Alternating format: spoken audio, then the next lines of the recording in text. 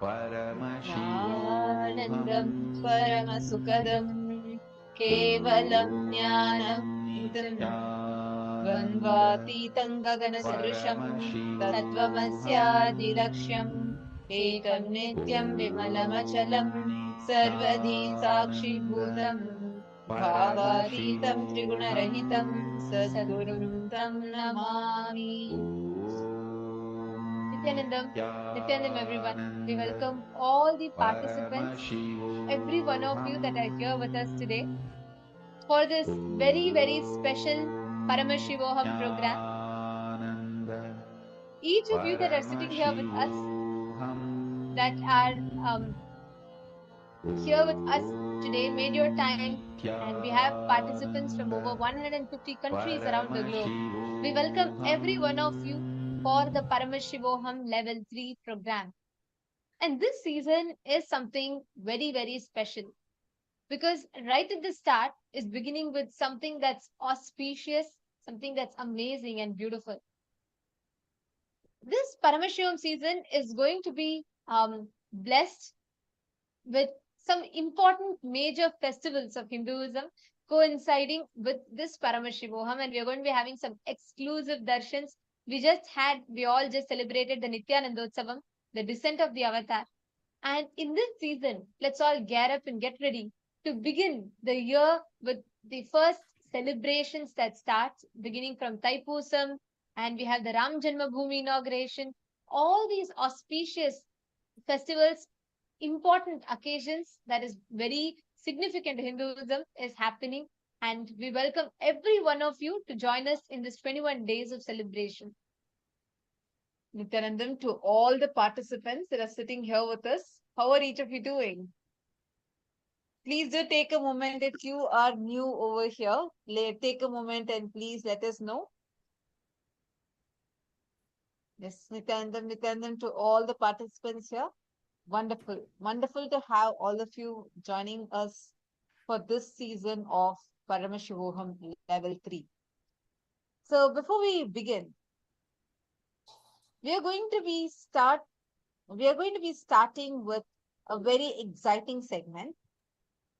Paramashivoham. This program is something completely different from what we generally understand, cognize as a meditation program or just learning about yoga, learning about Hinduism.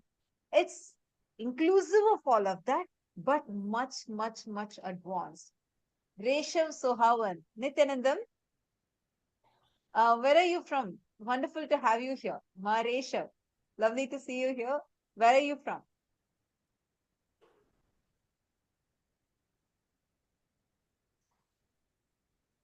South Africa, that's wonderful.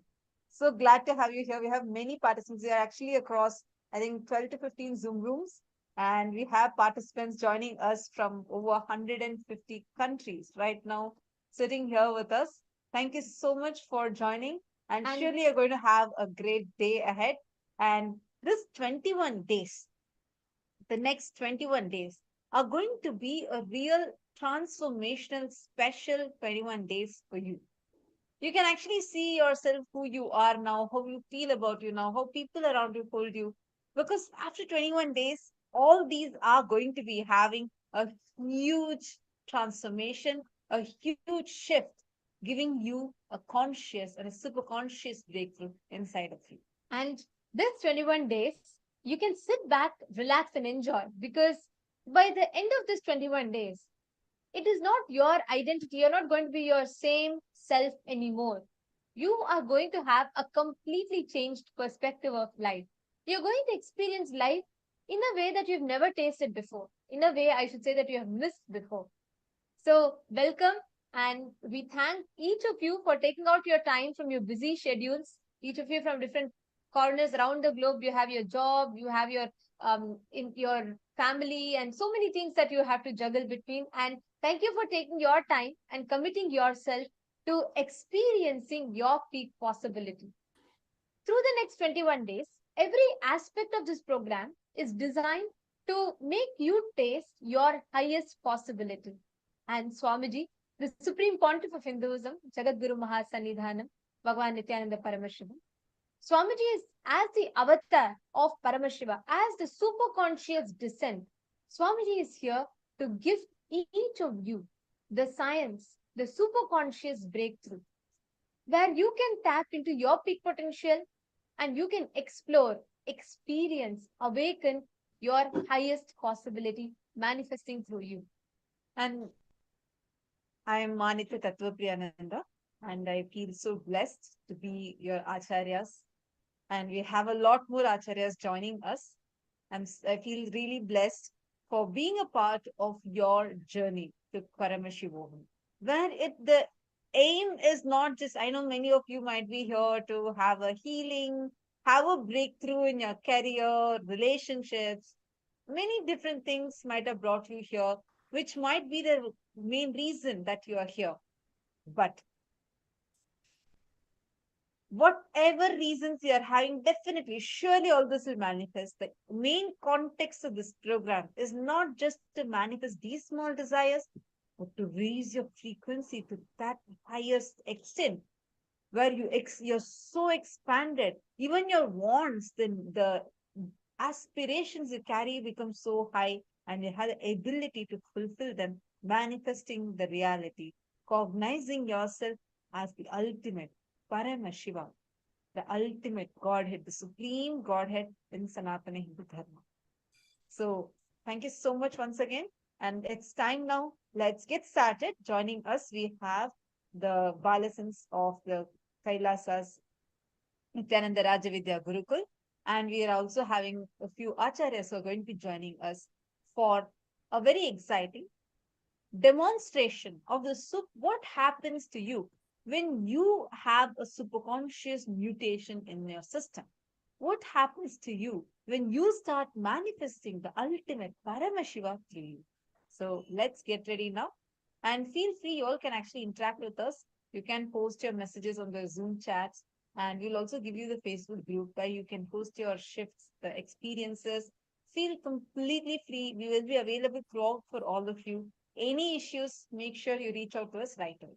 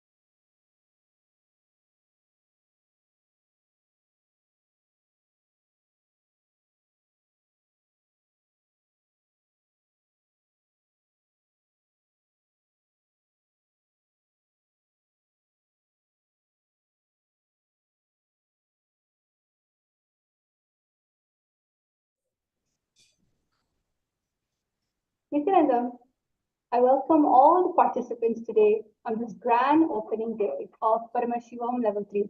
My name is Ma Nitya Dvaita Rajitananda. You can also call me as Ma Dvaita Rajita. And I'm so pleased and excited to be your host today for this power manifestation segment. So now, let's all take a moment to come together. All of you are here for one purpose, just so you can get a glimpse of your superconscious divinity. But what does that divinity look like? How does it look like? Not only how does it look like, how will it speak? Will it speak like you? Like, for instance, when you're standing in front of a mirror, you know exactly how you look like, the features you have. However, if you were to take a moment to realize how would your divine look like, that's going to be something else. So right now, I would like each and every single one of you, I bet all of you have heard amazing movies, like for instance, like the Marvel, X-Men.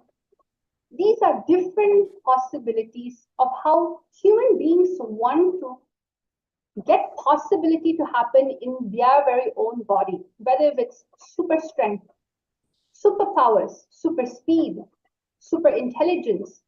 They all want power just so that they can live life according to what they want or maybe what they like.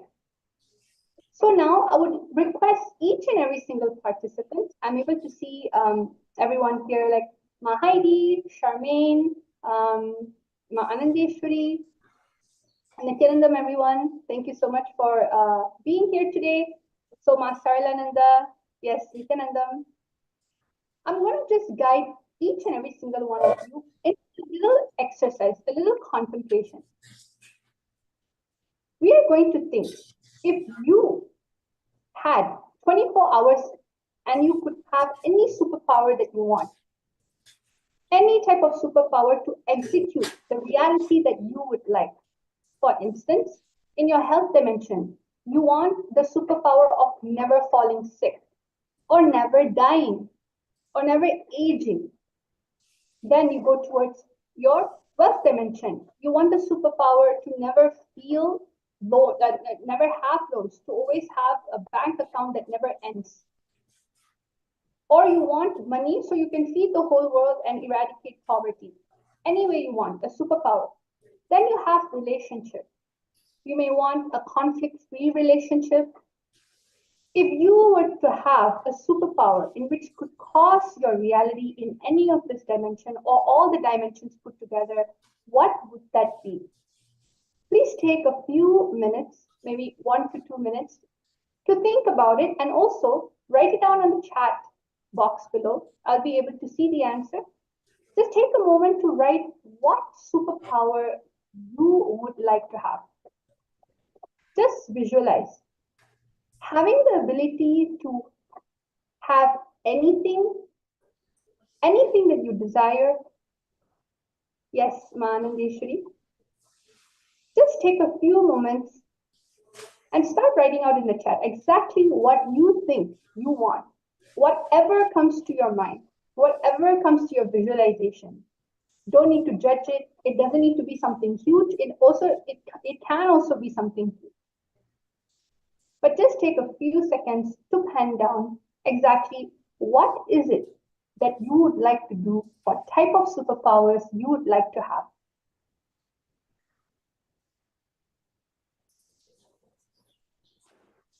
Yes, I'm able to see participants starting to type. All of you come, let's participate in this. You will just understand exactly what Paramashivoham is about. When you start participating in the early aspect, like example, for the segment that is happening right now, you'll just simply see, you'll be able to cognize exactly what is the whole Paramashivoham about, the whole state in which you need to be in. Once you understand the purpose of why you are here, and you need to understand that this is a very special purpose, you're not here by accident, you're chosen. So, beginning of the program itself, contemplating and understanding how unique you are and how you are nothing but the divine, just sitting, waiting to be awakened by the avatar itself, So we can start typing it out so we can go towards the actual power manifestation session. So just requesting every single one to switch on your camera, come in front of the camera. We're going to be in such a powerful space and start writing down. If you had a power for 24 hours to cause any reality you would like, what would it be? Ma Anandeshwari, Ma Heidi, yes. All of you can start typing it out. And if you have any type of questions you'd like to also ask, you can type that out as well.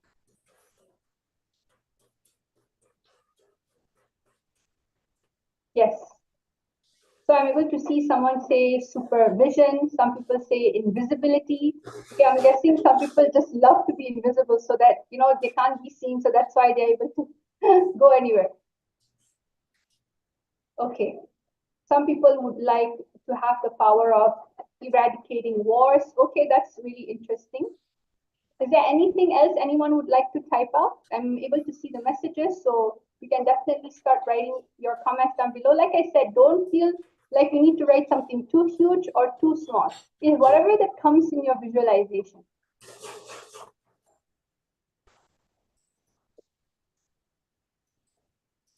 Okay, so now that everyone has typed out the superpower, whether if it's wanting to have lots of money or wanting to have super speed, like your favorite Marvel movie, where the character that goes extremely fast, he would just go fast everywhere within a speed of milliseconds.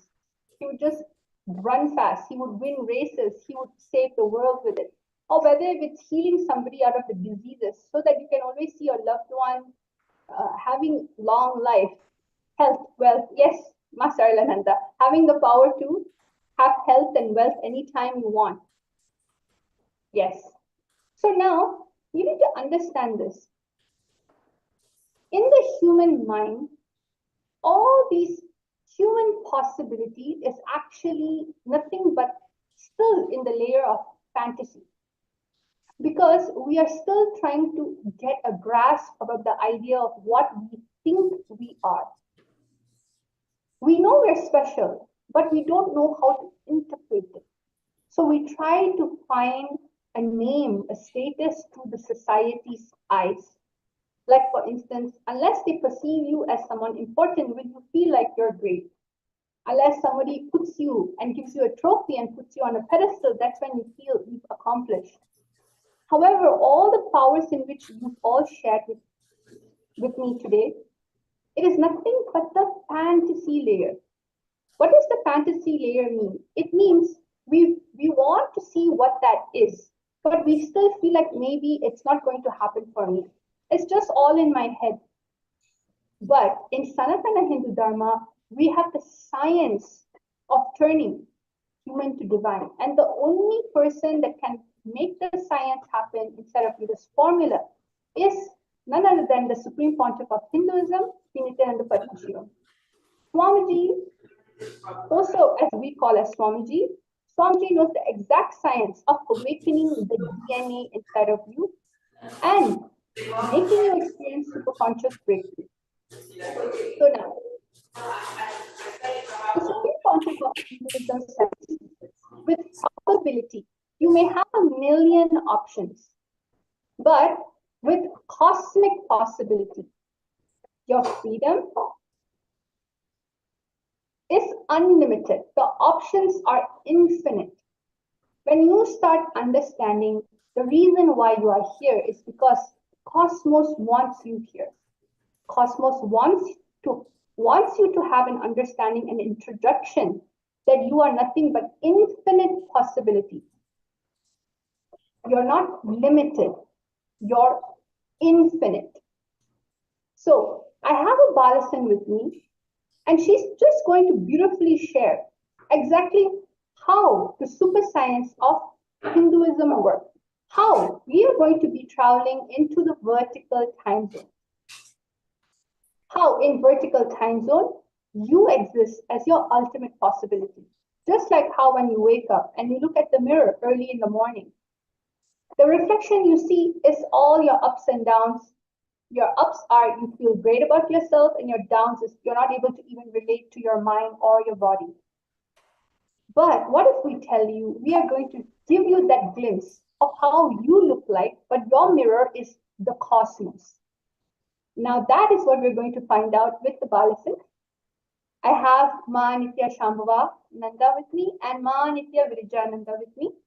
They are going to be explaining exactly what is the science.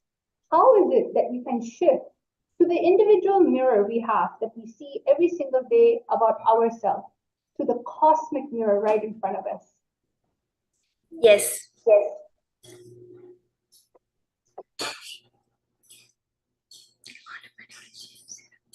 So one of the greatest possibilities that is revealed to us by modern science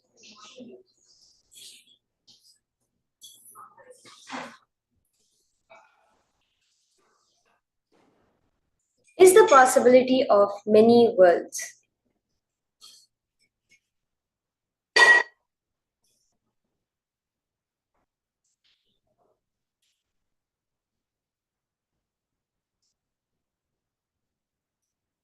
Yes.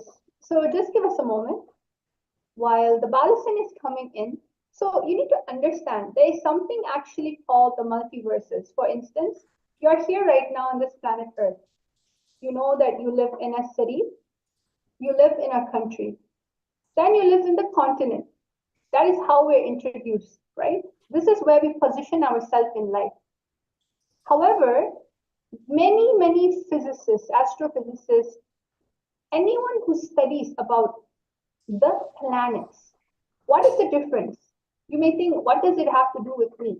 You need to understand you are made out of the same material cosmos is made out of. The reason why you're able to flourish in this planet Earth is because you're able to adapt yourself here. You find the same component, the same chemical compounds that is in planet Earth, also outside, also inside your body. That is why when you stay here, you enjoy all the sceneries. Your body is able to adapt to the ecosystem of planet Earth. In Paramashivoham, we are not going to teach you how to adapt on planet Earth, but we're going to take you into higher states of consciousness through traveling in the vertical time zone. One great thing is that Swamiji has given this amazing sacred science and also the secret password. How we can adapt in all 14 worlds. Astrophysicists has come up with certain ideology that there are many worlds in which human can adapt to. That is why there are so many grand projects out there where people want to search for a similar place like planet Earth. As you know, planet Earth is currently experiencing currently experiencing a lot of globalization. You have the environmental factor coming in. There's a lot of natural disasters that's happening. At one point, even the prediction that the planet is going to go more into downfall spiral is happening because the ecosystem is continuously changing and it may affect the way human beings live. So on the quest to find another planet, on a quest to find another life, another extension of yourself, all of the scientists out there, all the funding that they do for their research is to not do nothing but let me find another planet in which where human possibility can happen. In Sanatana Hindu Dharma, over 5,000 years, we have recorded all the possibility of these different planets. There is life, there is existence, and there is a way to connect. The Supreme Pontiff of Hinduism has awakened each of that DNA strand. The Supreme Pontiff of Hinduism has given us the initiation so we can access this higher lokas, this vertical time zones. So when we start accessing this vertical time zones, what starts happening? We just start going deeper and deeper in understanding what is not only out there in the world, but also what is inside of us. We've just been conditioned to live only this possibility, but actually we are much more. We are much more. So now let us get into the actual power demonstration. I bet all of you are waiting for this very moment, the power manifestation demonstration. You need to understand all of these powers are manifesting because we are in the vertical time zone. Yes, I have with me right now the two Balasans. We have with us Ma Nithyananda and Ma Shambhavananda. Yes. So, as Ma Dvaita Rajita was beautifully explaining about the scientific theory called many worlds, where science is starting to hypothesize the existence of many worlds, featured in many of the favorite movies that we all watch, like the many worlds, the Loki and the multiverse, or Multiverse of Madness with Doctor Strange, where we see how by entering into these many worlds at any given point of time, when a measurement is made, it can be through seeing, it can be through touching. From that moment, it could be even an action. Infinite number of possibilities that could have happened from that moment branch off into separate worlds, which then branch off into other worlds. So we have an infinite number of worlds with an infinite number of versions of us with every single one of our future possibility. But modern science has two catches to this. One, it's still hypothetical. And one more, they say that even if it were real, we would never be able to access it. It would be beyond the realm of human beings to ever touch. I was also beautifully explaining Hinduism has a much more advanced science than this. The supreme pontiff of Hinduism, reviving the science from the Vedagamas, not only says, does this your higher possibilities exist? You can tap into it and make that future possibility as your present reality. And that is the science of power manifestation, which we are all experiencing today. In Hinduism, we have 14 higher planes of existence. And your existence exists in these higher planes. So, as we travel these planes today, throughout this program, you will be understanding in detail how you can face yourself in these higher lokas, experience the possibility of each loka. But today, let us have a glimpse of the possibility, the powers of each of these lokas.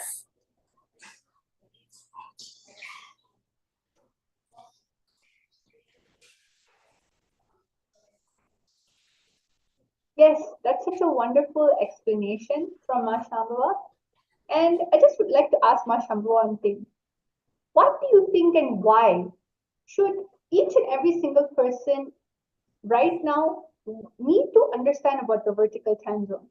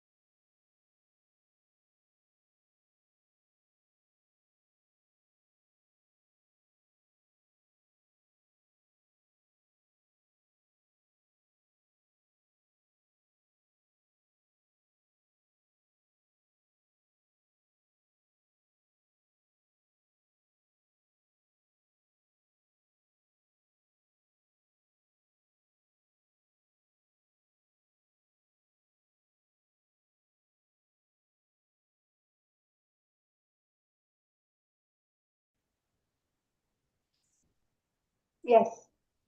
So that was such an amazing explanation from Ma Shambhava about the vertical time zone. See, just would like to give each and every single participant here a context. You need to understand how a grade 1 or grade 3 kid, when he is curious about the world up there, why is the sky blue? Why are there stars in the sky?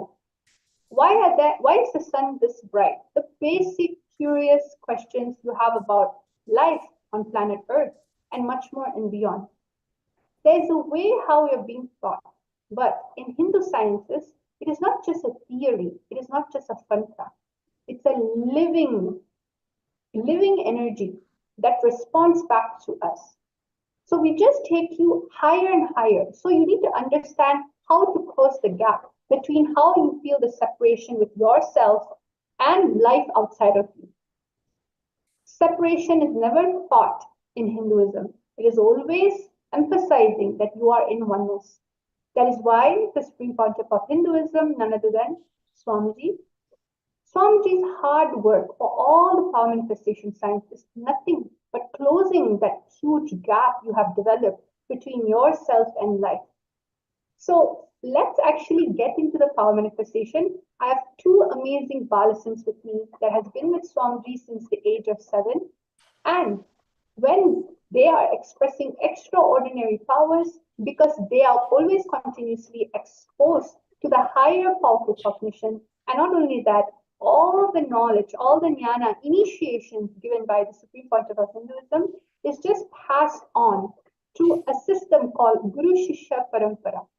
And this system is a very similar and exact way Swamiji initiate and teaches all of us in this Paramashivoham program. That is why again and again, you are selected. You are special and you have been selected to be here so you can understand and cognize these higher truths. So you know what is the cosmic mirror. Again, right now, you think you are just the individual mirror in which you wake up to, brush your teeth in front of, change your clothes. When you want to put your makeup on, you look into the mirror to touch up. You think that that is you, that is your identity. Ultimately, that's the only possibility you have. However, we're here to show you a glimpse of your cosmic mirror. How does that look like? Well, with the balasins with me today, they are going to be a reflection of that very cosmic mirror. So first we'll be starting with the demonstration of the power of third eye. This power is a power where you're going beyond the senses as we experience in Svargaloka. Svargaloka is the zone, the first full parallel universe above our own Bhuloka. Here, lives the denizens of the gods, the denizens of heaven, the gods and goddesses, where you are beyond hunger, thirst. You are immortal. There is no aging in this loka. You're right, and you're pleasant. Your wish for eating a certain type of food is not at all going to affect your health. And moreover, this loka is known as the place where you can experience joy and pleasure beyond the limitations of the 5 senses. That is what we'll be witnessing now as the power of third eye.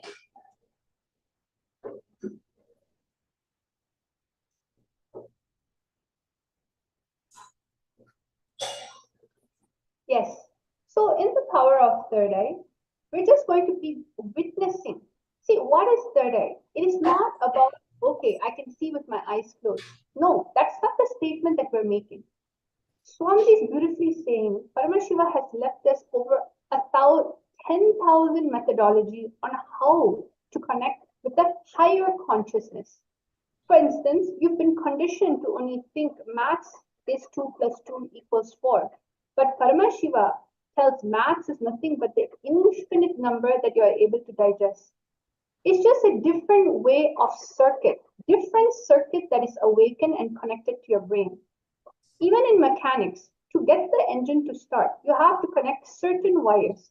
If this is a regular car, every single car will have the basic structure of how the engine would start.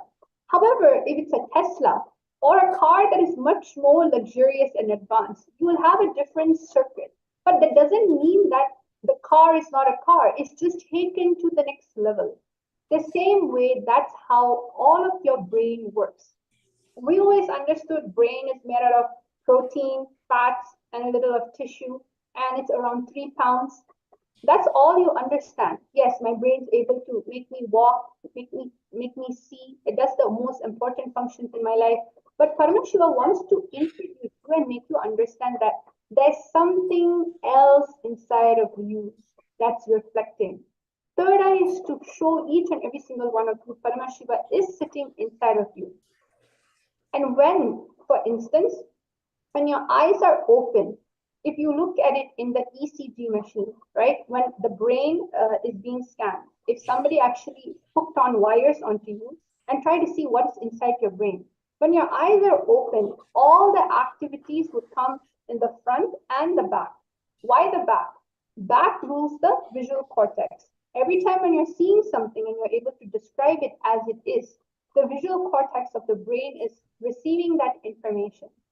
But in order for it to get converted, it has to go through something called the rods and cones. It's like a filter, like how your coffee, right? You have the coffee beans, you put the paper filter, and then you get the liquid. Paramashiva's filtering, the circuit in the brain is different. You see, because consciousness, Swamiji is showing through you. Why is this important? It is because when you start understanding that there is a different way of operating, you will stop giving power to all the powerlessness that's happening in your life. You can understand that you're nothing but a superconscious being or a being in which is waiting to get a superconscious breakthrough. So I have the Balasins.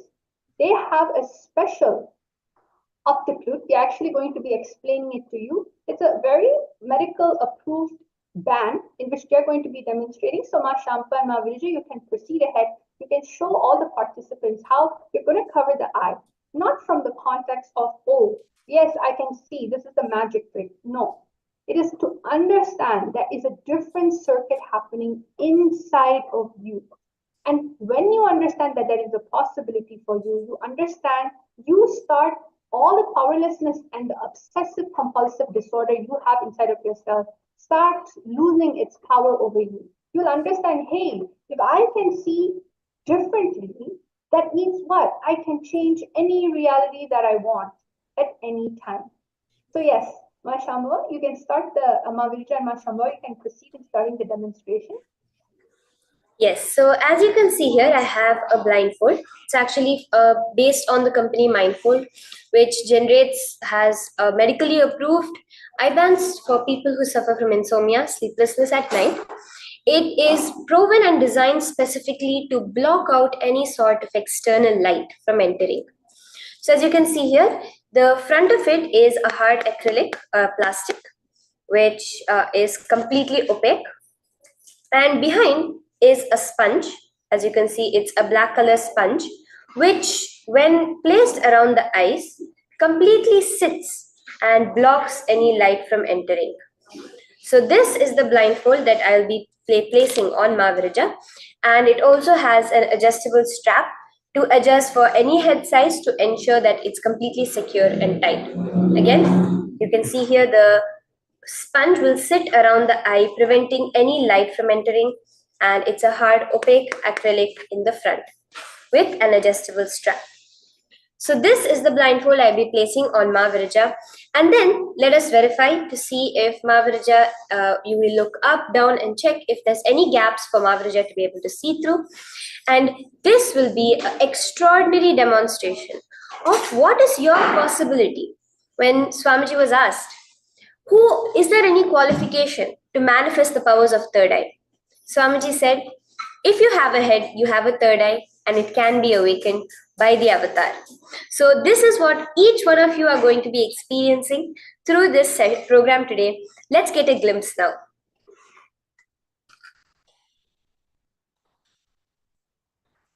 So that's a beautiful explanation from the Balasins. As you can see, the strap is just being put over Ma Virja's head. Yes. Yes. So if you can see exactly, she's just positioning the whole mindful in such a way where it's comfortable for her. Yes. Yes. So Ma Virja, are you okay? Can you give a thumbs up? Yeah. And also to make this demonstration more foolproof, more authentic, so that all of us can have the best of this manifestation. Throughout the whole demonstration, my camera will be turned on, And Ma Shama will be my witness throughout the whole power manifestation. And yeah, I request Ma Shama to verify whether is there anyone around me other than you. There's no one here to prompt Ma Virja and tell any sort of thing which is going on. And here, let's take a look now. Down, there's no gap in the blindfold. Up, side, and side.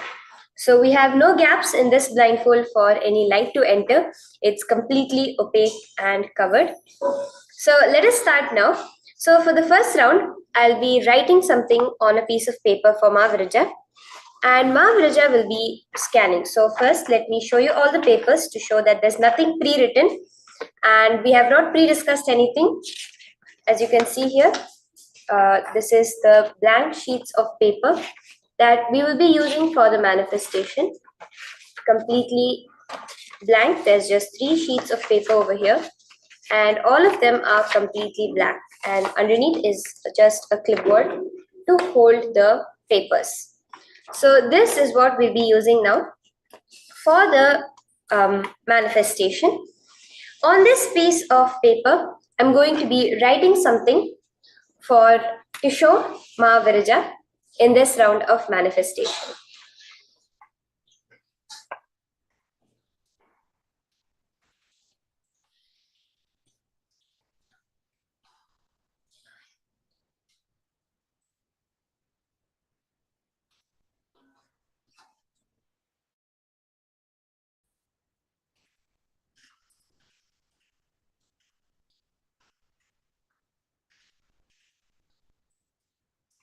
Yes, so as Ma Shama was writing, I would like to connect to Swamiji in that oneness. As Swamiji said very beautifully, Shaktis are manifested from the space of enlightenment.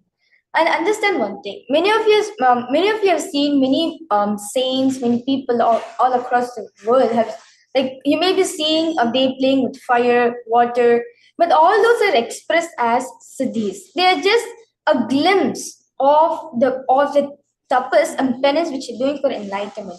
But Swamiji said very beautifully, the powers which all of us manifesting, the powers which Paramashiva very beautifully is revealed in the Vedas and Agmas, the source scriptures, are Shaktis. It is manifested from the space of enlightenment.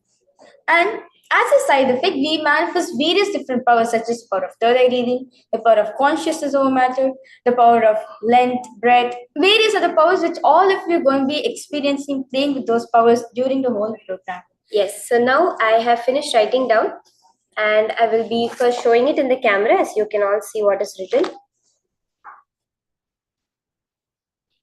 So as we enter into this round of manifestation, Paramashiva very beautifully reveals to all of us in the scriptures of Hinduism, the Vijnana Bhairava Tantra, about this power of third eye, where he says, just by fixing your gaze inside your head, between your eyebrows, you can experience the ultimate power, where Paramashiva says, Kapalantar Manonyasya Tishthan Mili Talochanaha.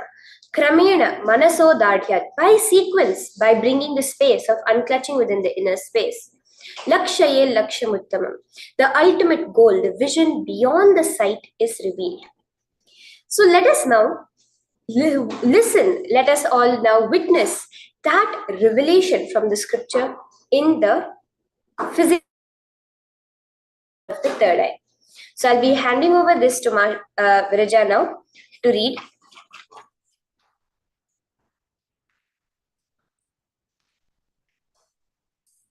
Okay. Before I start reading, I like to chant the. Before I start reading, I would like to chant the Mahavakya. Swamiji says, as all of us learned, that it is from the space of oneness we manifest the powers. Mahavakya is a beautiful passcode that Swamiji has given for all of us.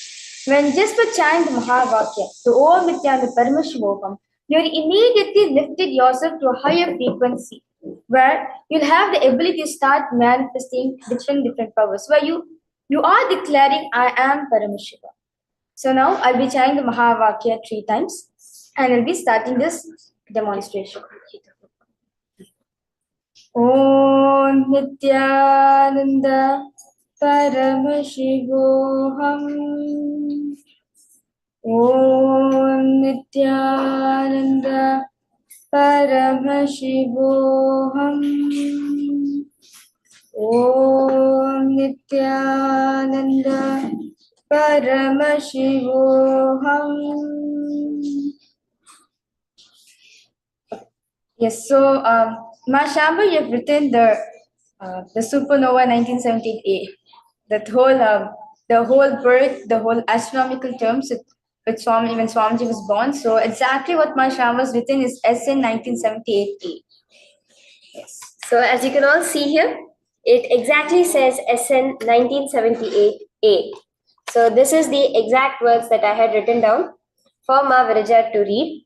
SN 1978A, which is actually the phenomenon which happened, the supernova, which had lasting positive impacts on Earth during the descent of the avatar onto planet Earth. So for this next round, I have a book with me right now.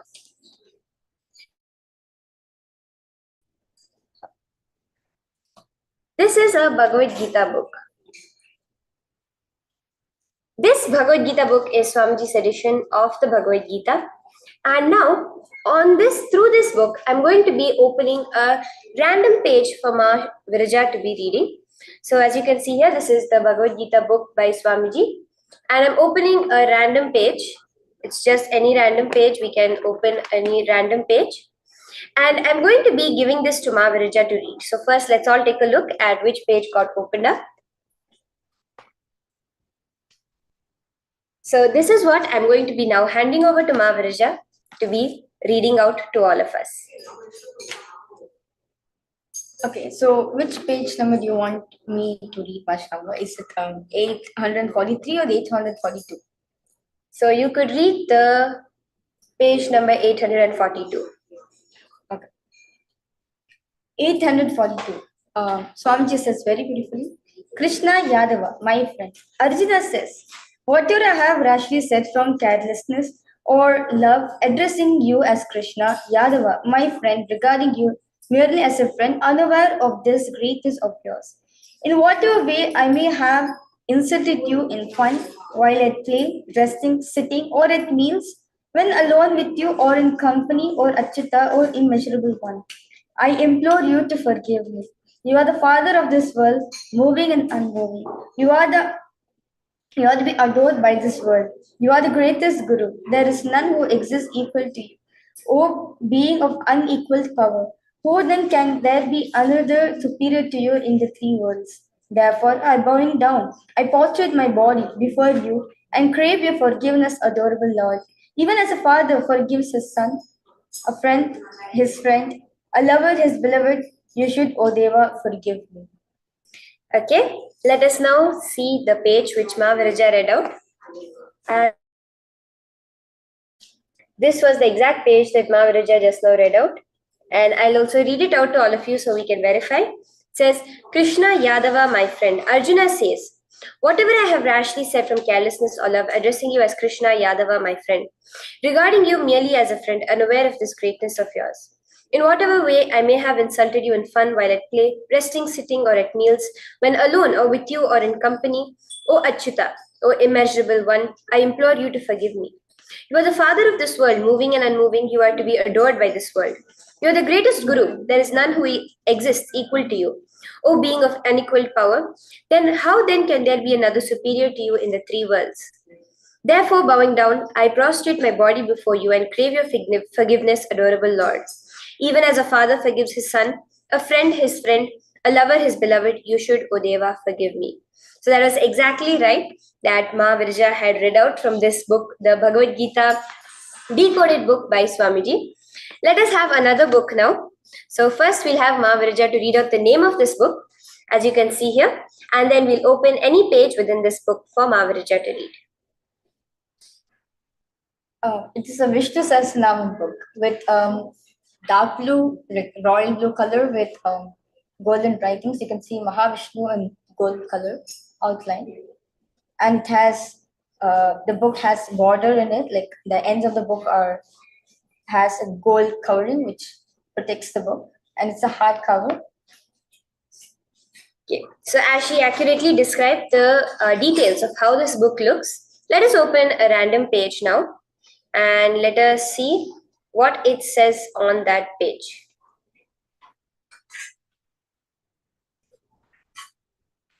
First, let's all take a look at it. And let's give it to Mavarija. Okay, page 66 and page 67.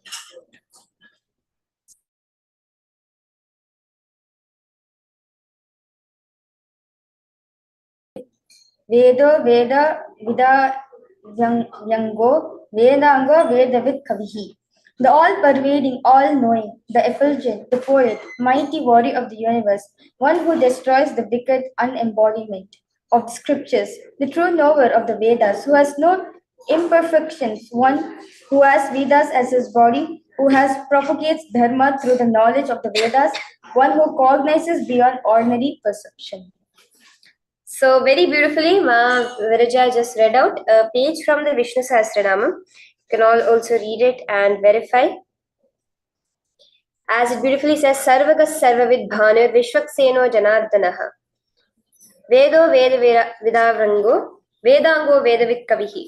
The all-pervading, all-knowing, the effulgent and effulgent.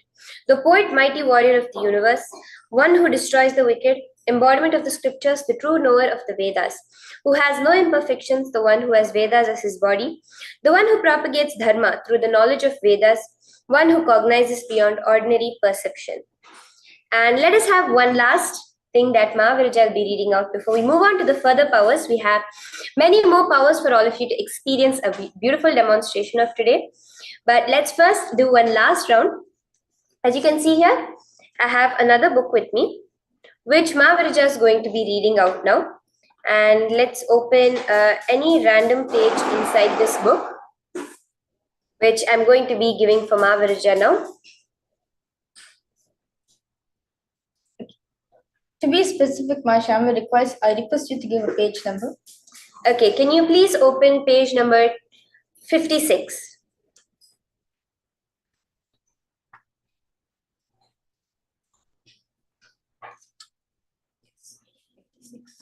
So page number 66 of chapter, it's in chapter 2. It's this page. Okay, can you open page number 108, please?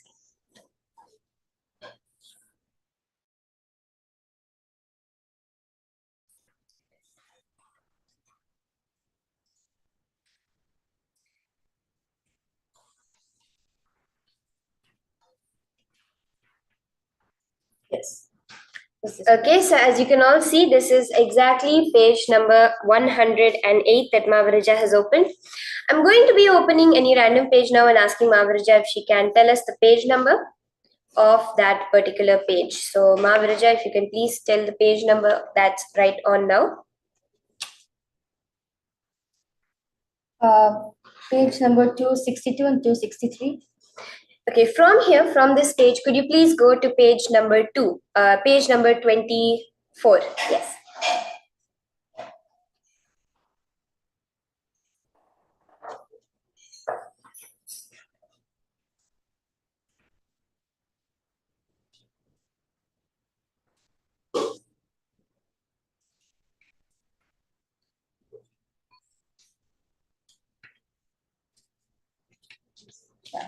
This is page 24.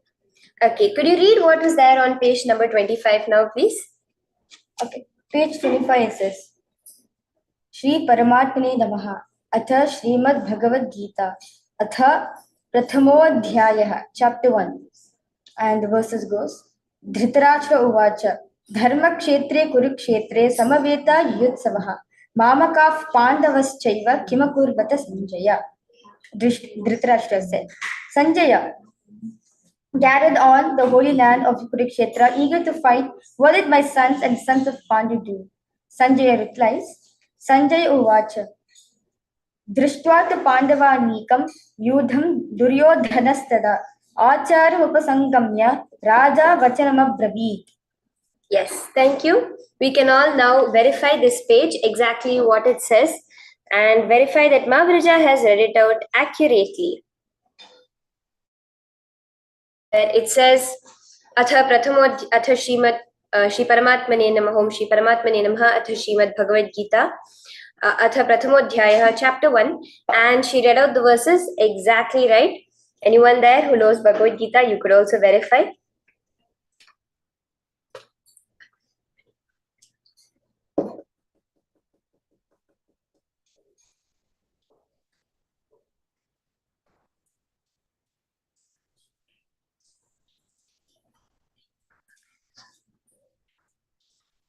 So we'll have one more last uh, round, which Maharaja will be reading from the same book.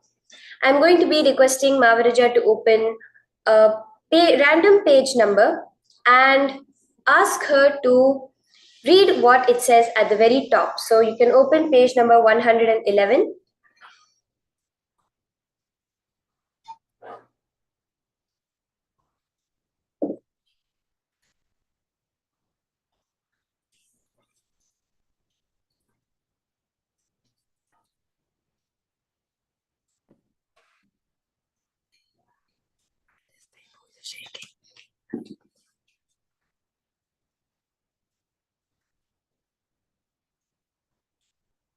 Yeah, this is the page 11 of the book. Okay, so this is page 11 of the book that Maharaja has opened. So now with that,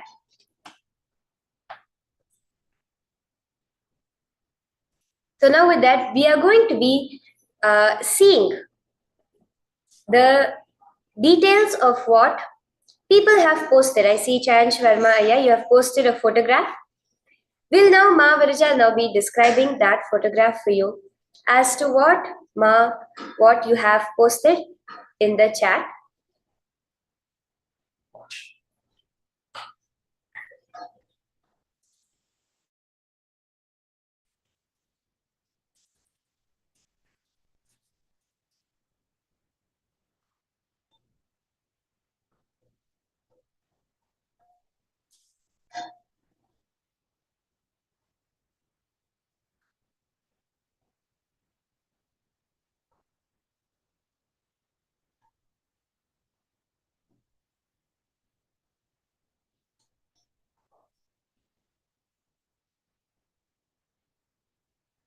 Okay.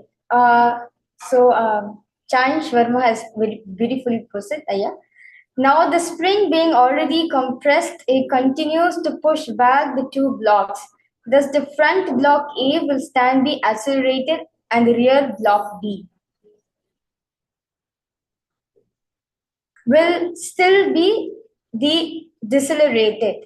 At Ty at 80, the velocities were equal and hence after T plus 80, the front block will move faster than the rear block and so do the ends of the spring as they are in contact with the blocks. The spring will thus increase its length.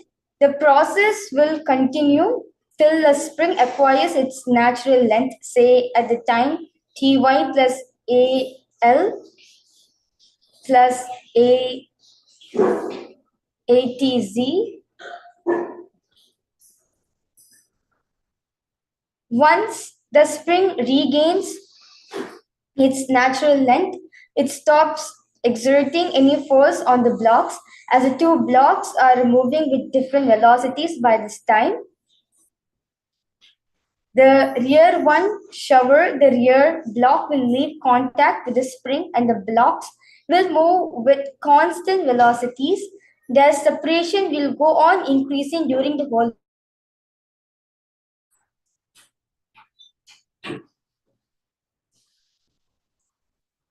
Yes. Challenge Verma, yes. Challenge Verma, yes. Please let me know whether I read out your message correctly, Aya.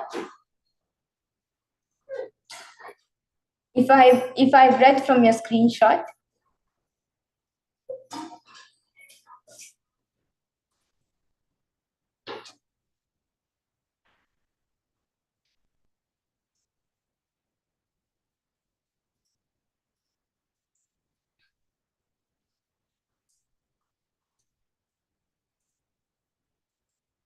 Yes. Yes, thank you so much, Aya, for commenting back. Yes, um, yes, I request anyone else also to post any messages on a screenshot which you want me to read.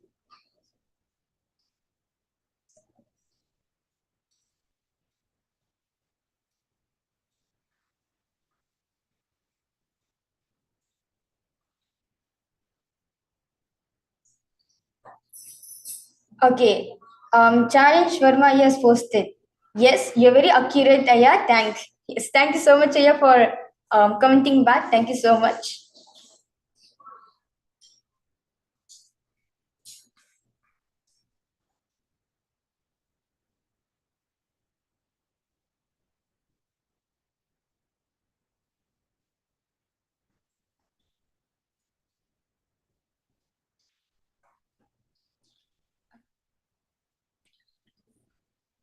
So now understand as Ma Shambhava as Ma Dvaitvachita has said very beautifully that understand all the power demonstration which all of us are demonstrating to all of you. It is just a reminder to all of you that these possibilities are there inside you too. It is not all can manifest or in some movies or it can only be it can be depicted in a fictional movie. No, Swamiji is saying very beautifully that all these whatever they're depicting in the whatever they depicting in the movies and much more than that, you have the ability, you have the capacity, you have the possibility to manifest these powers. As Paramashiva has very beautifully has elaborated in the Vedas and Agamas that a human being is hardwired to be able to manifest the 463 extraordinary powers. Where just by sitting in one place, you'll be able to see miles across you and able to describe and connect with a person. That's the power of remote vision. Or you'll be just be sitting with a person whom you may not even have checked, or you may not even have known about their history records, but just by scanning them through there, you'll have the ability to every single detail to what prescriptions of medicines they've been taking, what are the history of problems, diseases that they have been going through, they have went through and still going through. All these things will be able, that's the part of body scanning, and all these things will be able to manifest it. Yes. Yes, Nithyanandam to the people from the YouTube. I can see comments. Okay, JC Parente. Nithyanandam to all of you. Yes, he has posted Nithyanandam with 3 namaste emoji. Thank you so much, Aya, for participating and welcome you for this Paramashivoham Level 3 program. And Ma Nitya Achutamayananda has posted Nithyanandam and she has posted a namaste emoji and a heart emoji. Yes, thank you so much, Ma Achutamaya. Welcome you for this program. And Anam Bansal has also posted, I also want this Siddhi. Kindly grant me, Ma, I also want this power. Yes, Aya. See, understand this is not the Siddhi, it is a Shakti, Aya. If you also want to manifest these Shakti, I welcome you to join us for the Paramashivoham program where you'll be initiated by Swamiji to manifest this power. Starting to express just through this Paramashivoham program. Yes. So now understand one thing. Okay, now all of you might be like wondering what does they mean by Shaktis and Siddhis. Well, to give a little explanation about it, Siddhis are powers that are manifested when you're doing tapas, penance for enlightenment. These are like when you do intense tapas for enlightenment, because of that intense tapas, that energy which you have manifested, like which you are doing, out of that, some power starts manifesting in you. Like you might have seen many people and across the globe where like they'll be able to play fire with their hand, they'll be able to change the a normal coin to a gold coin. There's so many siddhis which has been manifested.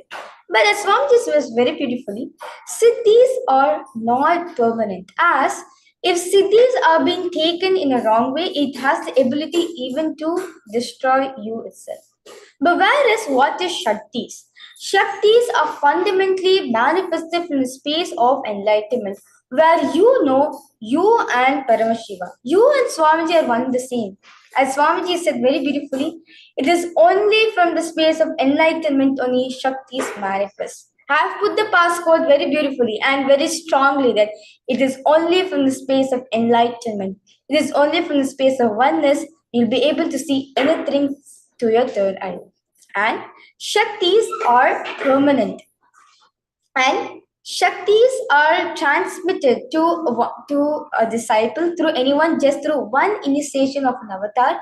And Shaktis are manifested in ordinary human being. It's not just you or Ma Shambhavala or Ma Dvaitishta alone. No.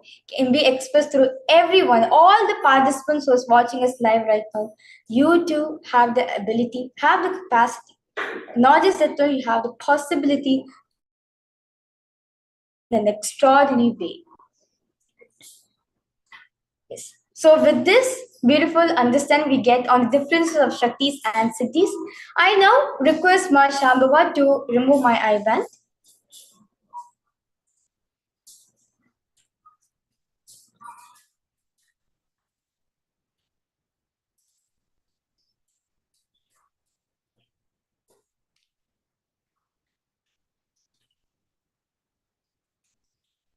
Yes.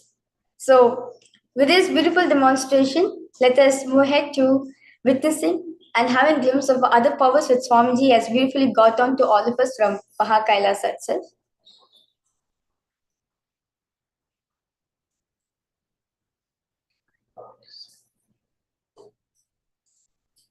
So furthermore, as we just saw the one of the expressions that happens from Swargaloka, but beautifully as Mahaviraja explained, all these powers are Shaktis manifesting directly from Mahakailasa. The next parallel universe which we travel to is Maharloka. This is the place of the cosmic archives. Here you are beyond any self-doubt, self-hatred, and self-denial. You are manifesting your highest peak possibility. Here you have access to the cosmic archives. The past, present, and future are laid out before you for you to access. So let us view a small glimpse of what happens when you are experiencing Maharloka.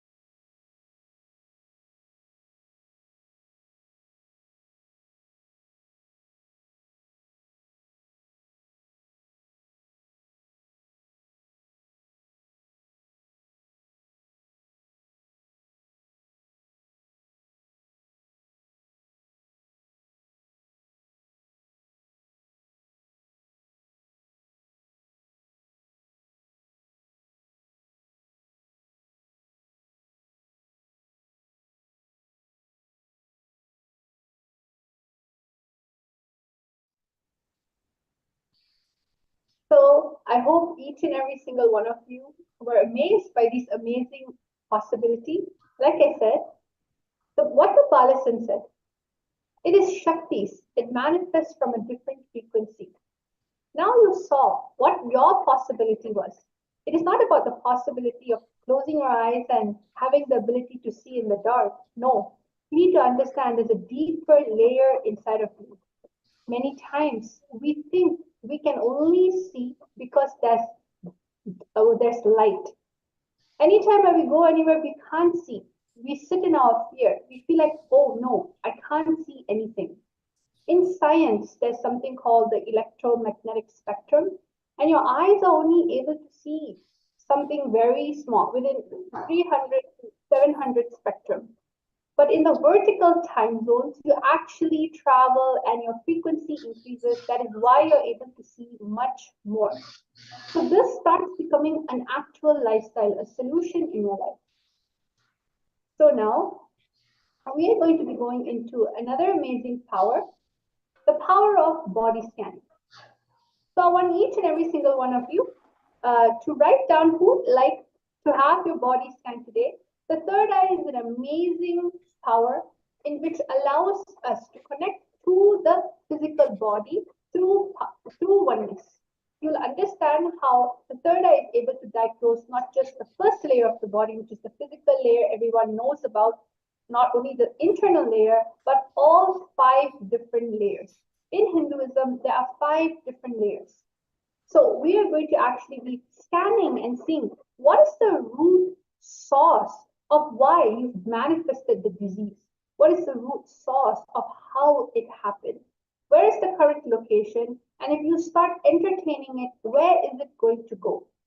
Oneness is nothing but the ability to not only prevent something, but it is a power for you to eradicate that disease once and for all that is happening in your body. So each and every single one of you, you can start typing out on the chat message below who's completely new to this program. Definitely, who's completely new to the program, you can type it out below, and we would be able to call out your name, and also all the Balasans will be able to scan you. I'm requesting for all your videos to be switched on. This is an extremely important part for today's power manifestation, as when we see you, we start entangling with all of you, start entangling with Swamiji through our third eye. So, Ma Anandeshwari, Ma Charmaine, Ma Antusaha, Ma Kareem, each and every single one of you, switch on your video. Please do come on camera. And you can start typing your message below what if you would like the scanning. You do not need to reveal anything about your body. If you would like to reveal after we tell you what the third eye is shown, no problem. However, for now, do not reveal anything about your medical history. The Balasans will be going into the space of oneness with Swamiji and starting to do.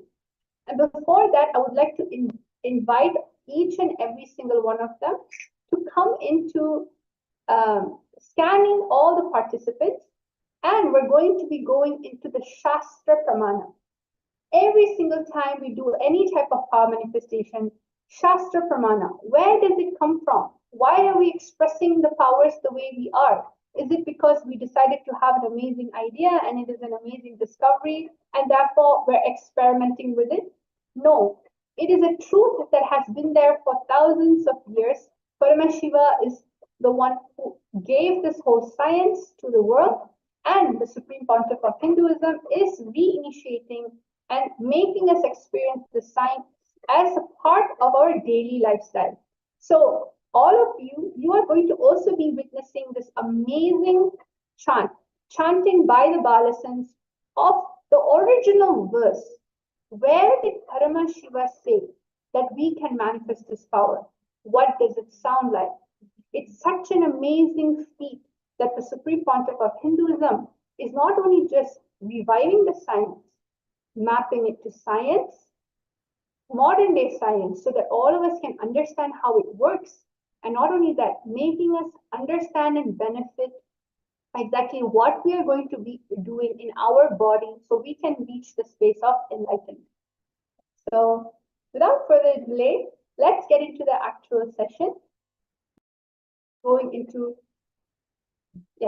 going to be going into body scanning right now. So I'm going to be requesting the Balasans to chant the Shastra Pramana of third eye and body scanning.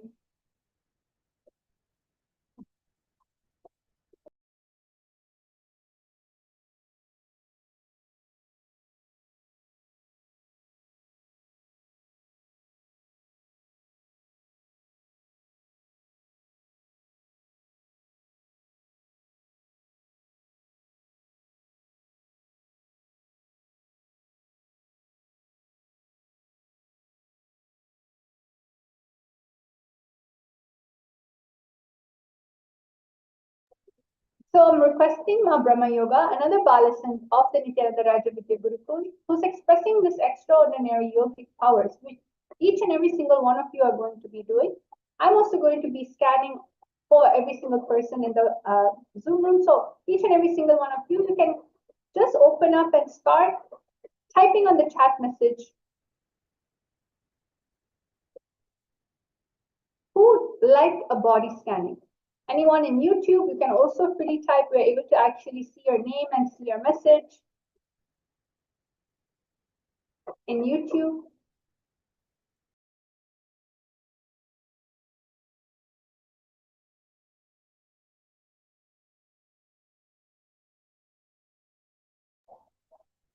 We have Debbie, Ma Debbie Schluler, and you have Achyutamaya. We have Maria. Each and every single one of you, anyone who's watching out there live, you can just type your comments down below. And the Balasans and the Nithyananda yogis will start the scanning. We're going to be scanning you thoroughly and ensuring that whatever Paramashiva is revealing in the third eye, that gets solved. And a solution also is given on how you can look at perceive the situation.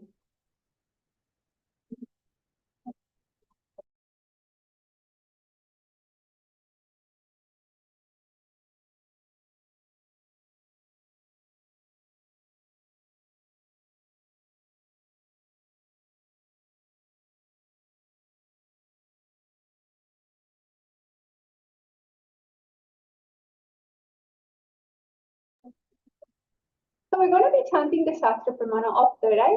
Everyone sit with your head, neck, and spine in a straight line.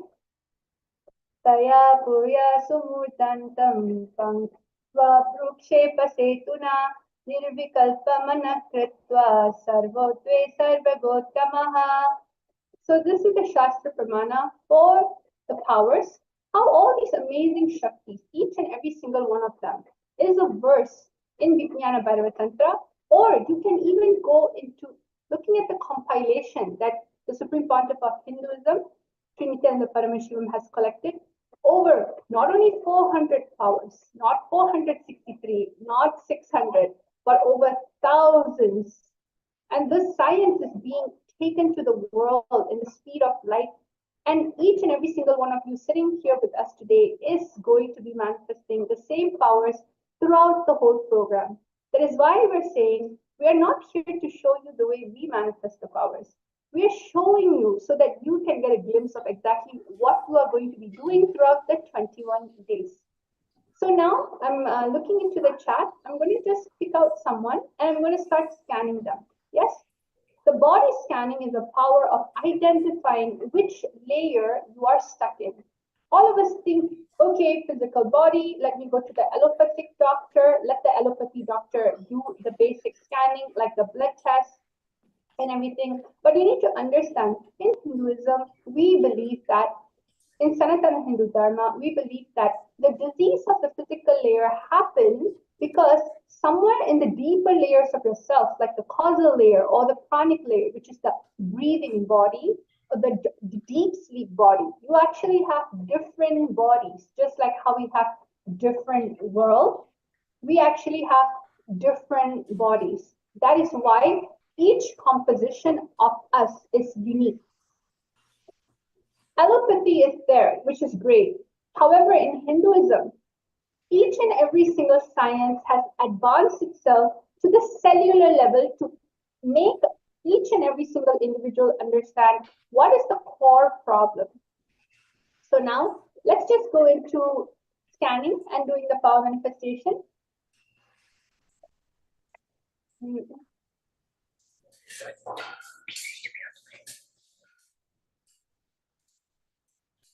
Very beautifully, as Ma Dvaita Vajita explained, the whole power of body scanning. And as Paramashiva also reveals in the Vijnana Bhairava Tantra, he says, Swadehe jagato vapi sukshma sukshma taranicha tattvani yani nilayam dhyatvante vyajyate para.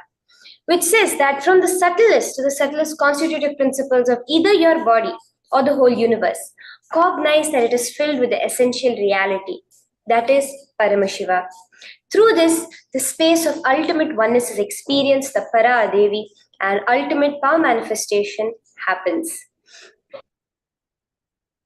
Manifesting this power of body scanning for all of you to be able to view how this manifestation happens.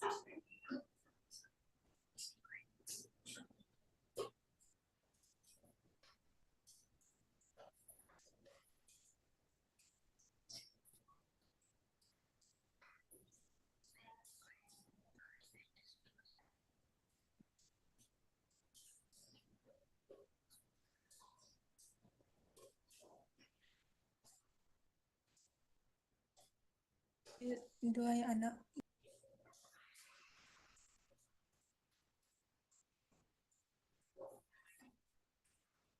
Yes, so Nithyanandam, everyone, if any of you would like a body scanning, you can feel free to post in the YouTube comments or in the Zoom chat. I can see many of you are sitting with us here today. Ma Saralananda, Ma Heidi, Ma Karin Shivanatraja, Nithyanandam, to everyone. If any new participants are there, if you're joining us for the first time, you can also post if you would like to experience a body scanning. Yes, just type in the chat that you would like to have a body scanning done. And then Ma Brahma Yoga will be doing the scanning for you. Nithyanandam, Ma Debbie, Ma Achitamaya, if you would like a body scanning, please do post in the comments. Please understand, when body scanning is done, when third eye goes, it heals. It just not reveals the problems which are there in the body. It will give the root cause why that disease exists, which we may never cognize or understand. At the same time, you will also, the solution to it will also be revealed. So it's a very powerful thing which all of us can experience. Do not miss on this and do share. Who all would like to have the body scanning done today? Okay, yes. Ma Karin, I will be doing the body scanning for you now. So I will be chanting the Mahavakya now and scanning your body. Nithyananda Paramashivoham. Yes, that's beautiful. So I'm going to be reading out someone else's comment as well. So Manindeshwari, you can definitely post if you like a body scanning. Mark-Kareen, just wanted to let you know that we are doing the power of body scanning, where the Balasans are actually going to be scanning and finding out the source of any issues that is happening in the body. You don't need to have such a severe disease in order to qualify for the body scanning. It can be anything. Sometimes it can be a dormant disease. It can even be mental related diseases. It doesn't matter what it would be. The body, the third eye will, Swamiji through the third eye will reveal exactly what is the actual issue. So Makareen, if you'd like a body scanning, requesting for you to switch on the video so that the Balasans can see you and we can start scanning each and every single one of you. Yes. Anyone else that would like a body scanning? Like I said again, maybe put a chat message on the chat below and we'll be reading out your name and your comment, and we're also going to be scanning all of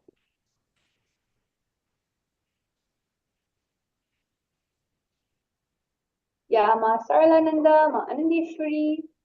Of course you do. So Ma Virija, Ma Brahma Yoga, you can start with Ma Kareen. Her name is Ma Kareen Shiva Nadarajan. So Ma is actually requesting a body scanning.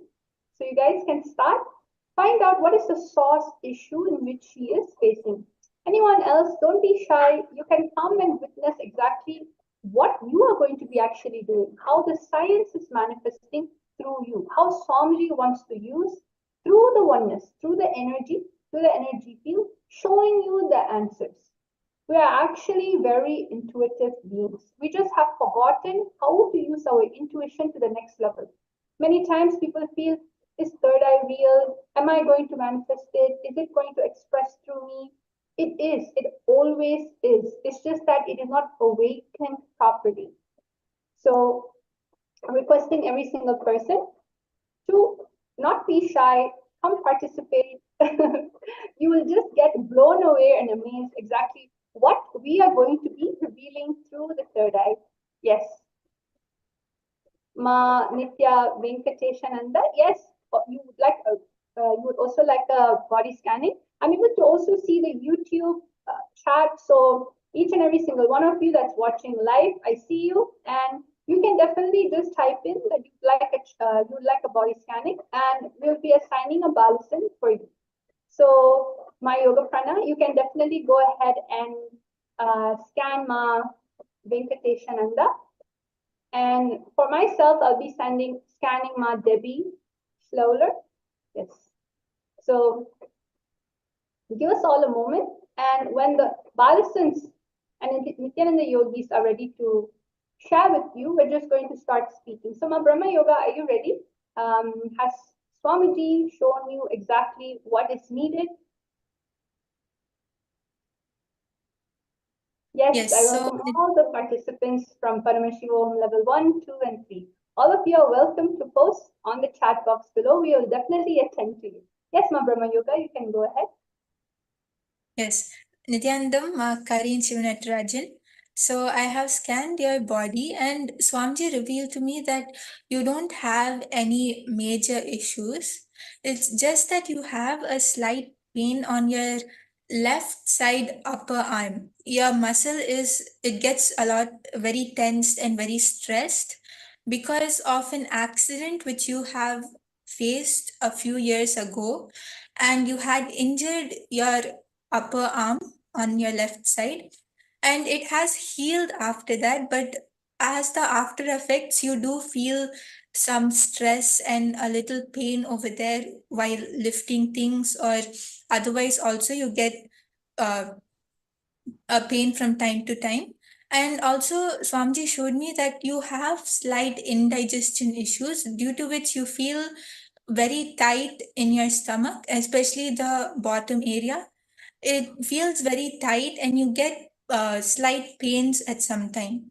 So Swamiji showed that the solution for that is just make sure that you have haritaki every single day at night and drink turmeric water in the morning. When you do both of this, you'll see that all the food particles which are remaining over there and all the indigested food will easily break down, and you will not have issues in digesting. You will also feel a lot of relief over there.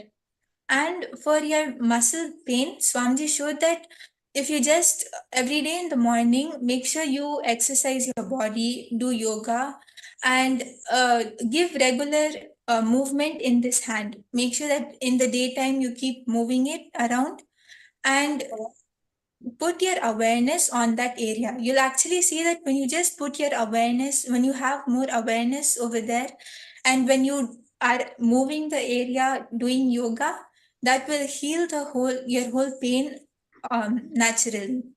So you can post Ma Karin Shivanatrajan if you were able to relate to any of it, or if you are experiencing the pain. Yes, that's a beautiful revelation that I gave Ma Brahma Yoga when it comes to your body. It's actually extremely detailed as well. So, Ma Kareen, you can start. I would actually, you have messaged something. However, just respond back to the scanning first, and I'll be able to make you also understand about the current situation that you're in. So Manithya Yoganyana Nanda is also requesting for body scanning. Yes, definitely, Ma. I'm just going to assign you to a balasan to Ma Shambhava. Ma Shambhava, you can scan Ma Nithya Yoganyana Nanda. Yes? And yes, so we're just going to wait for what Ma Kareem has said for Ma Brahma Yoga. Next is Ma Yoga Prana. Ma Yoga Prana, you can unmute and definitely share what is it that you saw. Yes, thank you, Ma. I was scanning Ma Venkatesh Ananda, and I would like to share what I saw through my third eye.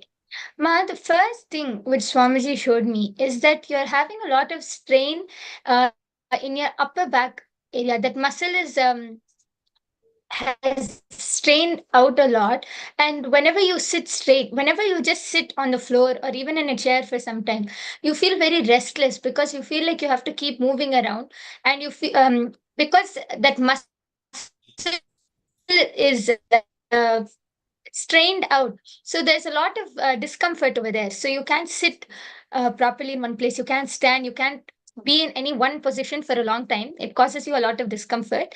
And the second thing which I was able to see is that I'm over the last 2 weeks, I don't know if you've started observing, but over the last 2 weeks there's been um, a lot of a lot of excess body fluids. I'm able to see white hair, and I'm seeing this is caused because of a lot of stress you are facing lately. I request if you could, before I move on further, if you can share whether you're able to relate to this. You've been facing a lot of stress relating to your relationships, with the way you're relating to people around you, and because of this there's been an excess of body fluids, excess of white hair, and you feel very, you're constantly in discomfort even though you are not aware why. So before I move on, I request if you could share whether you're able to relate to this, ma. Actually, that's really beautiful, my yoga prana. So specifically, to top of what my yoga prana actually also saw, I was able to see your two kidneys and your bladder, basically the lower region of your body. The whole circulatory, that whole circuit in which gets and basically filters out all the liquid-related toxins, for instance, urination and everything like that.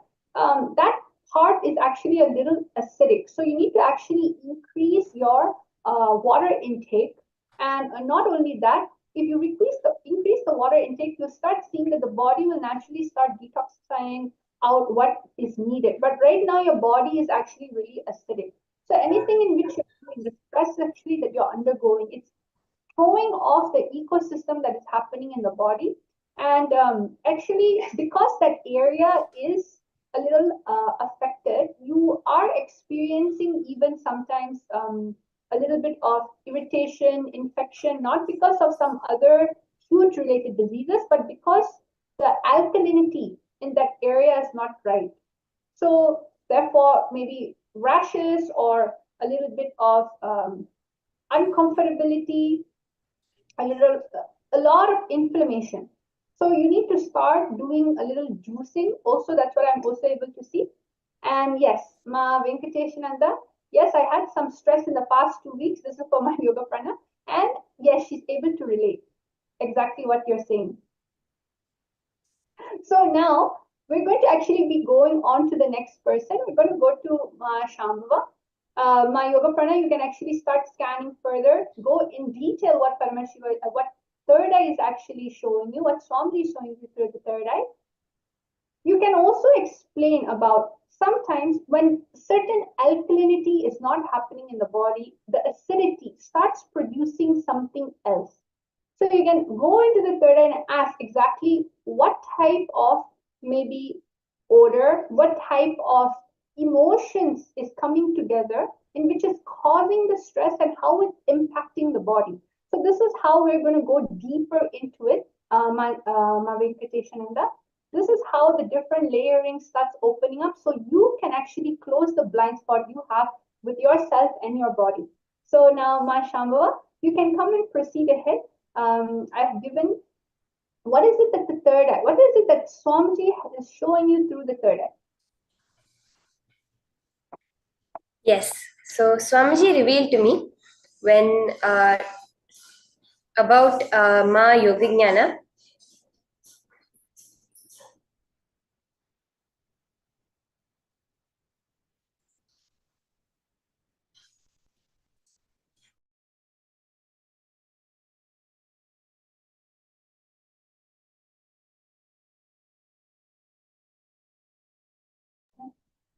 So we're going to actually wait for Ma Shambhava to come back. Don't worry about it. Maybe a small little technical glitch. They will definitely be back. Don't worry, Ma Yoganyana Ma.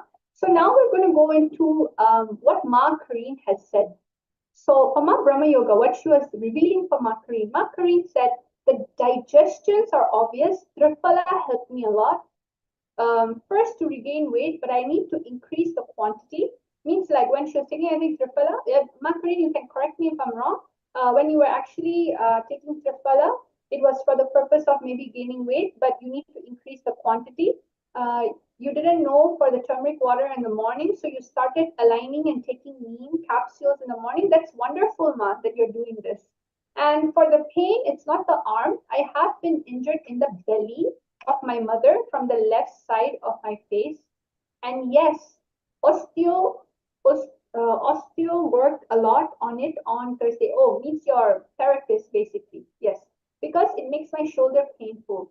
And yes, more awareness. the injured parts and scars could infuse my life in it and decrease the pain in the shoulder. Currently working on it. Well, that's beautiful. Ma Brahma Yoga, would you like to respond back to Ma Kareen about what third eye has revealed and how you'd like to add on further? Yes. So, Ma Kareen, as Swamji said that, as Swamji showed, just by putting your awareness over there, you can even put your awareness through your third eye.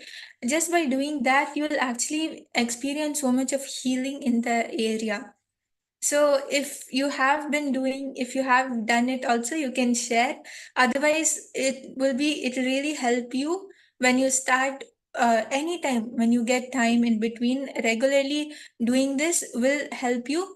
And for the turmeric water, Swamji has actually said that every day in the morning we should have lemon and honey with turmeric water. This will really help you in your digestion issues.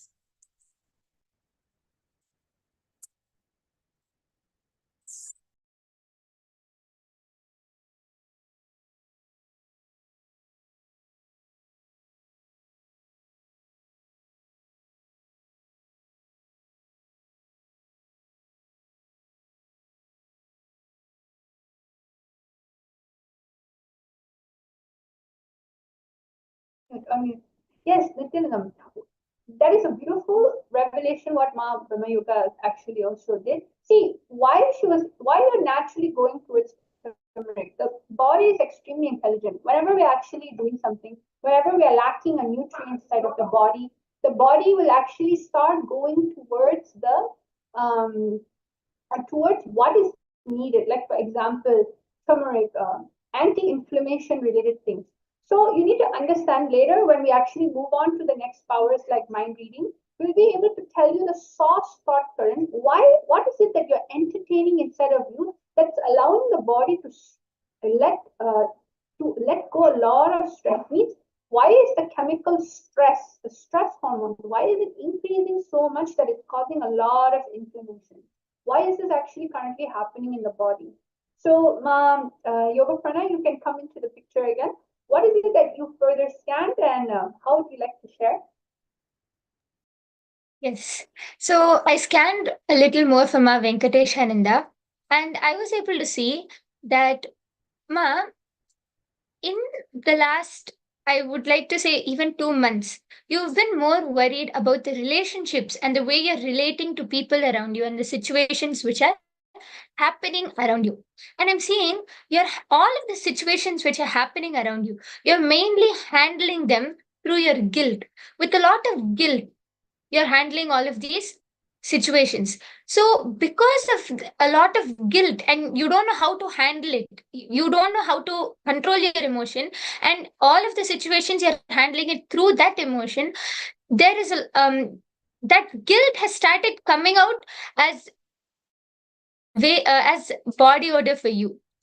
And um because of this, I'm able to see that even you would have started observing, your body would have started uh, giving out a different smell, more than something different than usual. And this is because of this emotion, Ma, because of the way you're handling all of the situations around you. So whatever guilt you're having, the guilt which you're having relating to people around you, relating to mainly the loved ones, near and dear ones, you need to complete with that. Then automatically you'll see your body also, you will start feeling very complete with your body. You'll start having a different relationship with your body and you'll feel very good about yourself. This is what I was able to see, ma'am. That's amazing, Ma Yoga Prana. So, we would actually like to, Ma Nanda, Ma, we would actually like to make you understand. See, when we say odor, maybe it's like a very unique way of diagnosing what's actually currently happening in your body. Don't worry. See, you need to understand the yogic physiology is extremely intelligent. We learned emotions are different, your mind is different, your body is different. What's happening inside of you is everything is separate. It's not happening because it's related to each other. When she was explaining a little bit about order, it's actually a very interesting, beautiful science where if you actually look at regular science, even when you are expressing love, you actually emit a certain odor because your brain releases certain chemicals inside of your body in which gets generated, and that the hormone and the natural body odor to feel attractive, to magnetize anyone, that starts actually emitting outside of you. When you're actually continuously sitting down and chewing on lower level emotions like guilt, self-hatred, that chemical compound is going to happen in your body. It is releasing certain chemicals coming out of your brain. So your body actually is a reflection of what you think. For instance, in a very logical manner, when you eat something, when you go motion, you smell like the food that you ate. The same way, in a deeper level, in the yogic physiology, when you have a certain emotion in which you're entertaining, a chemical reaction comes out in the sense of either liquids in the body or odor in the body. So that is basically what my yoga prana was trying to tell you. So if you're able to relate to this, you can definitely post it down below. Sometimes, a lot of times, even people who heavily eat onion and garlic, it is not that onion and garlic is bad. Onion and garlic is more medicinal value. But if you look at people who eat a lot of onion, they start smelling like onion. You basically smell like the food that you eat. However, in this version, you smell like what you digest as part of your emotions. So your problem actually is more in the emotional layer of your body. That means the mental layer, the emotional layer. So whenever you feel affected emotionally, if you look into your life, every time when your emotions are impacted and affected, some disease starts happening, some incident starts happening. If you actually take a moment to contemplate and also write back the feedback that we're giving you, it'll be great. We'll be actually seeing your chat message on your YouTube comment section. So now let's actually move on. Is there anyone else that would like a body scanning before we move on to the next amazing power? So actually, yes, I was scanning my Yoga Jnana, and I think my internet dropped. And what Swamiji had revealed to me, my Yoga Jnana, as I was scanning you, was a lot of a deep uncomfortability in your own body. Was the first thing that Swamiji revealed to me, which was disease as a physical problem is actually not present inside your body, but due to lots of childhood feeling of uncomfortability inside your body, a lot of things that you were taught about, whether it was being a woman or being the community you are in, etc. You hold a lot of incompletions with being inside the body you have. And actually, a lot of healing has happened after you have met Swamiji. And before this, you actually had a lot of self-hatred, is what Swamiji revealed to me. But Swamiji has healed you very much from the uncomfortable feeling you have in your body. And that is the main thing, Ma, which is a source of any problems you seem to face in life. They're always temporary. You have never faced long-term problems or severe diseases. It's always been temporarily hard things that just wipe you out, like a rash or these kinds of contagious diseases. You tend to get them very easily. And this is due to this, man. I was able to see the only one solution for you that Swamiji was revealing. A very simple solution, which is cognize yourself as Paramashiva, cognize yourself as Swamiji as you're relating with the people around you, Ma. Because I was able to see the majority of whatever problems you have been facing have been completely healed by Swamiji throughout the years that you have been with Swamiji. And it is only the last residue which you need to take from your side, that you need to let go of what the parts you are holding on to from your past. And that will happen through more and more cognizing yourself as Swamiji and relating to other people from the expression that I am Swamiji. And I think that's one of the main things Swamiji showed me, Ma. And apart from that, also Swamiji showed me that your vegetable intake has actually gone low over the last 3 to 4 months. In general, your food has been going out of balance. You have been eating a lot of fast food or instant food due to your time availabilities and the different things that you have been doing in your life. And because of this imbalanced diet, there's a lot of, you're having issues, you're having like constipation issues, you're having trouble with your bowel movement, and also a lot of stickiness on your skin, just random oily stickiness on your face and in other parts of your skin, is what Swam just revealing to me. And it's because of the diet that you have been consuming for the last 3 months, especially, which has gone completely out of balance. You're not having proper timings for your meals, especially, and your diet is not completely balanced.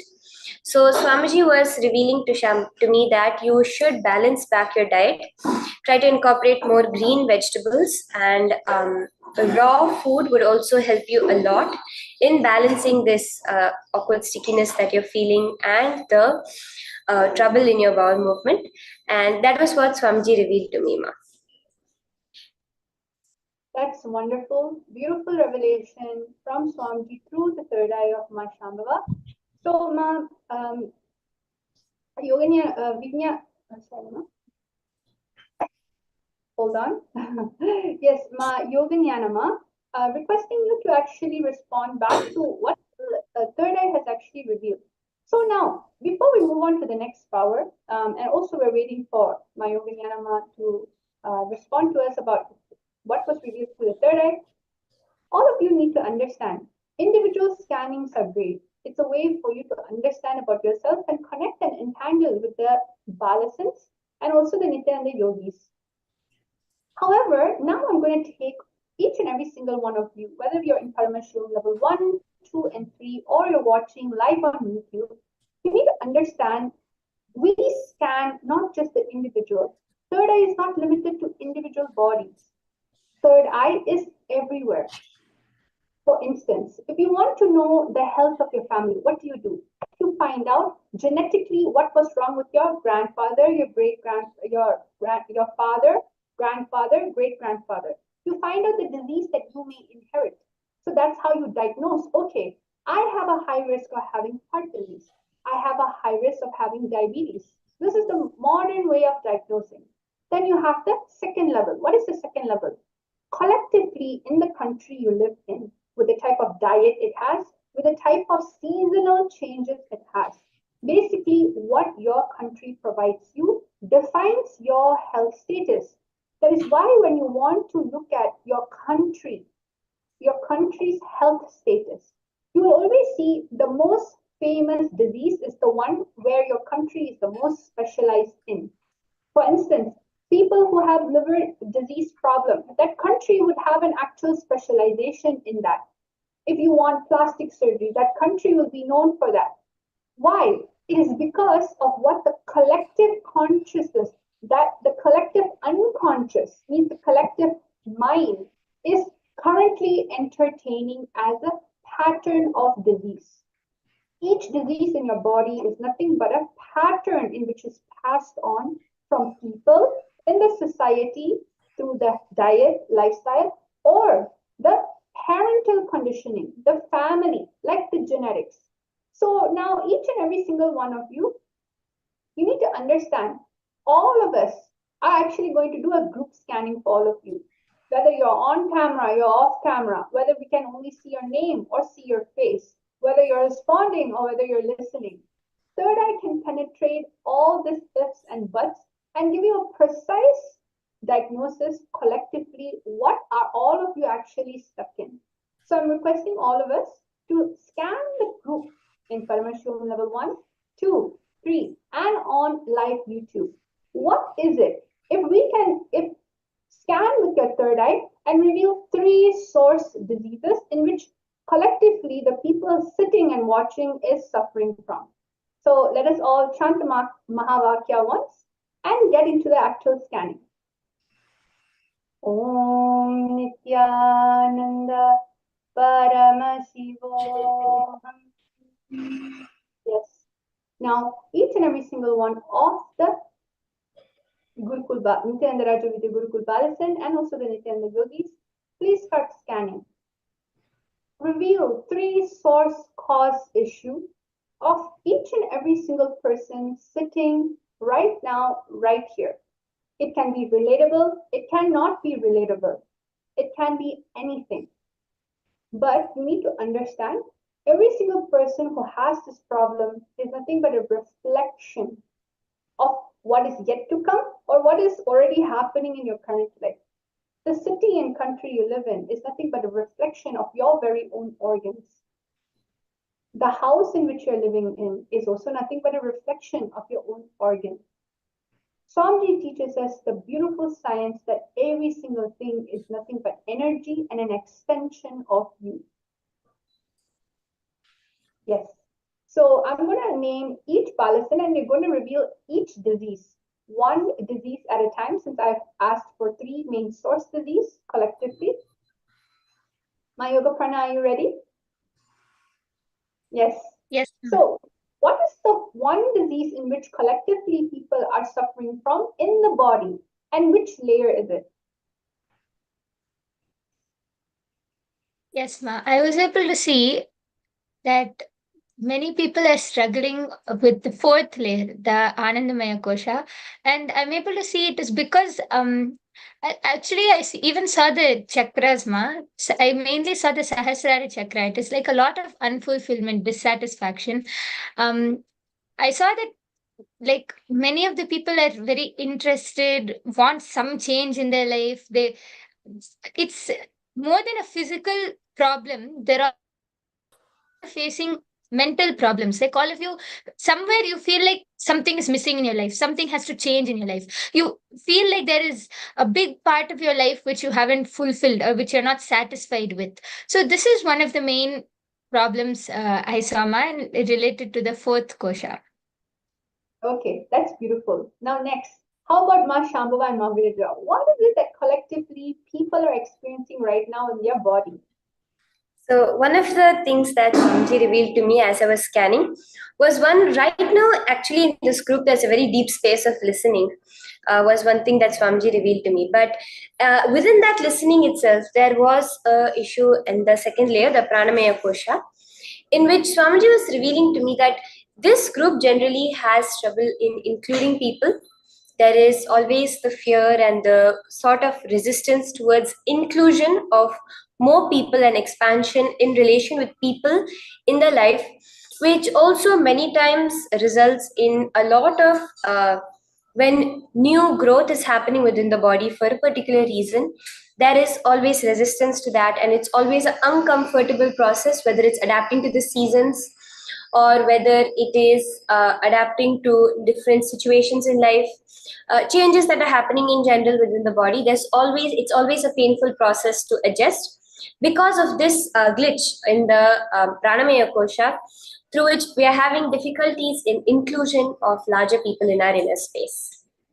That's beautiful. That's literally an advanced level of explaining the yogic sciences. To break it down a little bit for people, what Ma Shambhava is saying is actually each and every single one of you are stuck in your breathing pattern. For instance, when you get stressed out, right, you start hyperventilating. When someone says, I don't like you, then your heart drops to whatever level it was to another level. Each and every single moment, your breathing pattern changes. And to top it off, Ma Shambhava actually, two third eye, what Swamiji was showing is a deeper layer of unfulfilled, unconscious way of breathing. Even though you have air, what maybe many people are going to say, what do you mean by air? I'm breathing right now, I'm alive. No, not this type of air. It's the way you live in your body, how much life force energy you actually have and carry inside of you.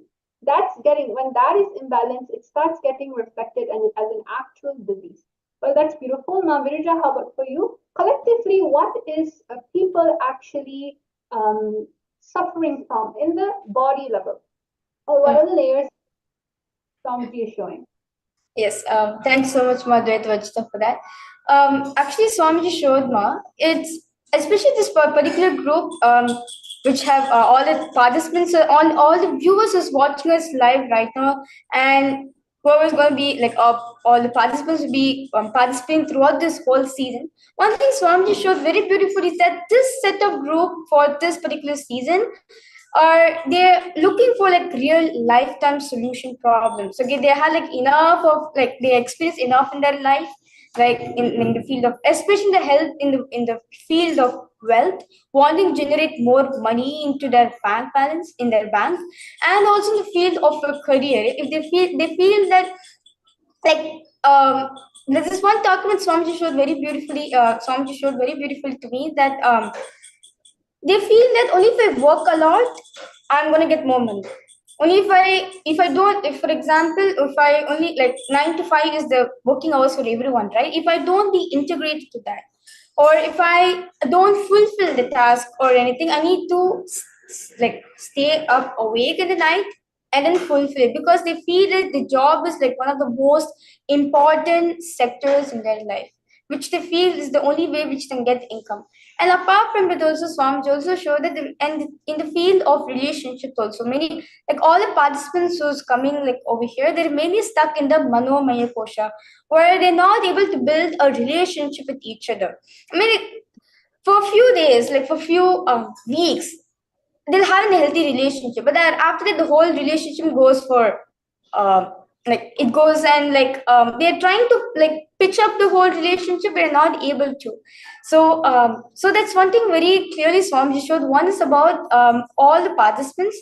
You have come here with a lot of experiences which you all of you had in your world, in your life, and you've come here to get like real lifetime solutions for yourself, for wanting to especially heal from the field of your wealth, career, and the field of relationships. So this was Swamiji showed me, ma. Yes, Thank you just so much. expanding on what Ma Virija said, one thing that Swamiji showed me was the physical, how this is reflecting on the physical bodies as total burnout, where at every aspect in your life you feel burnt out, whether it's coming to maintaining your relationships or in um, we're going to your work, filling out your job, but because of these mental ideas you have projected onto it, as Ma Virija said, it's in the Manvanmaya Kosha, it is causing a lot of burnout, physical burnout, even that in the physical body. Yeah. And yes, sorry to that. I just want to add on to that one. Yes, so really sorry. So apart from what Swamiji showed very beautifully is that, as Ma Shamla said very beautifully, it started affecting the physical layer. Like the Manomaya Kosha, whatever ideas and ideologies which they're cherishing, it is also affecting in their physical body. Like in terms of, to give one of the most examples Swamiji has shown me very beautifully, is about their the decision fatigue pattern, and also like this immediate boredom, tiredness, and like they're just pushing the body to the limit. It's like they don't take care of their body. Yes, working is not wrong, but you need to take care of your body too. So like one of the things Swamiji showed very beautifully, there's so much of physical, like because of so much of stress is there in the Manomaya Kosha layer, it's also impacting the physical body which they are carrying, like in terms like dehydration. To make the participants understand even more, you can explain, like in one line, what is Manomaya Kosha, so that they can understand exactly what layer you're actually talking about. Because all this beautiful explanation, the more and more we give to the participants a visual understanding, the more and more they'll understand, the more and more they'll actually click. Because whatever that somebody is reading to your third eye is just beautifully in extreme details for each and every single person sitting in all Zooms, which is Paramashivoham level 1, 2, and 3, and YouTube. And each and every single one of you, as the participants is actually speaking out, please do respond to us. Write down in the chat message, are you able to relate? You need to understand, you're not here to be an individual conscious. You're not here to be an individual unconscious. You're here to understand that each and every single one of you are a reflection of each other. That is why you are not here to learn how to reflect one another. You've done that. You've suffered that, reflecting anyone around you just to survive.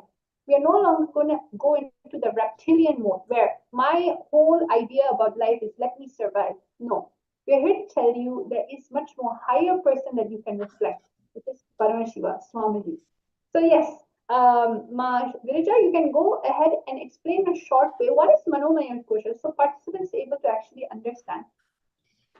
Yes, as Swamiji said very beautifully revealed that our body has 5 bodies. Like we have 5 layers, 5 seats. Swamiji says very beautifully. The first is the Annamaya Kosha, the physical body, the physical body which all of us are having.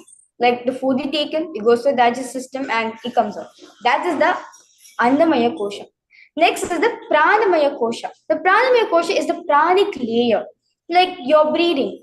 You inhaling air and then exhaling. That is the pranic layer, the pranic seat. The third is the Manonmaya Kosha, where you take decisions. All your psychological thinkings means basically the Mano means what? Mind. So, where to place your mental layer, all your psychological thought currents which you take, which you cherish, the decisions which you take, all this thing comes in the Manomaya Kosha. In the That's great. big, So everyone wants to understand Manomaya Kosha is the mental layer. So that is where the disease is actually happening collectively. It's because you're stuck in your fantasy. That is why certain things that you're cherishing inside of you is getting translated into an actual disease in your life. So for me, how Swamiji revealed that in the third eye, what exactly is collectively people are stuck in. See, I've seen the whole system, the five system, whether it's the neurology or whether it's your stomach. What something briefly reveals is like a lot of you are stuck in this ancestral genetic diseases. Like for instance, your grandfather may have had heart disease, and then the next generation skipped, maybe your father's generation. Then the next generation actually developed heart disease also. So right now there's a lot of this type of diseases that's happening in people's life. Then the second one, there's a lot of skin related issues that collectively people are facing. And the third one is actually a lot of confusion with your gender. One thing I'm able to see is that, for instance, you're in a male body. It's not that you don't know that you're a male, but sometimes you don't understand how to function in it fully. It's like getting in a car and only using the steering wheel and the wheel drive, but you don't know anything else that's in the car. You don't know how to operate the radio. You don't know how to change the fuel. You just go in the car and just drive. That's how collectively every single person is using the body. You don't know what fuel you're made out of. And because of that, a lot of diseases started happening in the body. And a lot of people, Paramashivoham level 1, 2, 3, and YouTube, you can also share with me if this is what you're able to relate. But I'm able to see that a lot of you love experimenting and thinking and merging different cultures like food. You may love Indian food a lot, but you tend to experiment different combination of food. And what's currently happening right now, there's a lot of genetically modified food.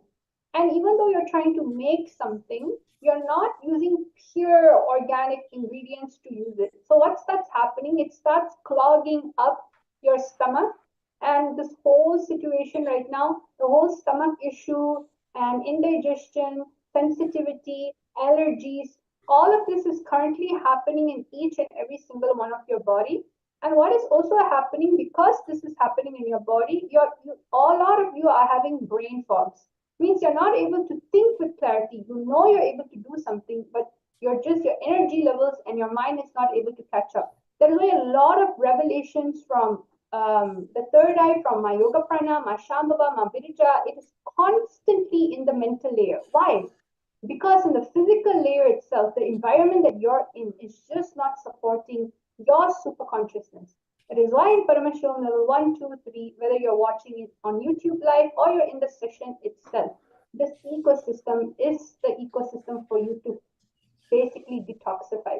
So actually now let's go into the last power of the day so that each and every single one of you can understand the mental layer much more deeper. Mental layer, the power of mind reading is actually a super science in which it's not about penetrating your privacy, however, but going into the part of your memory in which you are stuck in. You may think like, yeah, what I did at 10 is not what I'm going to do at 40, but what you did at 10 and what you did not complete at that time, you have brought forward the same thinking pattern, the same tantrums that you throw at 10 at an actual later age. When you understand that this root pattern is not the source of what you are, you start flowering and blossoming and becoming the highest version of yourself. This is when you actually take birth in the vertical time zone. So, Ma Shambhava, you can introduce the new and next vertical time zone that we are entering in for the power of mind reading with the Shastra Pramana.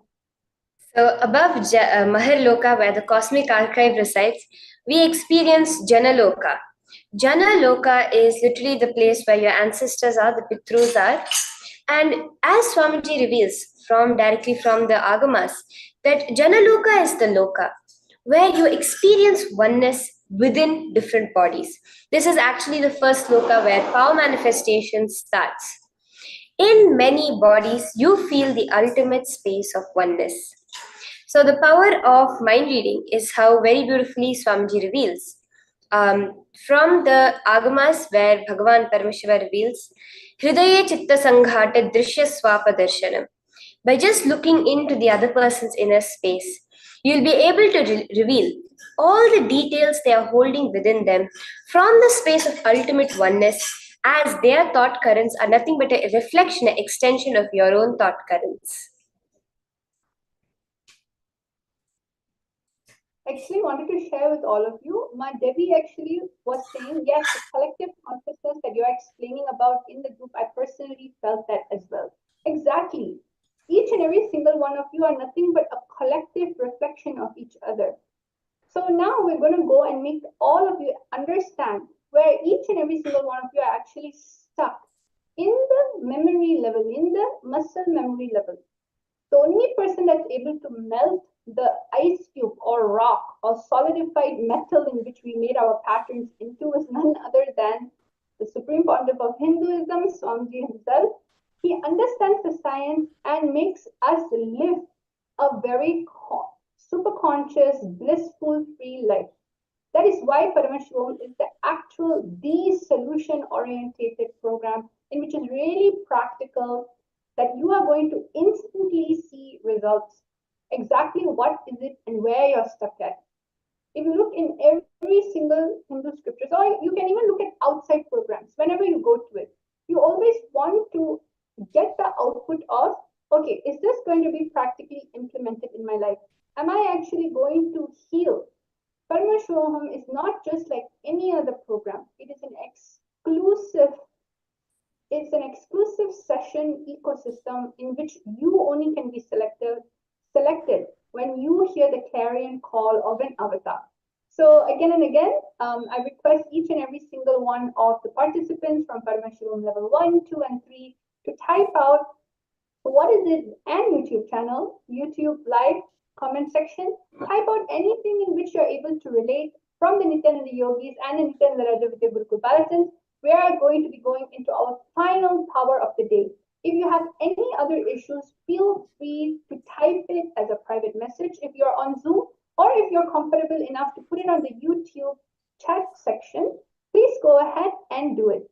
We're going to be starting off now with the participants. Anyone out there that would like a mind reading scans, looking into where you're stuck, for instance, in the health dimension, what thought current are you actually entertaining that made you get stuck, that continuously makes you replay the recorder of, let me get disease, let me get disease, let me manifest disease in your life? Number 2, your wealth dimension. What thought current are you currently stuck, which is not allowing the business to progress, or the promotion you always wanted to happen to you? Where is it that you're stuck? Or maybe you have that success. Now, what next? And the final, relationship. In relationship, where is it that you're entertaining something that you see, either you're sitting down or other people is getting agitated at you, or you are getting agitated at others. In all corners, whether it's health, wealth, or relationship, what is the fundamental thought current each and every single one of you are stuck in?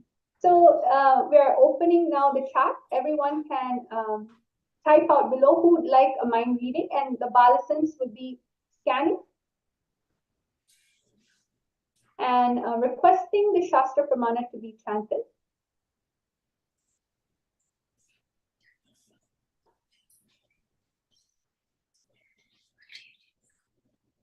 Ma Shambhava, Ma Virija, you can actually proceed in chanting the Shastra Pramana for the power of mind reading.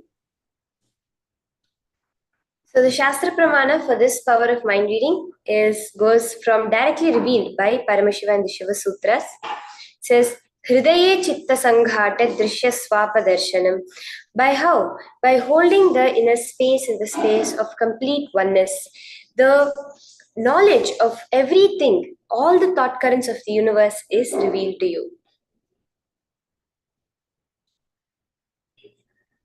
Yes.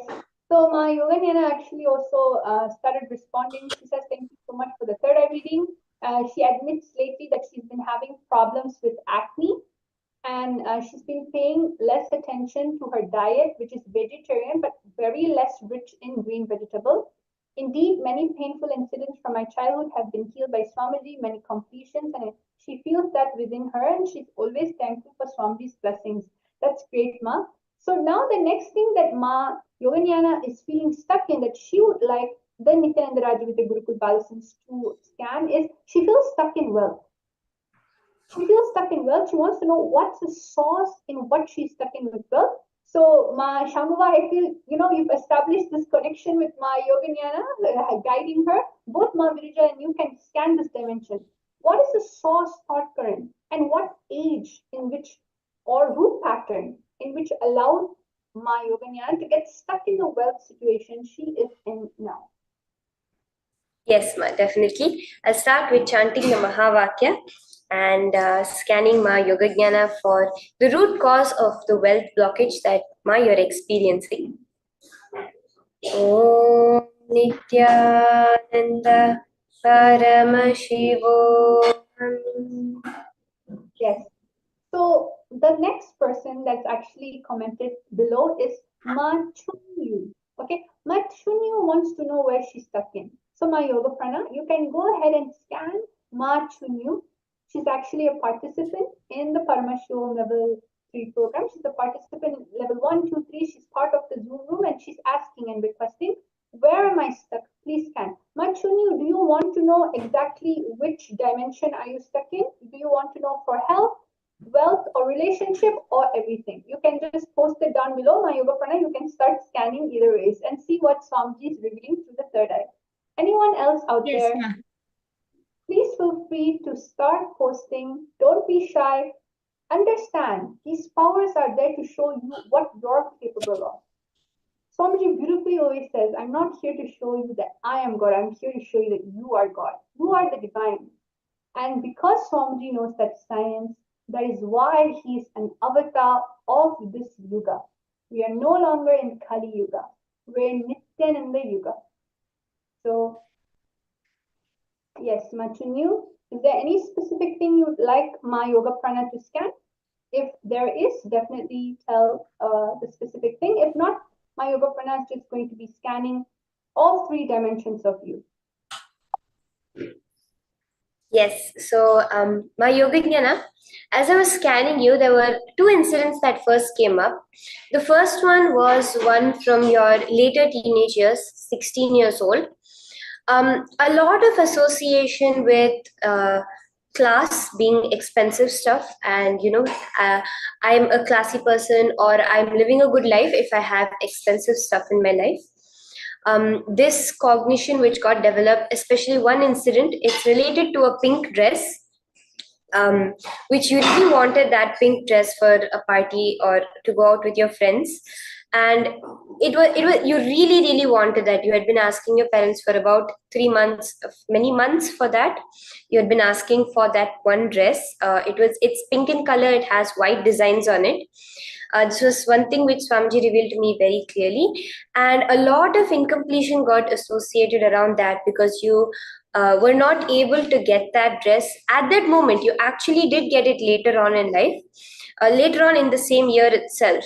But when you really wanted it, you were not able to get it, which showed me a very root pattern, a source pattern of not issue in generating wealth, but always the feeling of the time delay in gaining the wealth.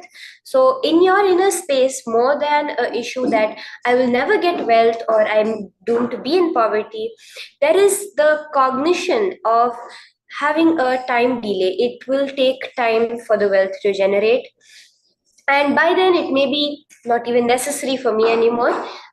This kind of cognition generated, and even much earlier incident was shown to me. of a power outage in your house due to the bills not being paid when you were around 7 or 8 years of age.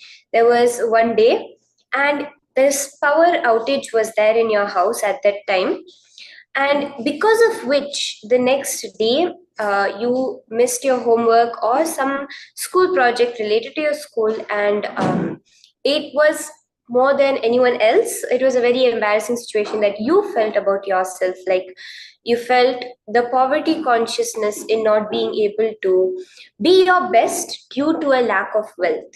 You can be someone who much more than whom you are if you had wealth, but because of the lack of wealth, you have in a very subtle way determined your identity towards people based on the amount of wealth you have. And this was the other cognition Swamiji revealed to me, Ma, about the core cognition you hold for wealth. And even right now, whenever the wealth comes into your life, you tend to hold on to it because you feel that I will not get it when I want it, because it takes time to generate wealth and I have to hold on to wealth a lot. And actually, as Swamiji reveals, it is the current which keeps currency current. It is when wealth is current, you become wealthier.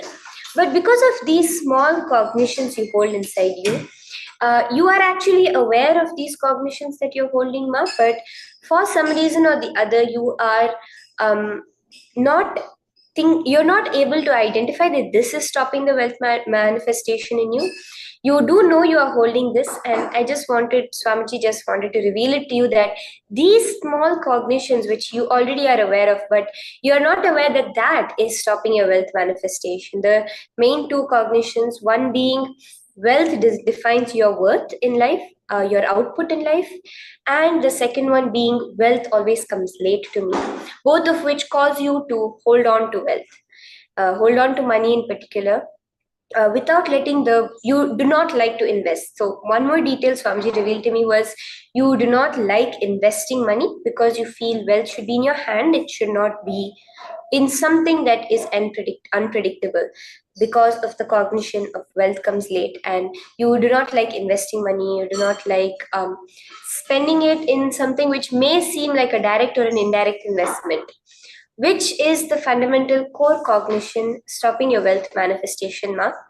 And Swamiji said, revealed to me that just once, if you decide to be free with your wealth, it can be on yourself, it can be on others, it can be towards Kailasa, it can be for anything, Ma. But once, if you just decide to spend not from a poverty cognition, but from a feeling of abundance, that will clear up any blockages you are finding in your life with experiencing wealth.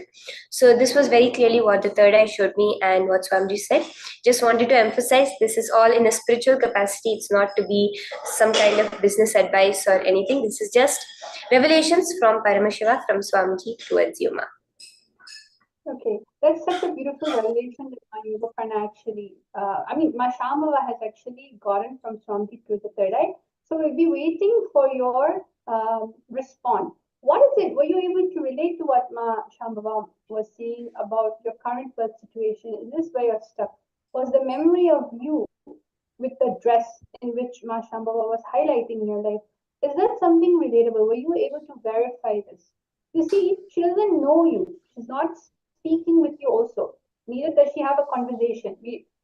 But she's able to go into such depth, like as if she's knowing you and confidently speaking about your issue like she's known you your whole life. So definitely we're going to be waiting for your response. Another thing is I would like to welcome all the YouTube live viewers, Om Karmane, Nithyanandam, Asil Abdul Aziz, Nithyanandam, Yang Ying Tang, Nithyanandam, and Jorge Rose Nunes, Nithyanandam. We welcome all of you watching. Thank you so much for watching this live segment of Power Manifestation. We will definitely be scanning and getting to you. We are in the mind reading segment of Power Manifestation, scanning the root source problem. So Yan Ying Tang, Yan Ying Tang can I will be scanning you. we'll just go ahead and finish off my and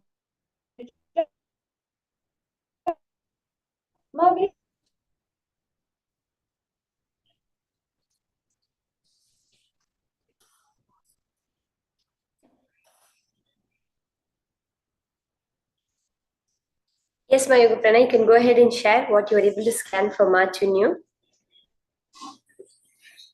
Yes. So, Ma, the first thing which I was able to see is that overall there is you have been facing a lot of insecurity, and I saw that from like it actually started when you were just 8 or 9 years old. It started mainly with someone. I'm not exactly seeing your father, but someone who was like a father figure to you, some male figure who was like a father, like a parent figure to you.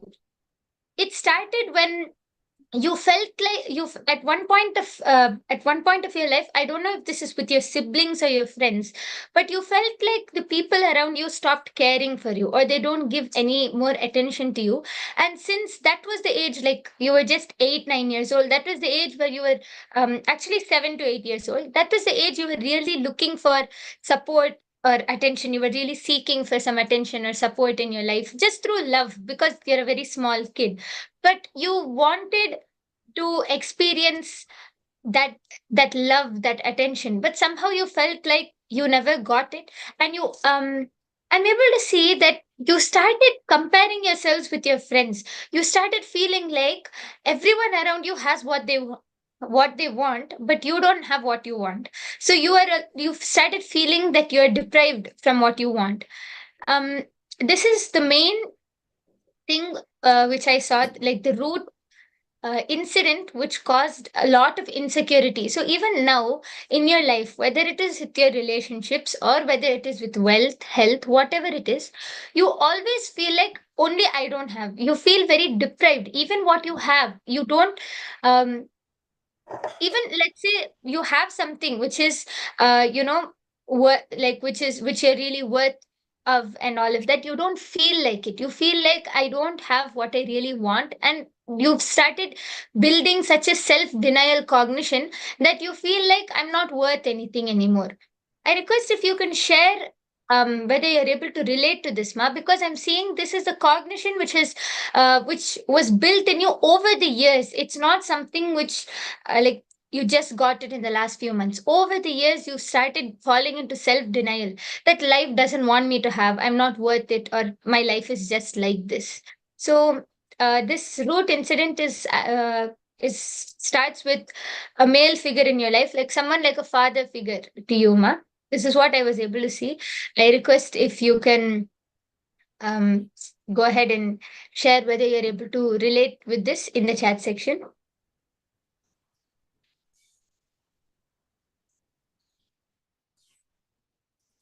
Yes, so all those who received the scanning today, request all of you to verify and understand today you have, each one of you have experienced Swamiji's presence directly in your life. Whatever problems may have been revealed, whatever issues, obstacles that Swamiji has revealed through the third eye of all the Balasans and Nithyananda yogis, just remember, gaze of the third eye on that is the most powerful thing that will just melt it down and completely clear it up. And with that beautiful scanning, we'll be entering into the first session of the day. Let us start with getting an introduction to Paramashivoham directly from Swamiji himself. So let us listen to these powerful cognitions and introducing this program of Paramashivoham.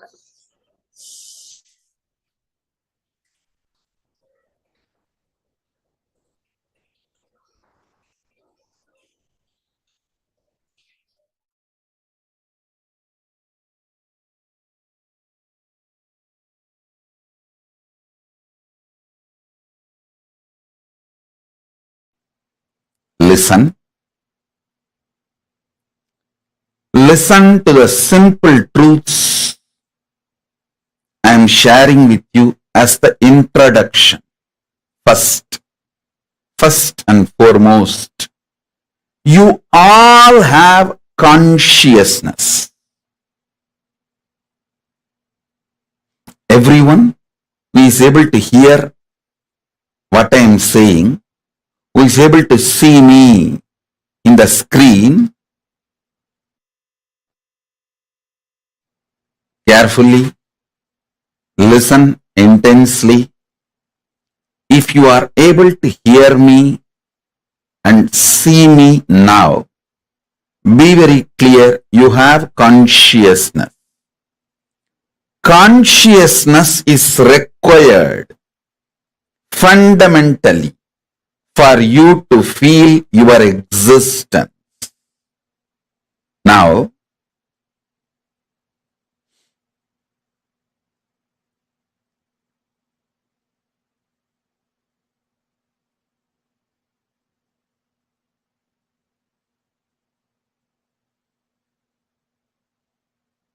through various programs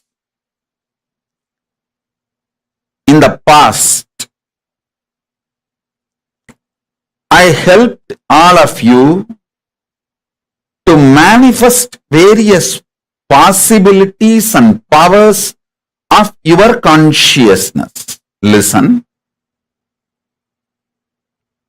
Now listen carefully. Let me repeat. You all have consciousness, and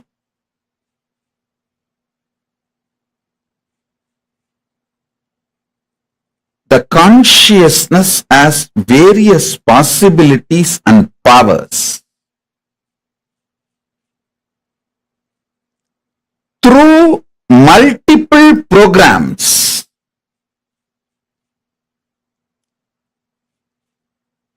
last 28, 29 years from the age I started, from the time I started my public life, till now, I have given various programs to help you, support you, initiating you to manifest various possibilities and powers of your consciousness. Now, in this program, I am bringing a new upgraded beginning, something extraordinary, grand. Listen. Something extraordinary, grand, absolutely new. I'll tell you what it is. Your consciousness can act like an airport. Your consciousness can act like airport for Paramashiva and various beings of Kailasa, gods of Kailasa, divine beings of Kailasa, to land on your consciousness. Your consciousness can be like an airport for those powers to land on your consciousness. Understand that.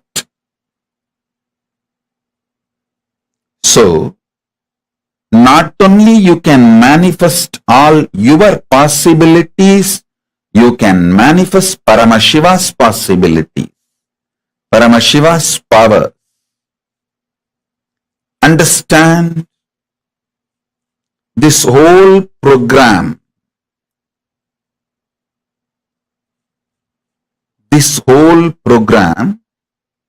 is an upgraded new beginning. It's not going to be stopping with you manifesting the powers and possibilities of your consciousness.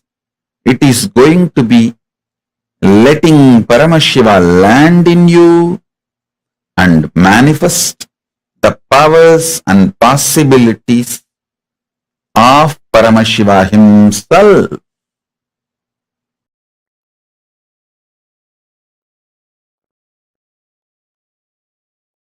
This Paramashivoham program is to introduce the cosmic principles and cosmic beings, make them as part of your life. I tell you. One or two times have Ganapati Darshan, Venkateshwara Baba Samadhi Darshan, Devi Baba Samadhi Darshan. By third time, fourth time, you will see every prayer you are asking those beings, Ganapati or Venkateshwara or Subramanya or Parashakti, simply those prayers become reality, and the relationship between you and that cosmic beings built.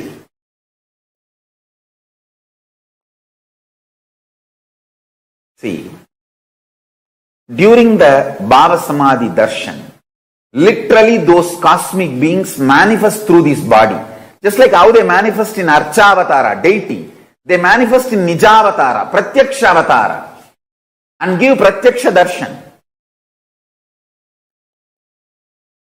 And give you all the boons you ask, bless you, make you experience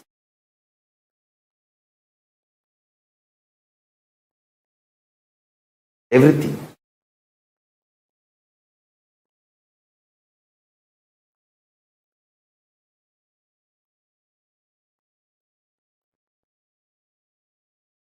Enjoy Paramashivoham, which is introducing and making you cognize the cosmic principles and cosmic beings. The state of Paramashiva, space of Paramashiva, powers of Paramashiva, being of Paramashiva.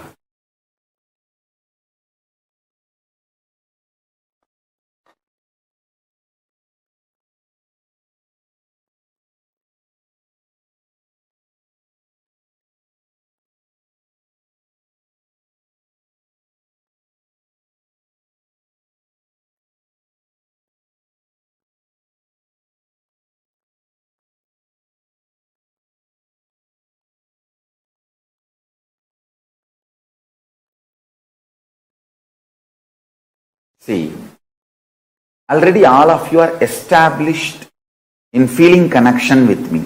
I'm talking to all my disciples and devotees. When I see you, even in the two-way I am happy. When you see me, even in the two-way you are happy. That's all is the feeling connection. See, when you see me, you are happy. When I see you, I am happy. Means we both are established in cosmic Wi-Fi network. That's what I call cosmic Wi-Fi network. Cosmic feeling connection. Wherever you are, I am with you. Wherever I am, you are with me. I tell you, when this happens, you are connected to me, I am connected to you. And because already our relationship is established, when Paramashiva manifests through this being, literally you enjoy the same intimacy you have with Paramashiva. So you don't have to spend separate time, energy to build your relationship with Paramashiva. In this one relationship, Ganapati manifests, and how you react to me, I react to you. Same way you react to Ganapati, Ganapati reacts to you. It's like one channel established and all gods appear because all gods are in oneness. That is the importance of Bhava Samadhi Darshan. Understand? Once you connect with Guru, you are connected to all gods. That is why we worship Sarvadeva Devi Swarupaya Sadgurave. We worship Guru as a Sarvadeva Devi Swarupa. Because once we have feeling connection. How you respond to me, I respond to you. When Ganapati Bhava Darshan happens, same way, Ganapati responds to you and you respond to Ganapati. How the same relationship you will manifest now with Ganapati. The same relationship now you will manifest with Subramanya. When Paramashiva manifests, You will experience the same relationship. He will respond to you exactly as I am responding. You will respond to him exactly as you are responding to me. You will respond to him as you respond to me. And he will respond to you as I respond to you.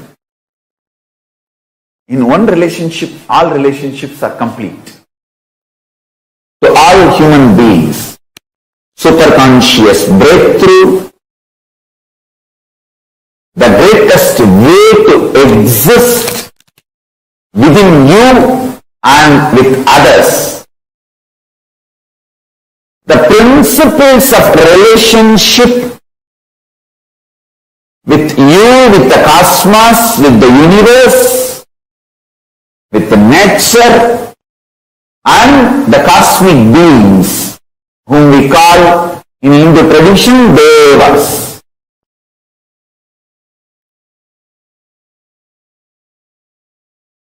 And the great, extraordinary DNA, the highest tree DNA is Kalpavriksha, highest animal DNA is Airavata, highest human possible DNA is Paramashiva himself manifesting as Arunagiri Yogeshwara. I am here to gift all this to human beings.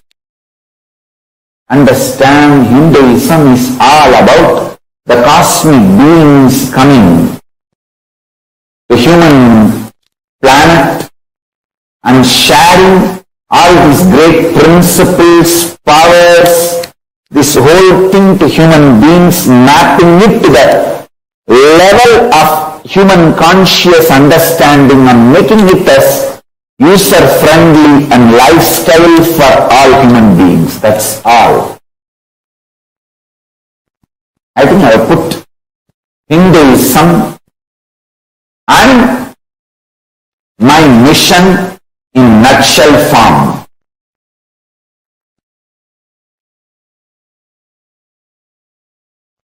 I have put literally the whole Hinduism and my mission in nutshell. In nutshell form, I have presented an initial introduction. Now,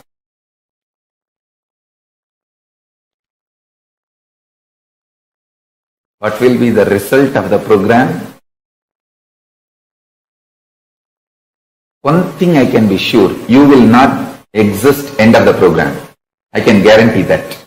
Only Paramashiva will be there. So how will you even measure what is the result of the program? The person who is supposed to measure will not even be there end of the program. You will all be manifesting Paramashiva, being of Paramashiva.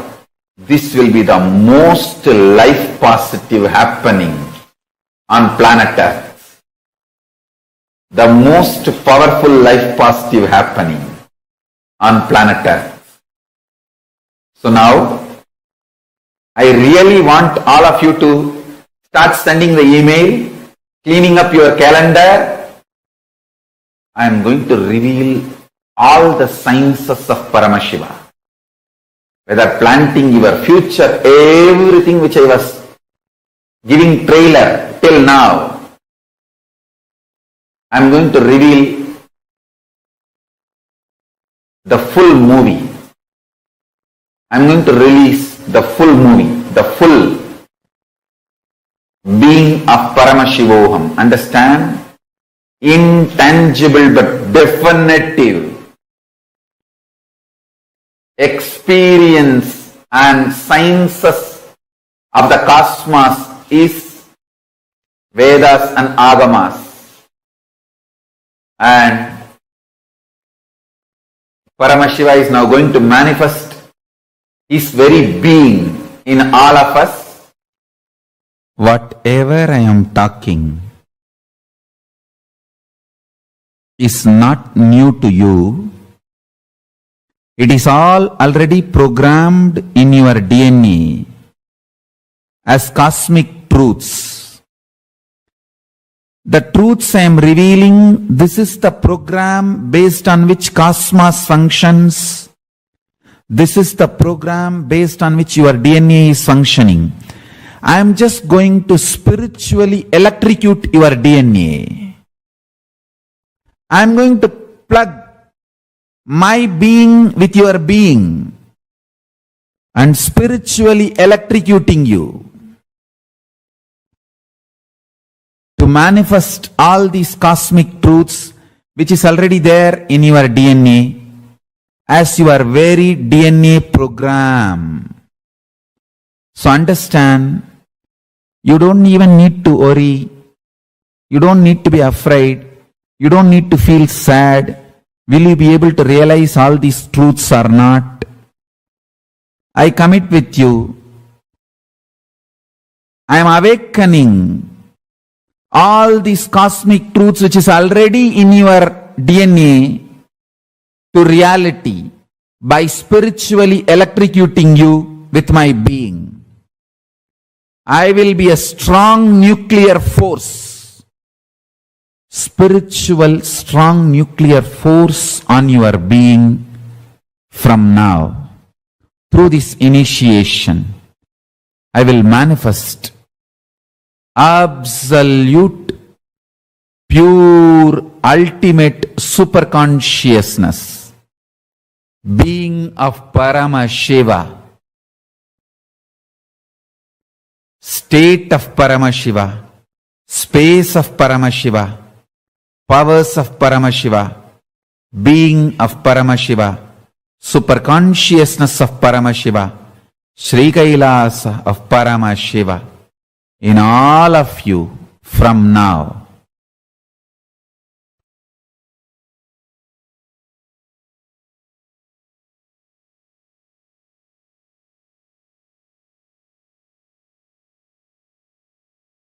You will understand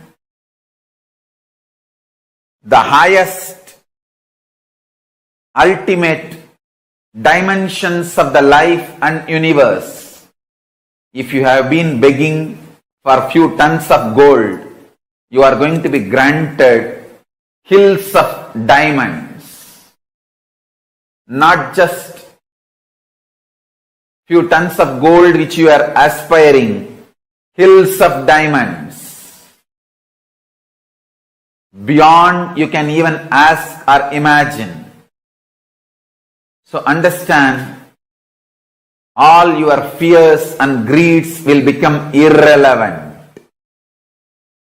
The first thing Paramashiva's being, me, going to do in you all, manifest my state, space, powers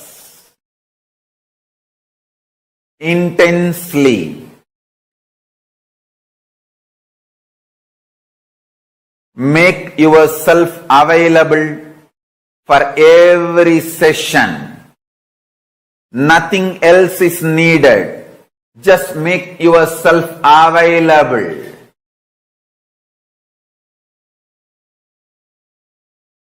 Anyone makes yourself available, I'll make myself available to you. All the words I am uttering are mantra.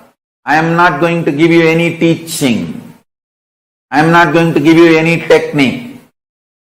I am just directly uttering every word which is mantra to manifest in your being. I am manifesting Paramashiva, myself completely, so your brain can mirror these neuron activities. Understand?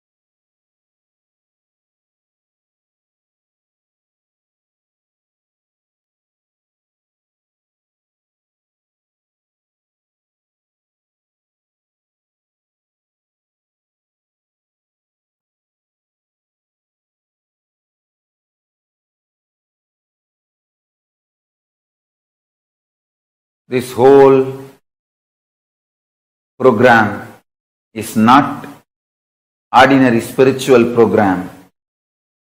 It is Paramashiva, me, directly making myself available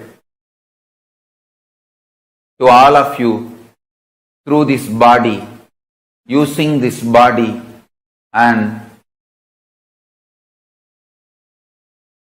memory, muscle memory, biomemory and bioenergy.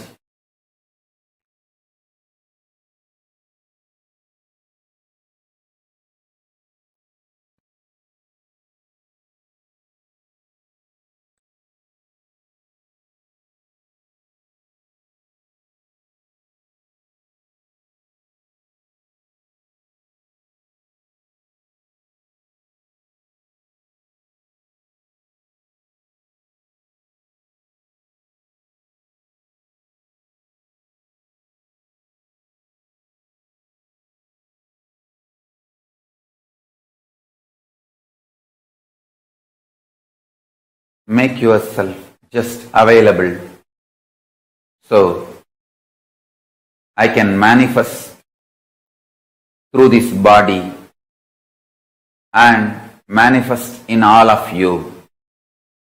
Every word I am uttering is the mantra.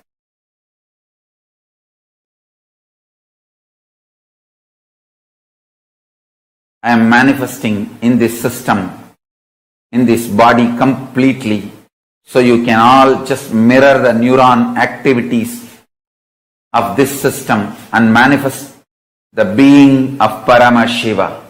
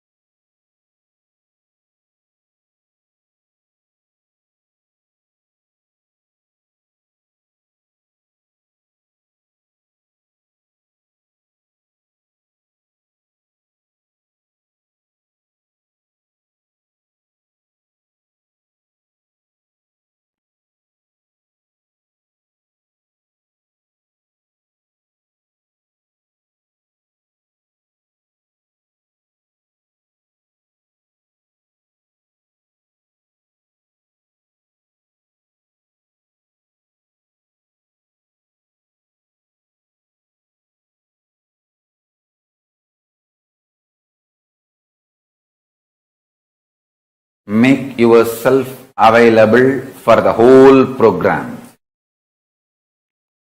Whether morning yoga or pada puja, all that matters. All that prepares you, detoxes you to mirror my neuron activities, to hold my being, to manifest me, morning yoga, puja, everything prepares you.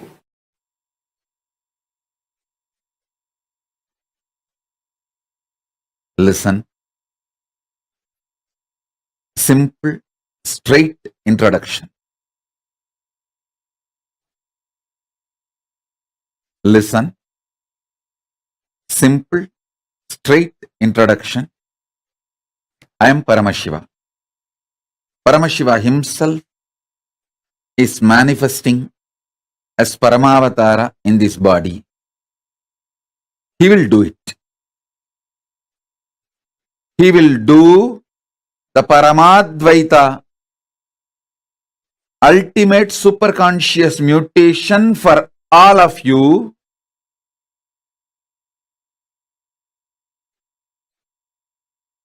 irrespective of what state space you are now. Forget about what state space you are now.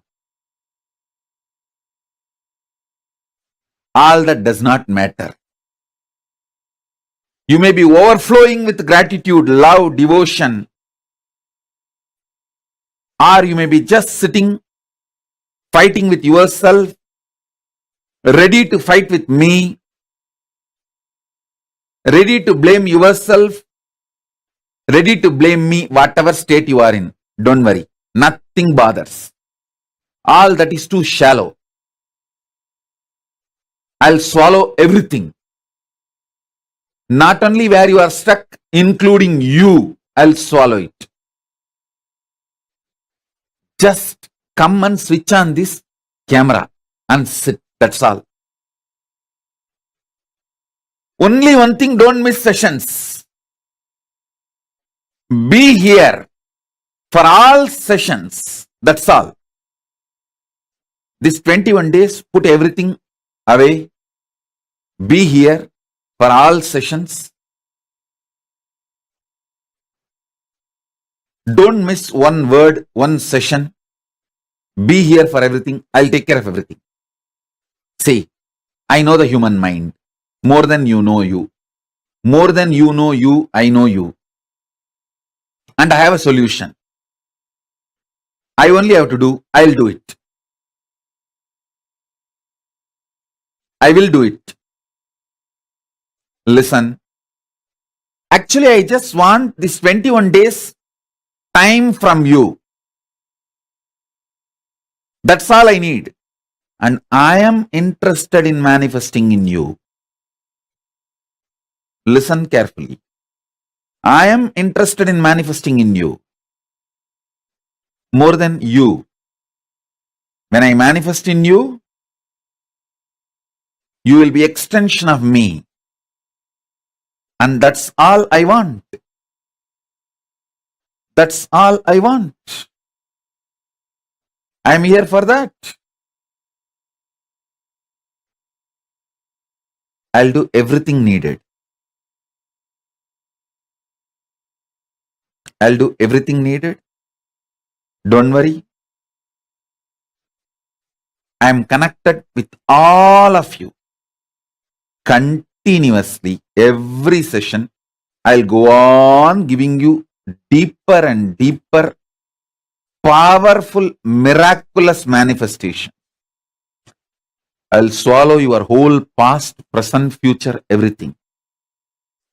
This whole Paramashivoham is miracles. Every session is miracles, not initiation.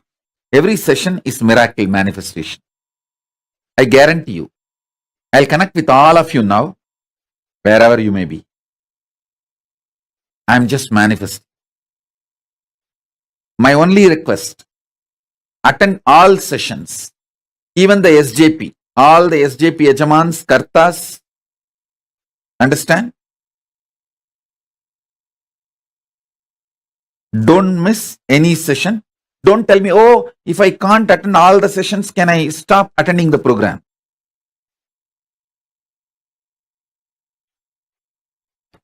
Attend all sessions. Everything will align. Your life, your work, your job, everything will align. Every session, I'll cause miracles. Every session is not just teaching or initiation. Every session is a miracle. This first session is a completion miracle. When I am expanding, this is the way I am programming to connect and land on you. You should know I am landing on you. And I am just swallowing you. By sitting in front of the camera, you give me the authority to manifest in you, to do the superconscious mutation in you.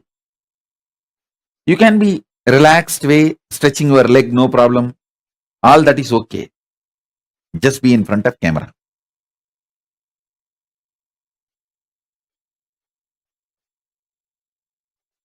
All of you be very clear. I am in the very room where you are all sitting. I am in the very room where you are all sitting, and I am doing the job directly. I am sitting there with you and doing the job.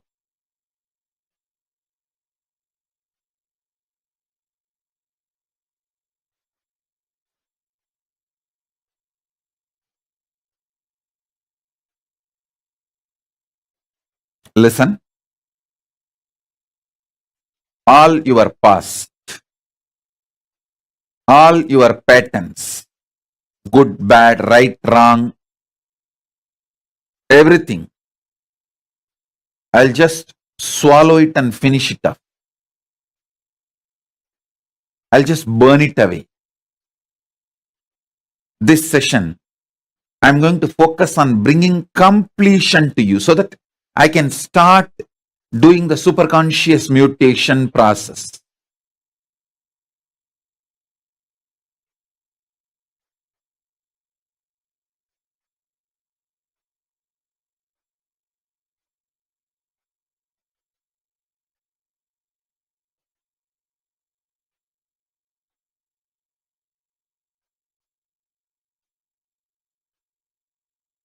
So remember, this whole Paramashivoham program, every session is not just teaching, not just initiation. It is every session there will be miracles. Every session there will be miracles. And also listen, whole these 21 days, almost whole day I'll be with you guys, attending to the program, attending to the initiations. Almost whole day I will be available. So don't miss sessions. Don't miss even one word. What session? Even one word, don't miss it. I'm going to be in my full form.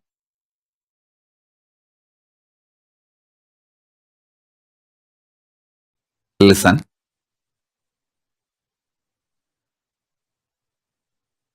End of the day, just understand these three things. Superconscious mutation is possible, and I am doing it here. Just sit with me with a conversational relationship. That's all. Nothing else is required. I'll go on be chatting, talking, having small talks, initiating, giving mantra, giving superconscious breakthrough, and sometimes just sitting silently.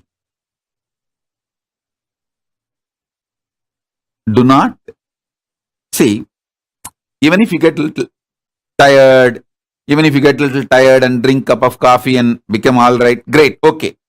Even if you get a little bored and one cup of hot chocolate and wake up, okay. If we have that Sahana Vavatu relationship, that's enough.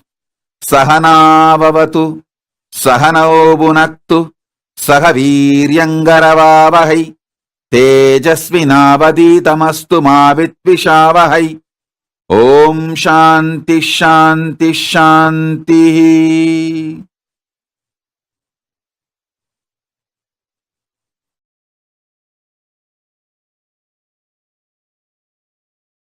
Listen.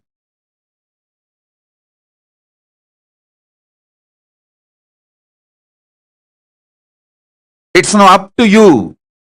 You are going to make this session message or revelation or initiation or Shaktipada or Shaktinipada or superconscious mutation process. Listen. I will continuously reveal multiple definitions of Jivan Mukti. Jivan Mukti is seeing the whole life happens inside your Jivan. Your Jivan, your life is the canvas, and everything is just a painting on the canvas, and no painting hurts the canvas forever. You, your life, your consciousness, your aliveness is the canvas on which everything you know as life is painted, written, formed, and no painting hurts the canvas ever. Onlooker may become happy or get hurt or have various emotions, responses, but the canvas sheet on which the painting is done neither gets hurt nor enjoys. It doesn't get hurt by anything painted on it. Listen. Your consciousness, Jivan, everything you perceive is the painting on you. Understand this, you will have Jivan Mukti right now. Neither your past, nor the present, or the future, or idea of the past, present, future, anything cognized by your brain is just a painting on the canvas called your consciousness, Jivan. Knowing everything is a painting on you, and no painting hurts you. It's not tattoo, it's a painting. It's not tattoo, it's a painting. I should say, not even oil paint done with watercolor, maybe rangoli powder. If you just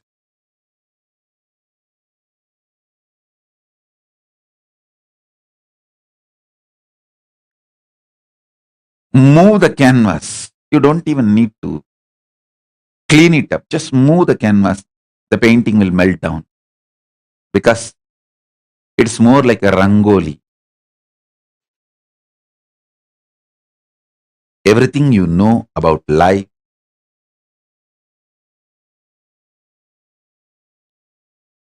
is just a rangoli on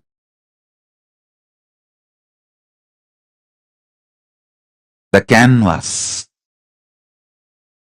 called your consciousness. Listen.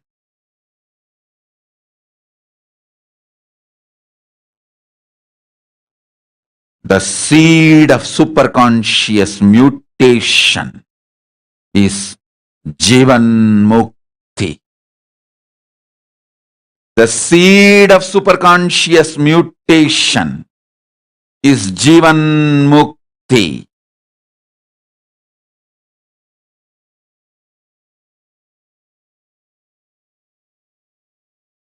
Understand?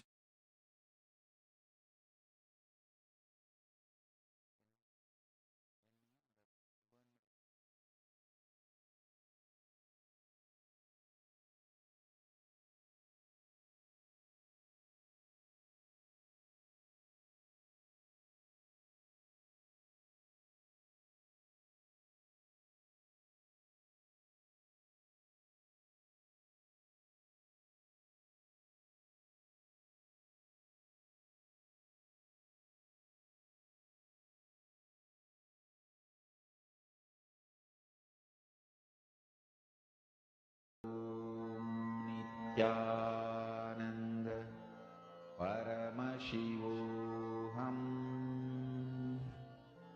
Om Nithyananda Paramashivoham. Om Nithyananda Paramashivoham. Om Nithyananda Paramashivoham. Om Nithyananda Paramashivoham. Om Nithyananda Paramashivoham. Om Nithyananda Paramashivoham. Om Nithyananda Paramashivoham. Om Nithyananda Paramashivoham.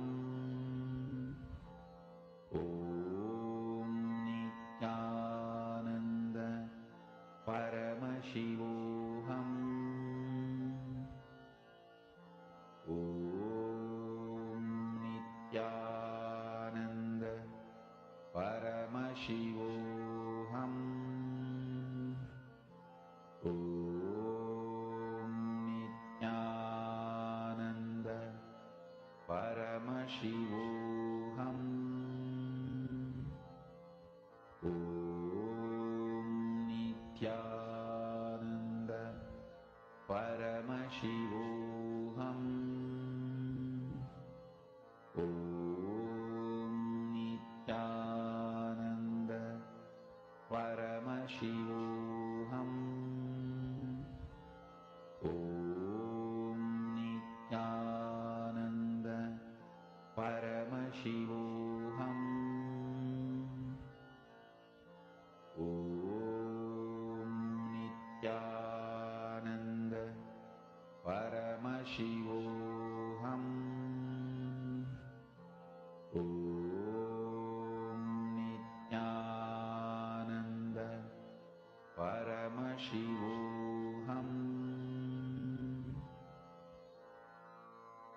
Mahamahavagya, spiritual lullaby for Samadhi, and Suprabhatam, wake up call, wake up song for Paramashiva. This Mahamahavagya is spiritual lullaby for you to fall into Samadhi. Suprabhatam, wake up song for Paramashiva to wake up in you. Just remember this one powerful cognition. This Mahamahavagya puts me in Samadhi. This is spiritual lullaby for Samadhi, and Suprabhatam, wake up song for Paramashiva in me. For Paramashiva to manifest. With this one spiritual powerful cognition, chant this Mahamahavagya.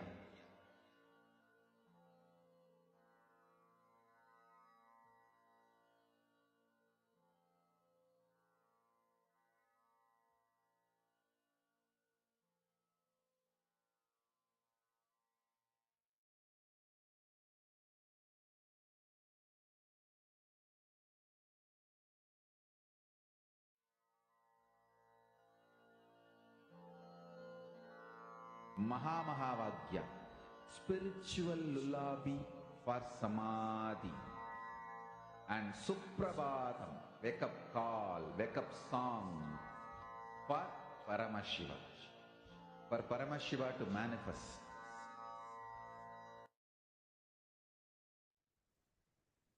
Nithyanandam, so beautifully Swamiji had revealed to all of us about what is Paramashivoham going to be about? What are we going to be experiencing throughout these 21 days? And how you just need to be here, be in that space of Sahana Bhavatu, where you're just going to be here, ready to learn and ready to be in completion inside of you. Just your decision is enough.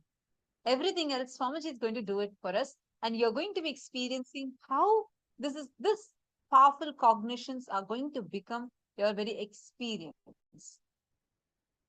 And every one of you that are here with us today, you will be experiencing, you will be having, like Swamiji said, you just need to make yourselves available. And everything else, Swamiji will take care of it.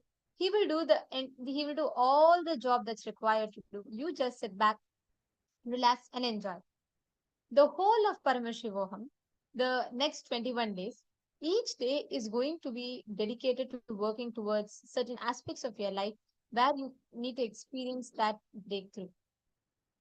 Wherever you are looking to manifest a certain amount of a shift, or you want to manifest a breakthrough in your wealth, health, in all these aspects, the next 21 days, each day we are going to be addressing one unique aspect. One full day dedicated for your wealth, one full day for your health, one full day for relationships, one full day for you to raise your frequency, another day for manifesting success, another day for you to understand how you can become the boss of your life, how you can gain that conscious sovereignty. Each day of the program is dedicated with a particular theme, and it is designed with all the revelations that Swamiji has given about that particular theme throughout the years. So each day is also available to all of you as an individual capsule, which means it is not required that you have to attend day 1 for you to attend day 10. So you can invite your friends any day throughout the program. So it is not restricted that only if you attend the day 1, you have to attend the day 10. And of course, we do suggest that you attend every day for you to get the maximum benefit. But even if not, you can invite your friends. For example, you may be having someone who is very interested in learning about health, but that person might not really be interested in learning about raising the frequency. That's totally fine. You can invite them just for the health day alone. Each day is packaged as individual capsules, and you can share that individual capsule to your friends, to your loved ones, and have them benefit through the program. So we request all the participants that are sitting here with us, sit back, relax, and enjoy. Be available here. That's the only thing that is required. See, you have already taken out your time, and you have already you have committed yourself to this program. Now that you are here and out of your busy schedule, you decided to sit here to work on the Paramashivoham, your extraordinary, the breakthrough. It's important that you are focused and dedicating yourself to this. Avoid small distractions that could possibly distract you from actually experiencing the breakthrough you are intending to. So do not spend time on social media, do not get distractions. Just sit here, enjoy yourself, participate proactively in the programs, ask your questions. You may have doubts, and do not feel restricted at all. Do not feel like, oh, should I really ask this question? Um, I don't want to look like little distracting. Should I ask this most basic questions? It's okay. Even if you think it's the most mundane questions, most basic ones, please go ahead and ask. We are here to support you all. We're here to share, be part of your journey of Paramashivoham. May I ask all of you to take a moment? I know, see, each of us would have come here from various reasons, right? You want to have a breakthrough, you want to just have an overall breakthrough, or you just want to be with Swamiji. You want to experience these powerful cognitions of their experience. You want to have a breakthrough in your health, wealth, whatever. What do you strongly, like really you want to achieve? By, let's say, the end of 21 days, this is the thing that I really want to manifest as my reality through this program. May I request all of you to take a moment and please type that out in the chat? Shri Ananda Chandrabhanoya and Asi Abdullah Aziz. I also see someone called Shiva 1008. What's your name, Maya? Is that your name? I request all of you to take a moment and please post it here in the chat. Sarthak Patilaya Nithyanandam. Nice to have you here again. And all the participants, just take a few minutes and share with us. What do you feel as the thing that by the end of 21 days, if I have to manifest something, then this would be it. Ma Ashni Gujadar, Ma Chunyu, Ifan Zu, Ma Heidi Shlak. Take a moment and please post that in the chat.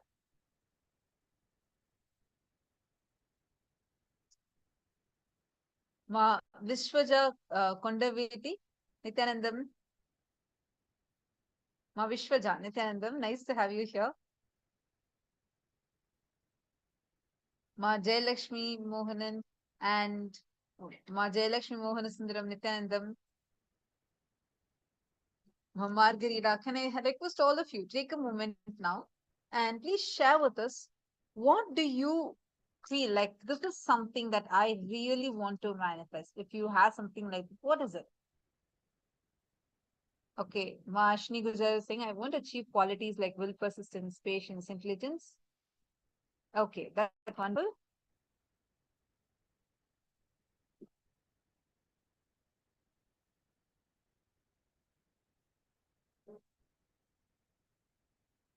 I want to experience completion and Kundalini awakening. Wonderful. That's Patilaya. Ananda Chandra Banoya, what do you want? Shiva 1008. I would like to manifest well consciousness and learn great puja to my guru. Okay, wonderful. What else do each of you want? Asil Abdul, what do you want? And Srinitya Guru Prasad, what do you want? I want to manifest in Oregon Swamiji Center. Okay, wonderful. I request all of you to take a moment now and please post here whatever you want.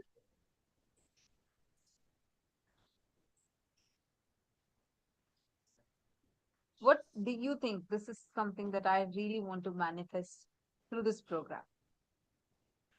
Because we are going to be supporting you to manifest. Going to have in this 21 days, each day is going to be dedicated to different aspects. Actually, today, in level 1, level 2, you would have learned about the science of Kalpataru, where you learn the science of manifesting your reality through the power of your thoughts, the power of your inner space.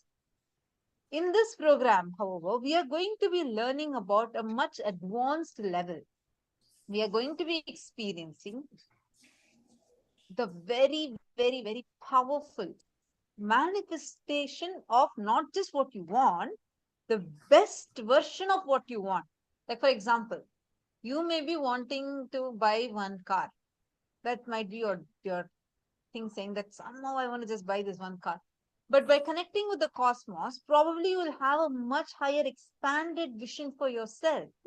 Maybe not this, but you will want to have a much higher, much luxurious car, for instance. And you, by your will, you'll also learn the science also to how just by your will, you'll be able to manifest it. So it's going to be through Nada Bin Kala, verbalization, frequency, and visualization. Nada Bindu Kala. How using verbalization, frequency, and visualization, how we can create whatever we want.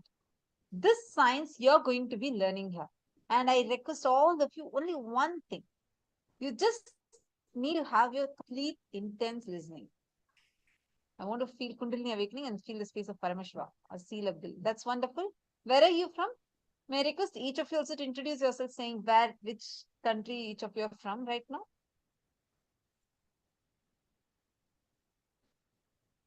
Now, let us get started. The first and foremost thing would be, I request all of you for the next 21 days, attend as many sessions as possible. It's completely free, but every session is highly valuable. I request every one of you to not miss even a single session. As much as possible, just be here. And also in each of the sessions, the way the sessions are designed throughout the program, you will be having one powerful cognition that you learn, right after which there'll be an exercise where you will be internalizing the truths that Swamiji revealed. Right after which you will be working on understanding how the powerful cognition can practically be applied in your life, where you'll experientially understand that powerful cognition by manifesting the nest powers. Each day of the program, you will be manifesting unique powers, different powers, and you are going to be tasting the superconscious breakthrough in practical manner where you can actually measure in the most tangible manner, because you're going to be seeing how it is going to manifest as powers, manifest as breakthroughs in your life. All of these you will see how it manifests. So we request each of you to do not worry about how it is going to work. What should you do for it? The only thing you need to do for it is be available. Make sure you're not getting distracted into something. You have taken out your time here. Just enjoy, and most importantly, interact. Go on sharing whatever you can. Go on asking questions, whatever doubts that you have, everything. Please be ready with it. Feel free to ask, feel free to share, so that you can experience the superconscious break.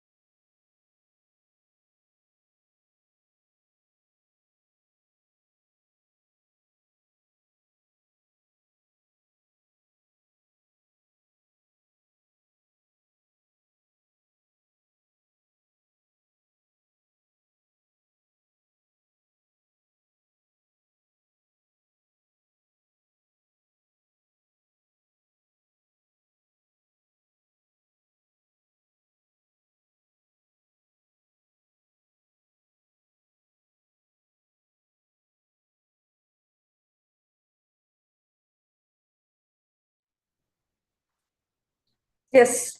Nithyananda, to all the participants and to all the viewers who's joining us for this Paramashivoham program.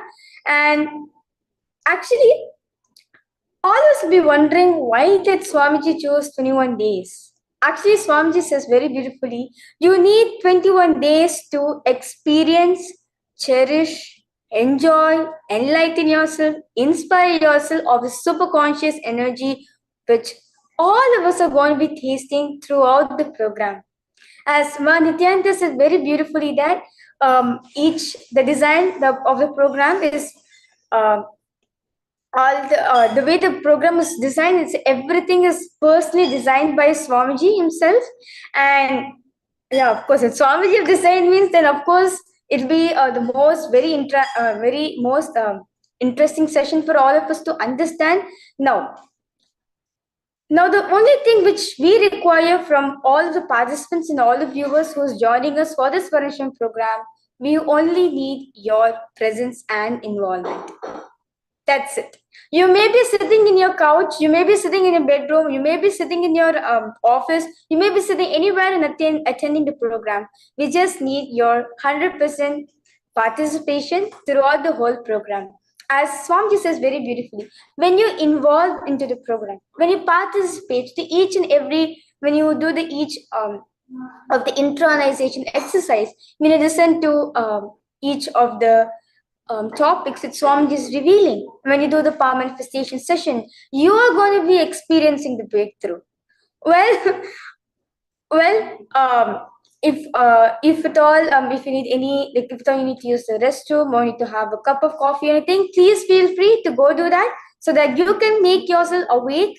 So you can be awake and participate throughout the whole program. And at the end of this program, you are going to get enlightened.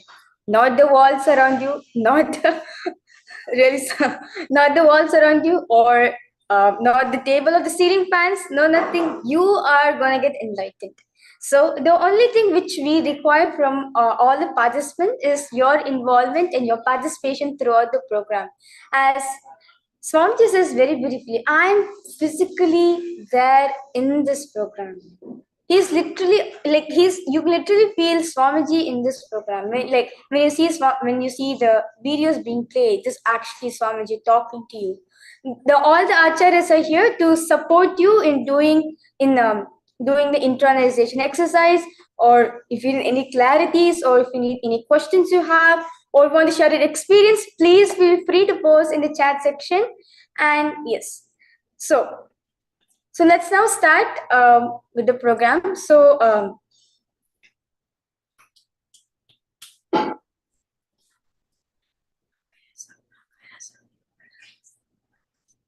yes, so yes, so just sit back, relax yourself, enjoy the 20 days journey with the most powerful darshan which all of us are going to have. I'm pretty sure that, like in the previous Paramashivoham program, all the participants, all of you will be seeing the wonderful darshan Swamiji I gave for all of us. Even during this season also, Swamiji will be coming live and giving the darshan for all of us in each of the 64 forms of Paramashiva. Yes. So, okay, so let us now prepare ourselves for this and for getting the full fruits of the Paramashivoham program.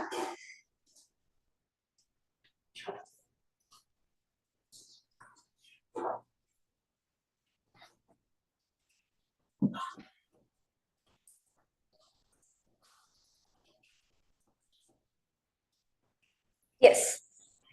So, yes. So now, throughout this process, throughout the whole 21 days, the main thing which you're going to experience is the superconscious mutation process. So, the step one is see your whole life as a canvas, and everything is just a painting on the canvas.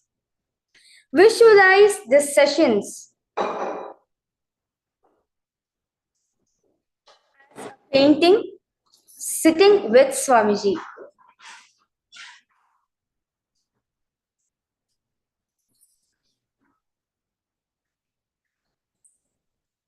Yes.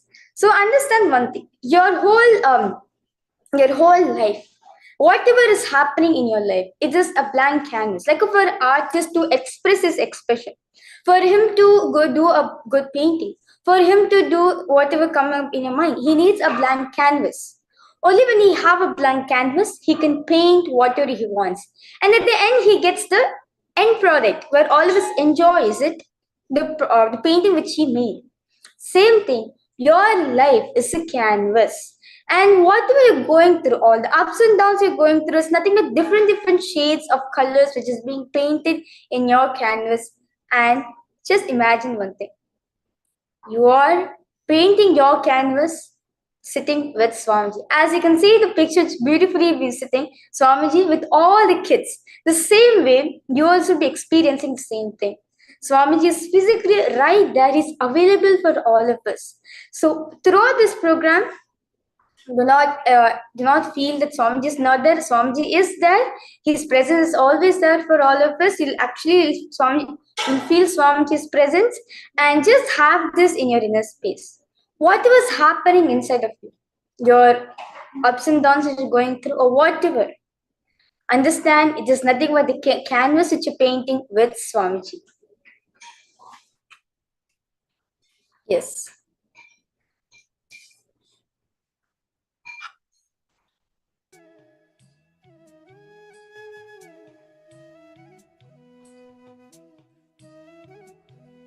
Yes. So, the superconscious mutation process.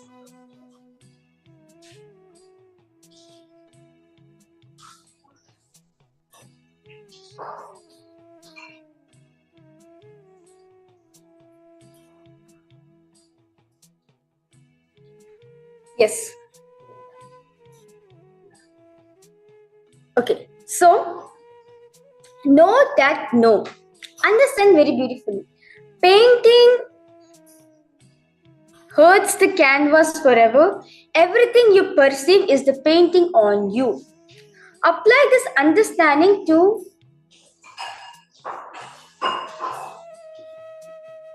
one incidence of your life. You will have Jivan Mukti now. So understand one thing. The painting hurts the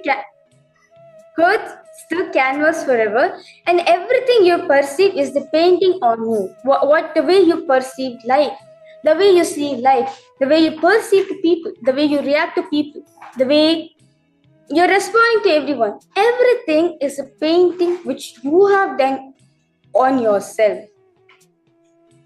Not understanding everything, whether even your ups and downs. Just imagine if you're going through ups, it is nothing but you're choosing a right color and you're painting it down. If you're choosing something down, if you're experiencing something down, you're just choosing some little bit ugly color which you're painting on. But understand this. You are the one who is painting for your own self. And you are painting, and everything you perceive is the painting which you have done on yourself. Just apply this cognition on each of your incident, in each of your experience or in your ups and downs, what are you going through in your life. You will see, you will experience Jivan Mukti right now. Very beautifully, Swamiji reveals in the Living Enlightenment book that the whole life is nothing but a canvas. What are you going through, all your ups and downs, everything is nothing but painting being done. When you understand this, that the whole reality is a canvas, you will know how to change the canvas the way you want to paint. You will know how to make your life very mystical, very magical. That is only Jivan Mukti. Jivan Mukti means what? Jivan means liberated, enlightened, living. Mukti means enlightened, living enlightenment right now. If you just understand and cognize this one truth, you will see, you'll experience living enlightenment right now. So,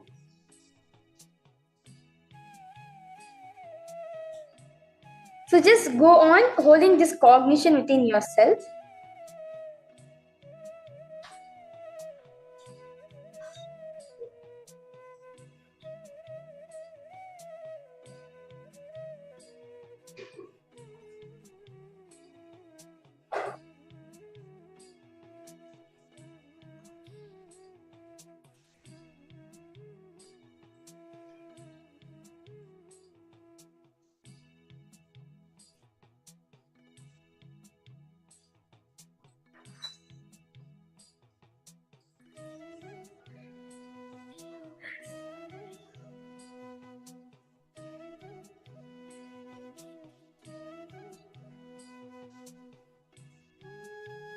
Yes.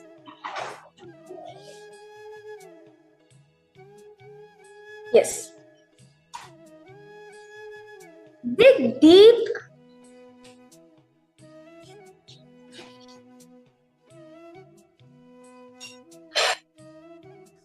Dig deep, contemplate and meditate. And write this exercise elaborately. Listen to yourself, as Swamiji says very beautifully in Hinduism. Life starts when you start listening. So, the first step which all of us are going to be doing in today's program is listening to ourselves. Listen to yourself and ask yourself, what is the purpose of your life? What do you aspire to be? What is your ambition? What do you really actually want to manifest in your life? What motivates you to wake up every day? And what do you value the most in your life? Sit and spend time asking yourself these questions. As Swamiji says very beautifully, life starts when you start listening. The science of superconscious mutation starts in you when you start listening to yourself. Very beautifully, Shri Krishna beautifully reveals in the Bhagavad Gita, Uddharet Datmanatmanam, Natmanam Avasadayet, Atmai Varihatmano Bandhur, Atmai Varipuratmanaha. Meaning, you are your own friend, you are your own enemy. Raise yourself by yourself. So, become that friend dimension of you and listen to your inner space. Ask yourself, what's the purpose of life which I'm carrying? And what do I really aspire to be in my life? What is it that I really want to become? And what is it that motivates me to wake up every day in the morning? And what do you value most in your life?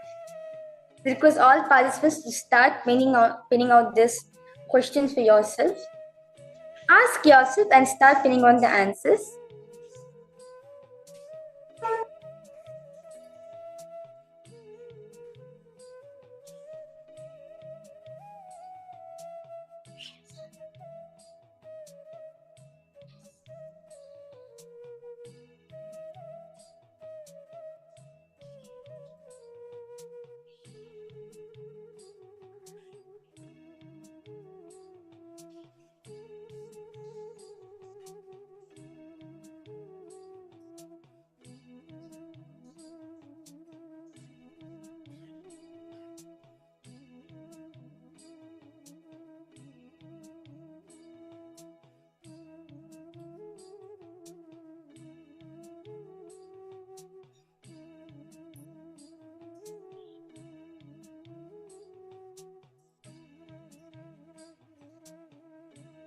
Okay. Now the next step is your journey to Paramashivoham. What do you think the seeking for superconscious breakthrough awakens in you? How did you come to know about the Supreme Point of Hinduism, Swamiji, and what made you to come for the program? What is the decision which made you to sign up and join for the program? And how did you come across Swamiji? For many of you, it can be through the YouTube or through the Facebook or maybe a word from your friend, whatever maybe it is. When did that seeking start in you that you want an experience, a breakthrough in yourself? And how did you come to know about Swamiji?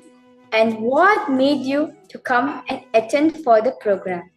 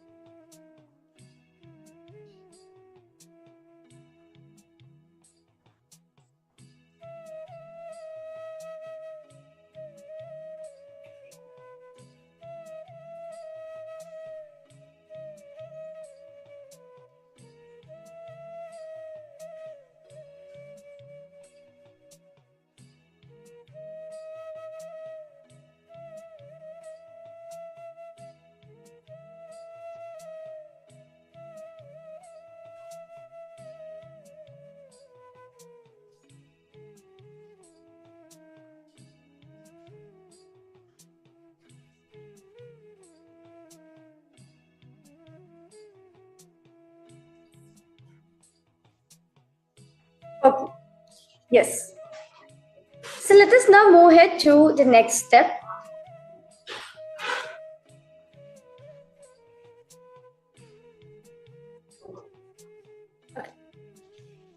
What are you seeking from your life?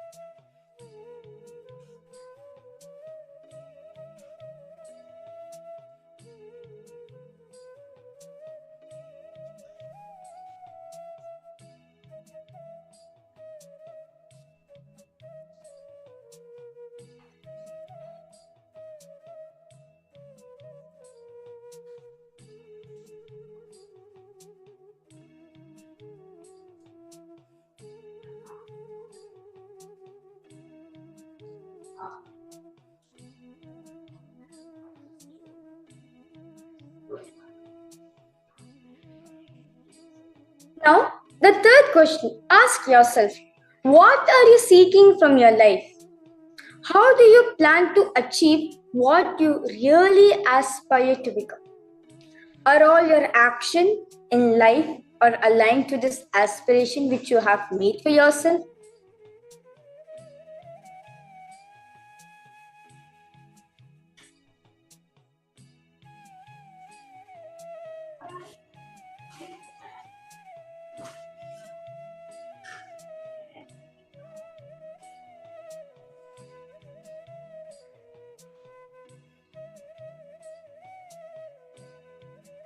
Ask yourself, is all your actions in your life, whatever you're taking, what are you doing, is it aligned to the aspiration which you have made for yourself?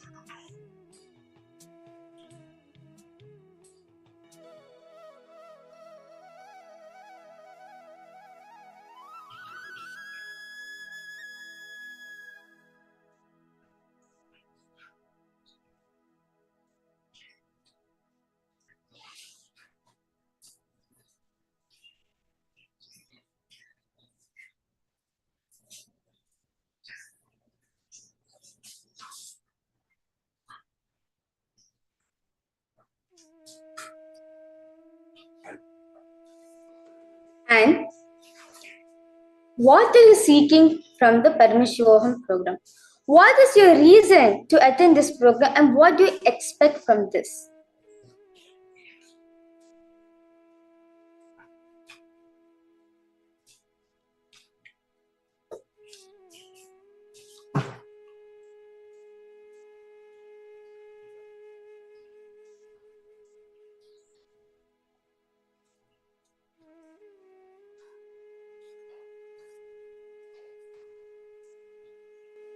What is it that you expect from the program and what is the reason that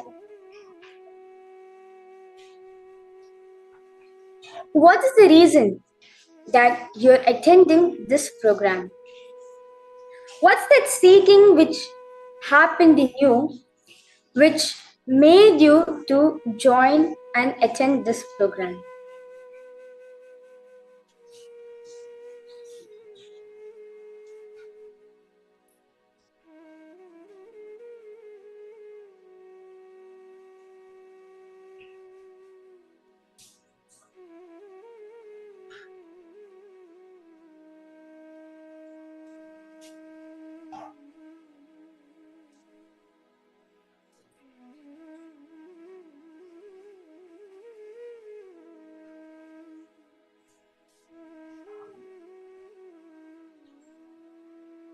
Yes. Now, for all your questions, the only answer is the ultimate subconscious manifestation happening in you.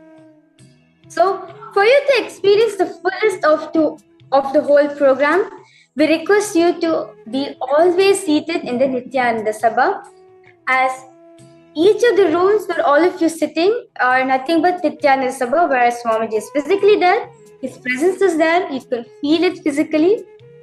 And the second requirement, we which we require from all of you. Be present in all the days and all sessions to be on camera.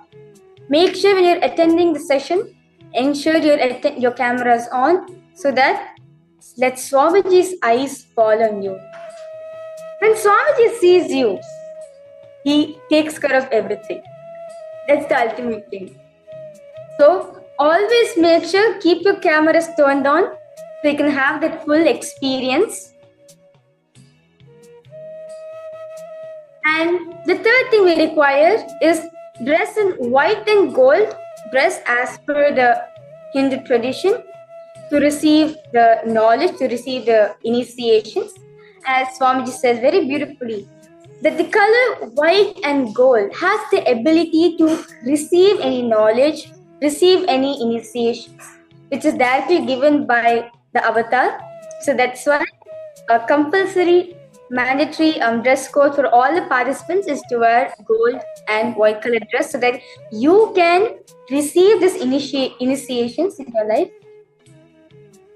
Swamiji has designed this program very meticulously, even to the level of the type of sessions you need to have, the type of dress code you need to be having for you to experience the full darshan, the type of aushada, the type of levels of powers.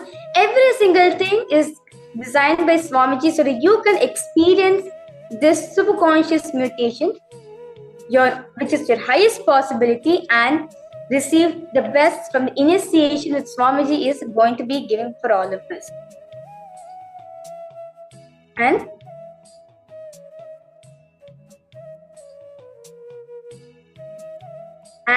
the fourth thing which you need to do is detox yourself with Jala Aushada, Neem juice, and Haritaki. What exactly is Jala Aushada? Jala Aushada is a very beautiful Aushada technique which Swamiji has given for all of us to cleanse out ourselves. Like what it requires is 1.5 liters of a copper vessel. If you have a big copper vessel which can fill 1.5 liters of water, that's great. So you fill the copper vessel with 1.5 liters of water and let it soak in the copper vessel overnight. When you wake up in the morning in an empty stomach, chant the Mahavakya, energize the water through your third eye by chanting the Mahavakya and drink the full liters. Do not leave like 1 liter, half liter, then let it go continue. No. Drink the full copper water and then you start your day. And also you can also detox yourself by taking the neem juice. Like if you do not have, like you can take the neem leaf and boil the neem water. Or if you do not have the neem leaves in your area, you can also procure neem powder and you can put it in the water and you can have the neem juice. And the third thing is Haritaki powder. This Haritaki powder is also called Kadikai Puri in Tamil. This Haritaki powder has many good and great benefits where it helps you to detox your whole body if you have any constipation, if you have any stomach issues, or if you have any less oxygen issue. You can take Haritaki, as Swamiji says very beautifully. One of the thing of Haritaki, it releases 300% of oxygen to your body. So, by detoxifying yourself with all these aushadas, you'll be able to receive that full superconscious energy and let it settle in your body. And apart from that, request all the participants also to have the Atmamurti in your sitting area. Like you can see the photo of Swamiji. The blessing hand photo of Swamiji is very beautifully. Swamiji has energized all of us to keep this Atmamurti in our area whenever we're having a session. So you will actually feel Swamiji is there with you. He's like Swamiji for you. If you have any questions, you can talk to him. He responds back to you. Or you can play with him by feeding food or whatever you want to do with Swamiji, you can do with your Atmamurti. So also I request you to have your Atmamurtis to be made and kept with you. You're sitting in front of, you're sitting in the camera.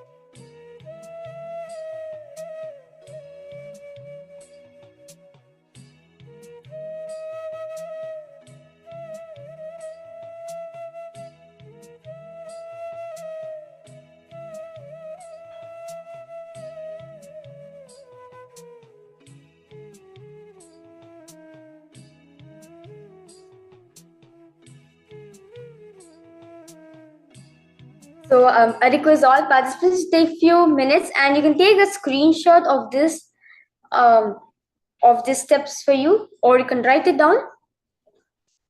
Yes. The next will be understanding.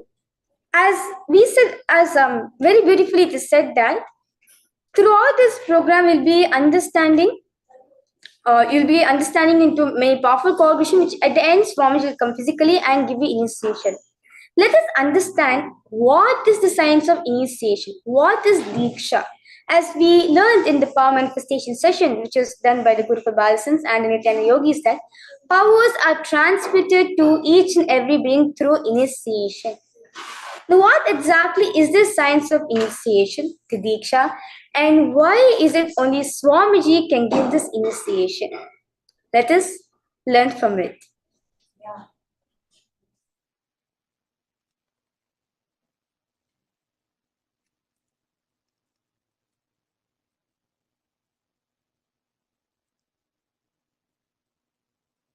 The first powerful cognition, the truth, I want to give you all. Now, through the initiation, I am going to give you all.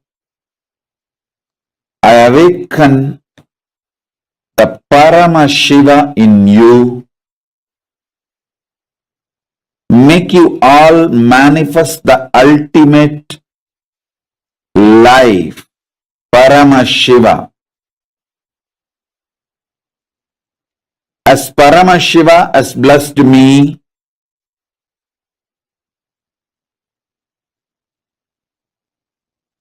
He Himself has manifested in me,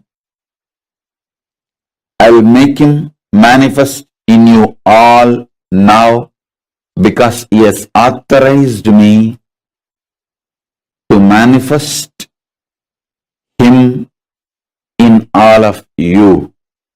Listen. Listen intensely. I will give you some of the most guarded secrets of the spiritual world. In the spiritual world, there may be some gurus who experienced ultimate within them, but they will not know how to teach. There are some, even if they know to teach, they do not know how to transmit the experience. There are some who would have had experience, but not the traditional initiation. There are some who would have had experience and initiation, but may not know how to transmit. There are some who would have had initiation and experience and even know how to transmit, but they may not have received initiation, the right to transmit. That's called Acharya Abhishekam.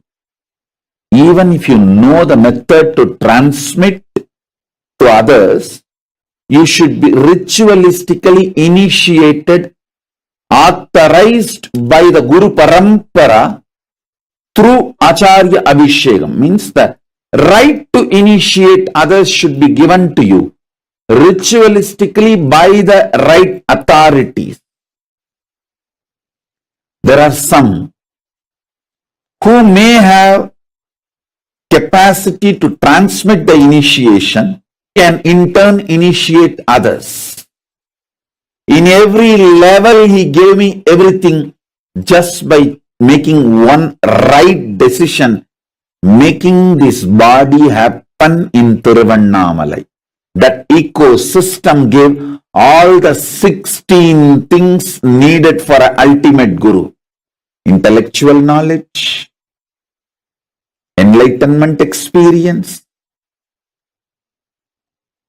right to transmit the intellectual knowledge, right to transmit the experience, proper initiation into intellectual knowledge, proper initiation into enlightenment experience, proper initiation to initiate others into intellectual knowledge, proper initiation into initiate others into enlightenment, proper initiation to initiate my disciples to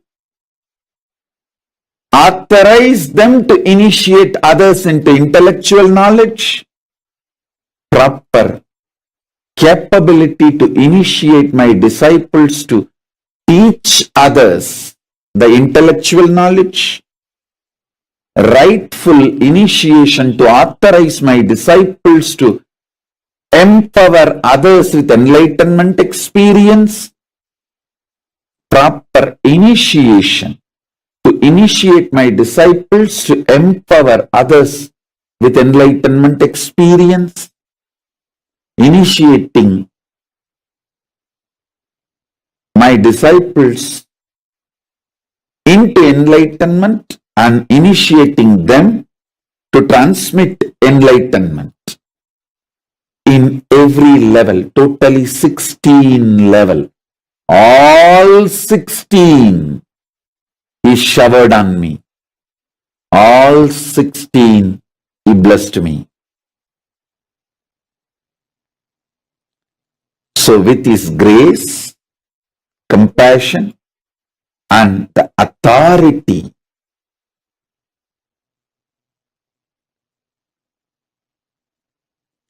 with his grace, with Paramashiva's grace and Paramashiva's compassion and the authority Paramashiva showered on me directly and through the unbroken Guru Parampara, chain of Guru Parampara, I initiate all of you into Paramashiva Jnana, Paramashiva intellectually, experientially, ritualistically, and giving the Shakti Pada, Shakti Nipada initiation. So understand this initiation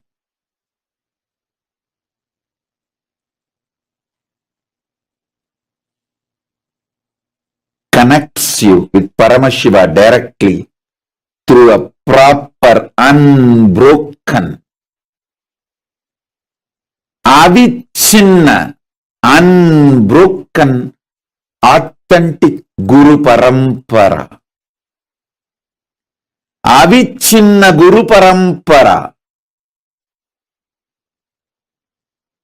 which is a fundamental requirement along with enlightenment experience. Please understand, just because of enlightenment experience, somebody is not authorized to initiate.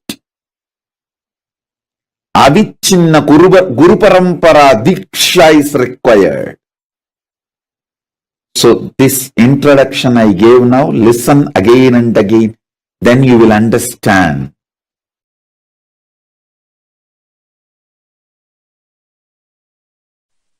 More initiation, nothing to worry.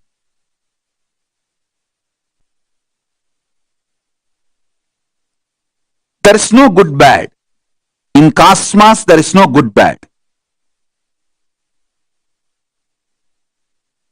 In the conscious scale, there is no good bad.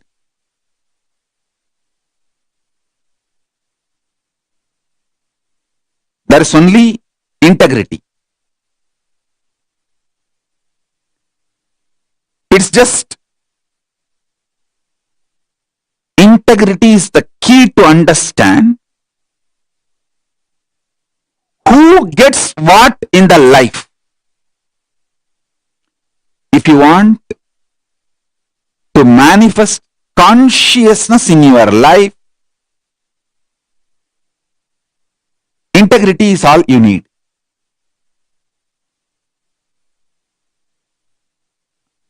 Listen.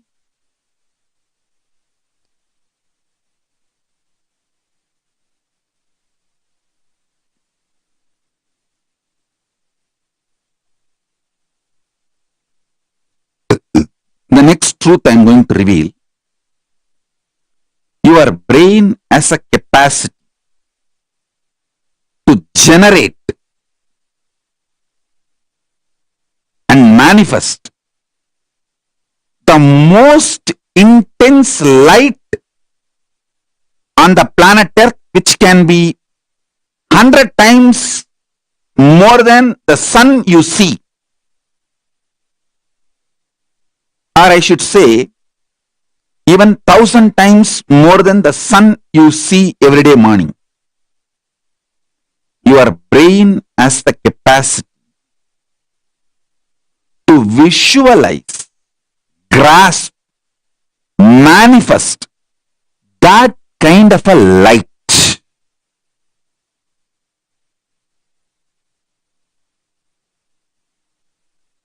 Your nervous system has a capacity to convert that light into a very positive, powerful energy.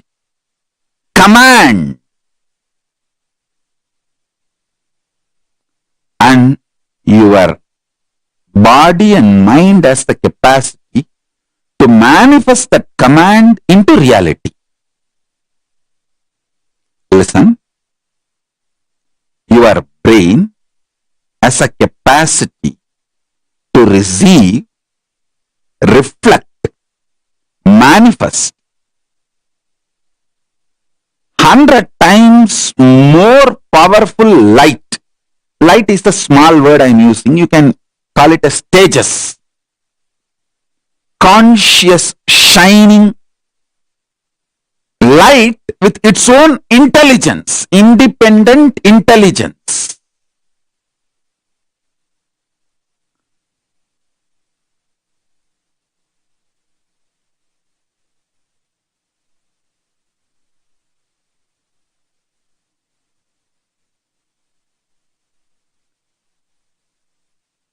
Your brain, which has the capacity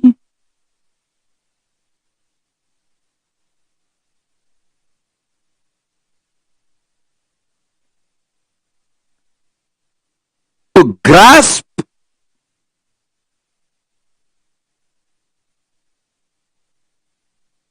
tejas. I think I'll explain the word tejas for the newcomers. See, prana, tejas, ojas, these are all the different level words for the energy of the consciousness in Sanskrit. You understand the word tejas with the definition I am giving. It is like a Paramashiva. He is made of consciousness, tejas. He just takes his tejas and pours it on you. He just takes his consciousness and pours it on you. How it will be? That is exactly. He just puts himself in you. He can just put himself in your brain. He putting himself in your brain is initiation. Understand? He putting himself in your brain is initiation. And don't worry, don't think, oh, I got initiation, 10 days I felt so high, then I came down. Don't worry, after 10 days I will come back again and pour you with more energy. I am young, you are young, we have a long life and future together happily till you become Paramashiva.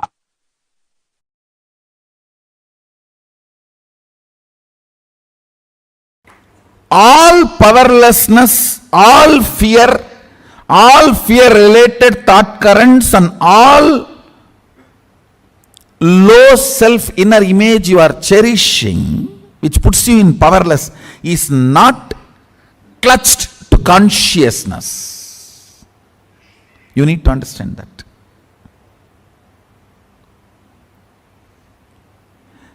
They are all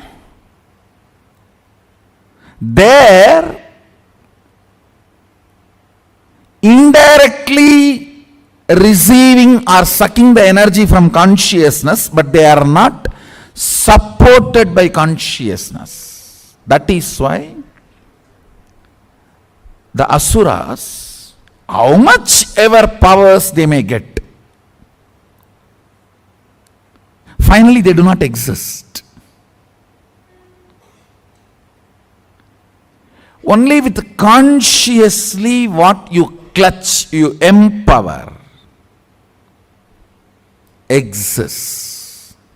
So what I am trying to convey with these few statements, every idea, thought current you cherish in your brain creates certain map. If that map can be taken out and inserted on somebody, it is called circuit. If you cannot take it out, it just dies within you, it is map. If it can be taken out and inserted on somebody's head, it is circuit. For example, you cherish a thought current. Let the whole world be blissful. Let Sadashivatva happen. These thought currents create certain electric signals in your brain, certain map.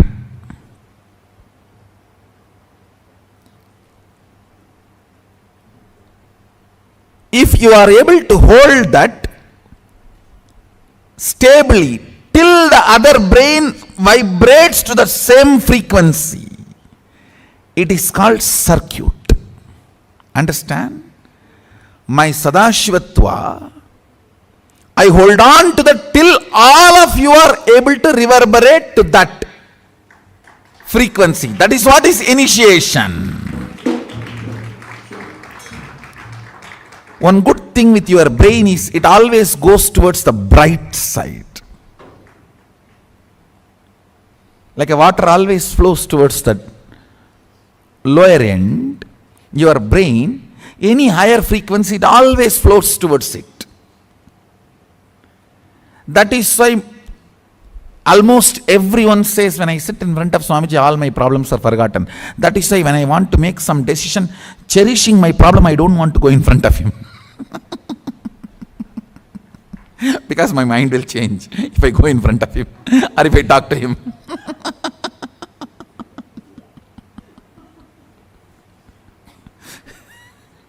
Secret.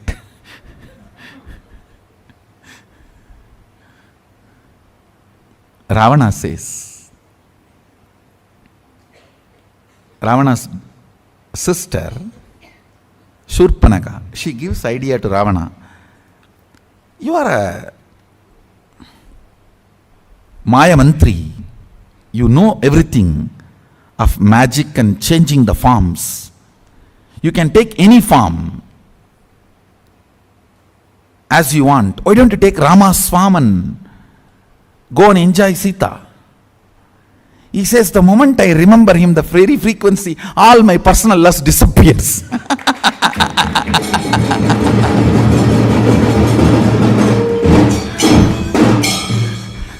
How can he take his form? The moment my brain mirrors Rama's neurons, there's no more lust. Where can I assume his form and go on?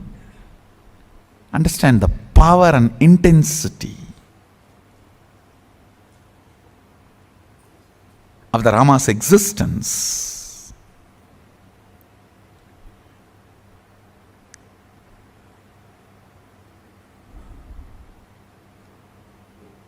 See, when I initiate all of you into powers, it is nothing but I just hold that power circuit and sit quietly, so all your brain starts reverberating in the same frequency. So this map becomes circuit in your system.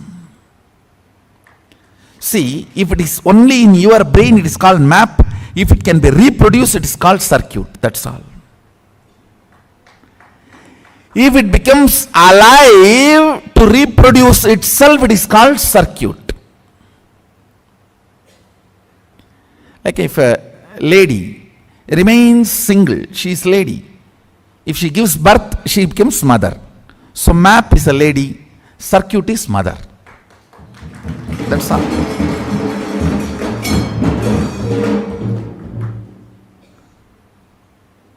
Actually, I am telling you, first 10-20 powers only, you need to, what to say, that kind of a little catching up will be like a little work. Once your brain starts catching up even 10 circuits of these powers, after that initiating all the powers manifestation is just like that. It's like a sipping cup of coffee, that's all. I can just have, you can have coffee with Swamiji and have 20 powers and go. It's nothing more than that.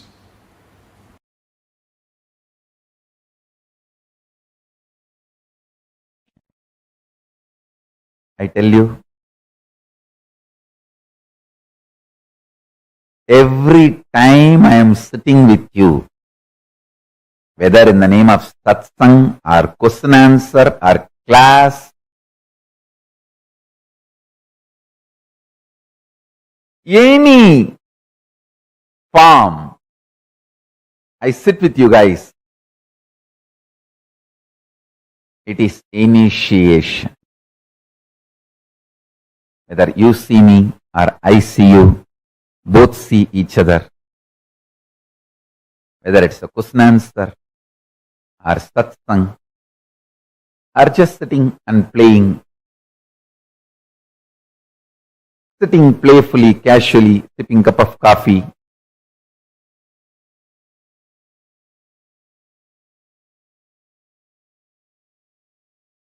I always visualize myself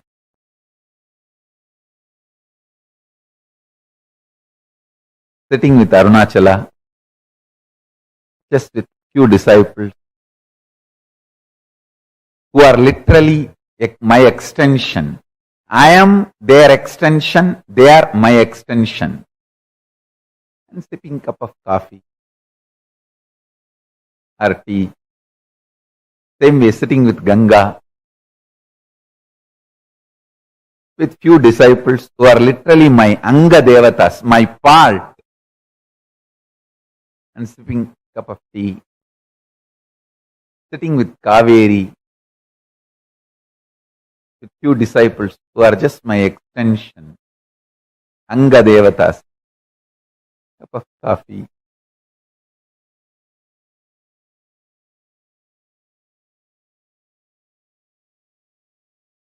Whether it's a satsang or sitting with a cup of coffee, it is initiation. It cannot be killed. It cannot be killed. Everything happens between you and me is initiation. It cannot be killed.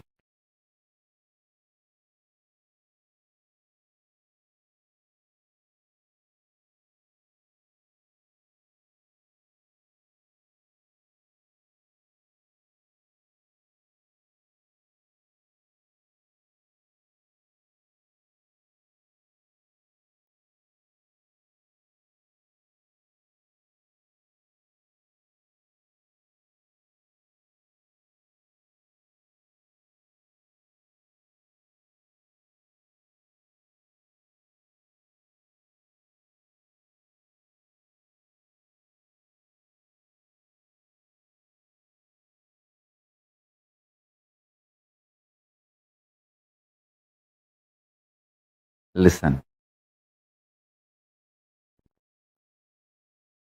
Tadadi Divyatam tavat Shinuyat Papasandati Tena Dikshedi Vikyada Munibi Tantraparagaihi. Diksha is the one which bestows divinity and destroys the continuity of restrictive karmic bondage. Hence it is called as Diksha by the Munis and the ones who are experts in the Tantra Shastras. This is Gautamiya Tantra, 7th chapter, 2nd sloka. Let me repeat.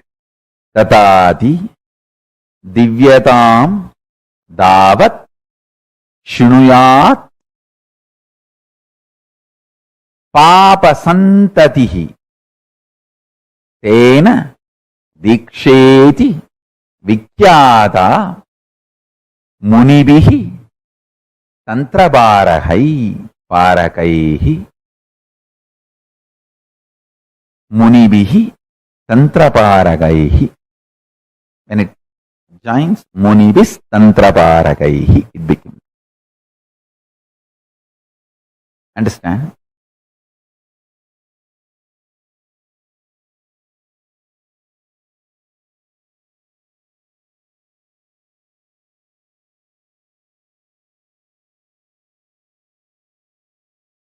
Diksha can't be destroyed.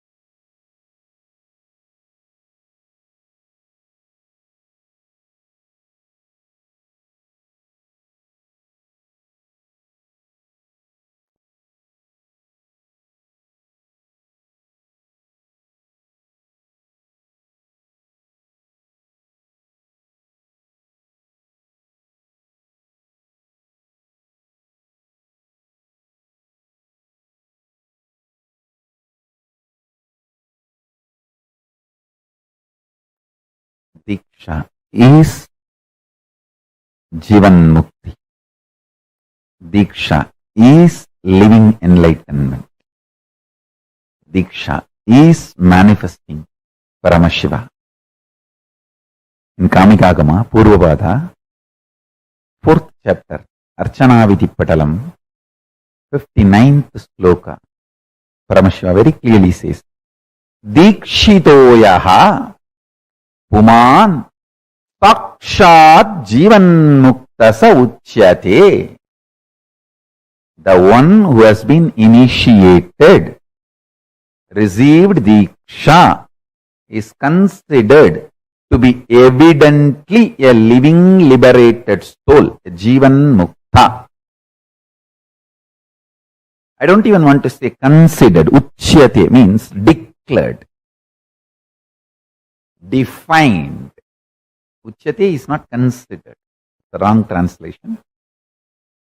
Uchyate means declared, defined.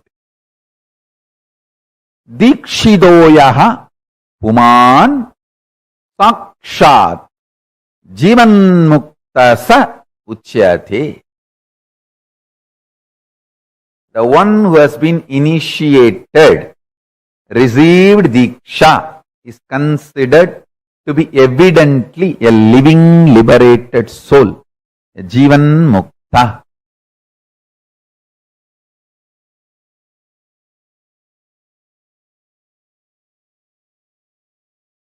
Make this as a homework so you can easily internalize every word I am uttering.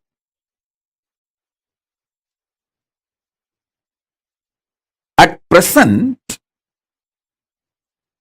in this very moment, through initiation, I can put you into eternity, Nityatva. In this present, three things are going on inside you. The identity default you cherish, and the identity you consciously want to manifest, and the struggle between these two identity, your doubts, hatred, denial. Listen intensely.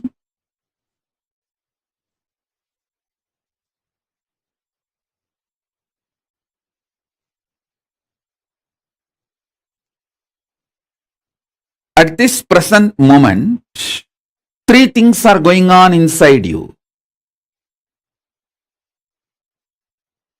One, the identity you default cognize. Two, the identity you consciously want to manifest. Three, the struggle between these two, your self-doubt, self-hatred, self-denial, all these three.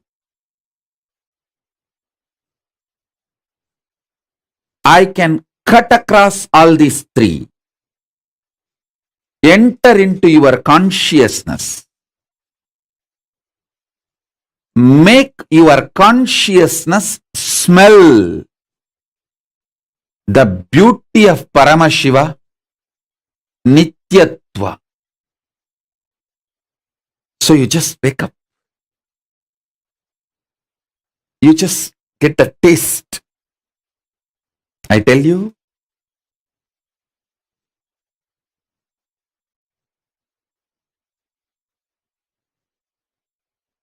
smelling Paramashiva,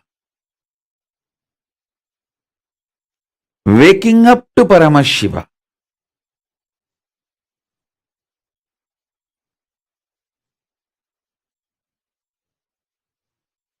waking up to this highest.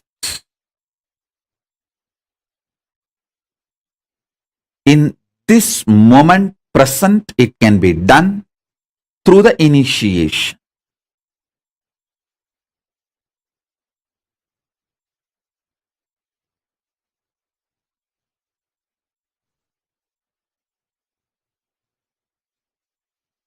So understand,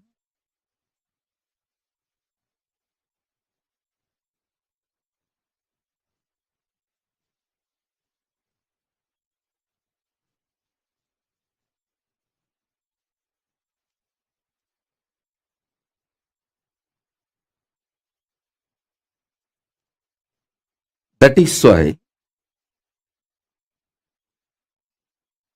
always the ultimate manifests through initiation. Small things you can achieve on your own through tapas. But the ultimate is done only through initiation. It is only the transmission of lamp from fire. The fire is lit. From a lamp, living lamp, another lamp is lit.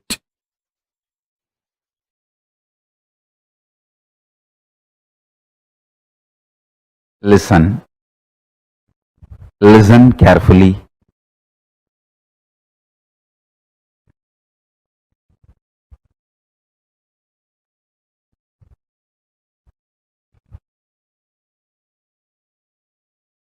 Listen intensely. It is to give initiation. I come and sit every day for the satsang. Dikshito ya puman sakshat jivan mukta sa uchyate. The one who has been initiated, received diksha, is considered to be evidently a living liberated soul, a jivan mukta.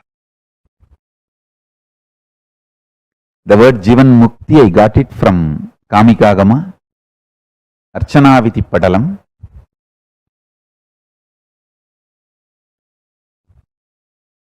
I've started using this word Jivan Mukti, I think from 2002.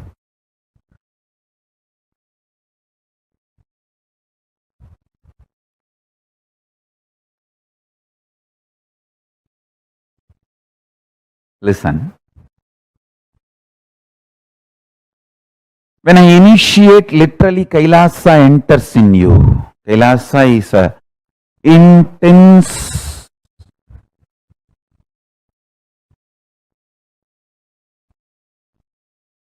energy, power. I should say strong force, ultimate strong force. Literally Kailasa enters you.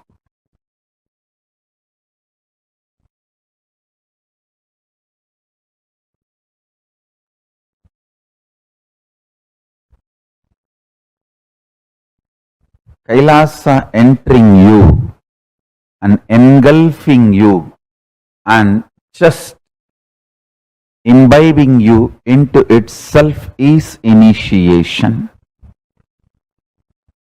Paramashiva Gadi, Paramashiva Padam, Paramashivatvam,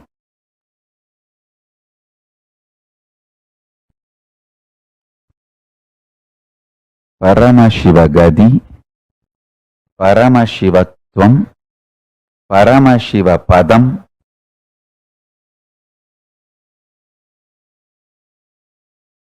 Paramashivanubhavam, Paramashivanubhuti, all this starts manifesting in you just by initiation. Listen. Paramashiva Padam, Paramashiva Gadi, Paramashiva Anubhuti, Paramashiva Shakti, Paramashivatva, all this starts manifesting in you just by initiation.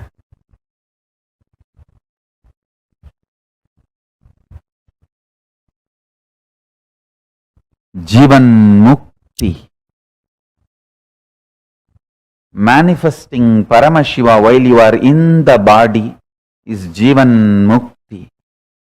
Jivan Mukti starts manifesting in you just by initiation.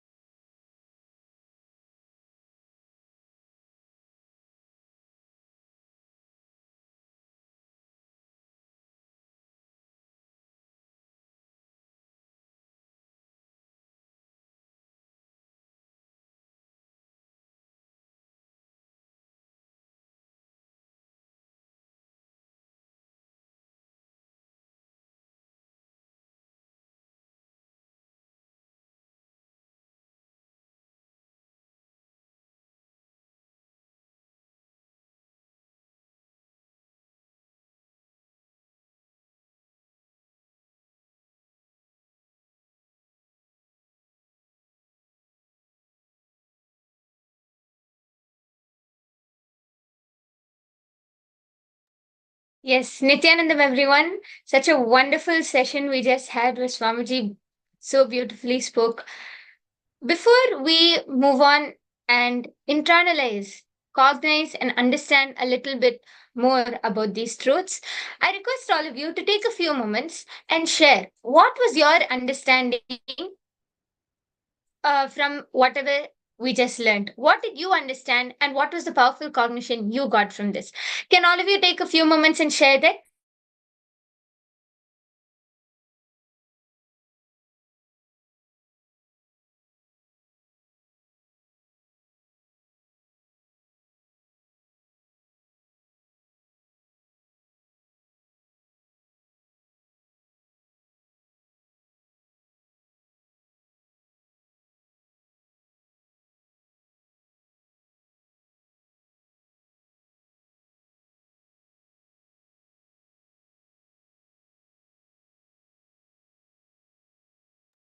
Please take a few minutes, share your experience, post whatever you understood, whatever is the powerful cognition which you got from this session. Then we'll move on to internalizing and understanding, cognizing these truths more and more.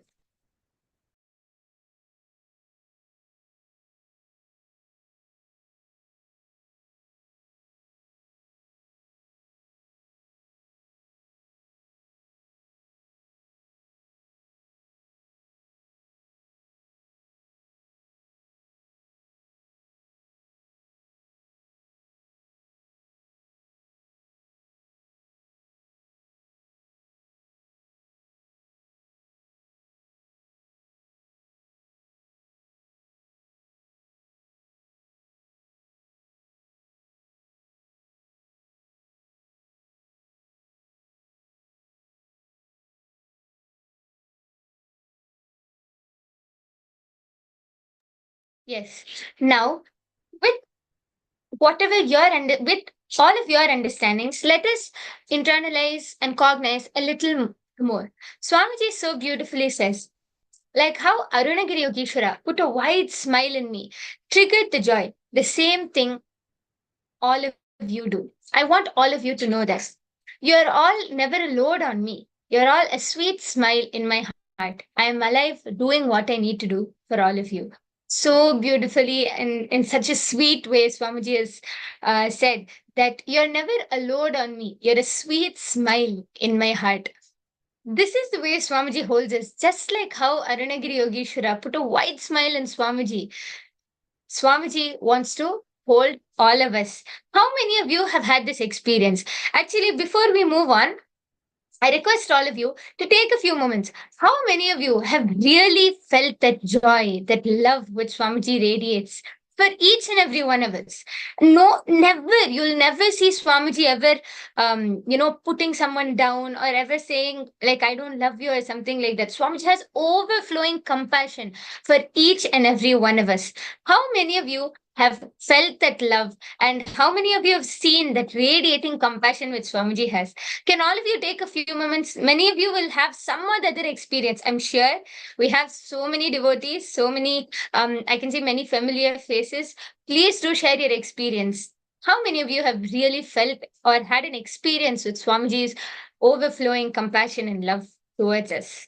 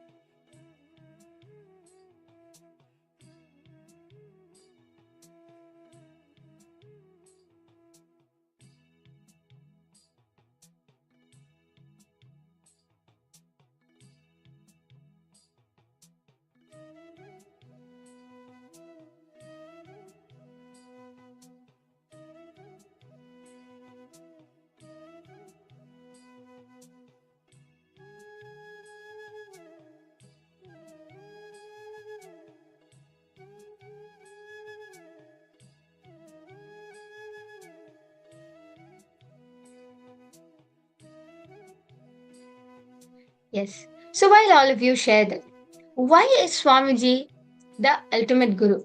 Swamiji was ritualistically initiated and authorized by the Guru Parampara through the Acharya Abhishekam at just the young age of 10 by the 230th Guru Mahasannidhanam of the Kailasa Parampara Kanchi Kailasa Sarvagya Kailai Swami. And the Supreme Chief of Hinduism, Bhagavan Sri Nithyananda Paramashivoham, received the 16 levels of initiation by happening in the ecosystem of Tiruvannamalai. Swamiji was groomed and brought up in the divine sacred ecosystem of Tiruvannamalai, and he was directly molded by his many gurus.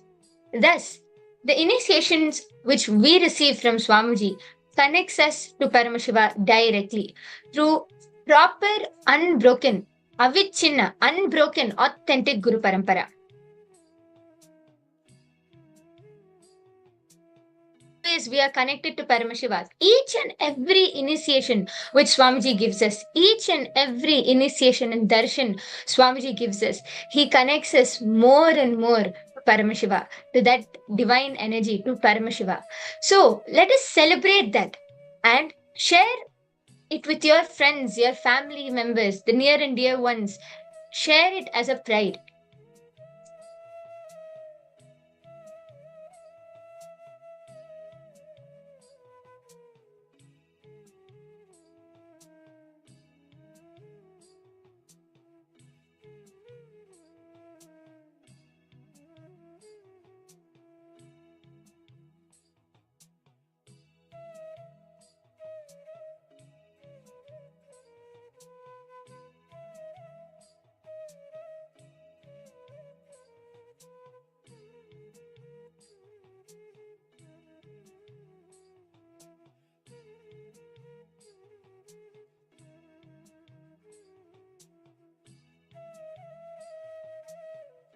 So we have various initiations and the 16 levels of initiations. I'll be reading it out now. So if any one of you want to take some time, call your friends and family members, please do that.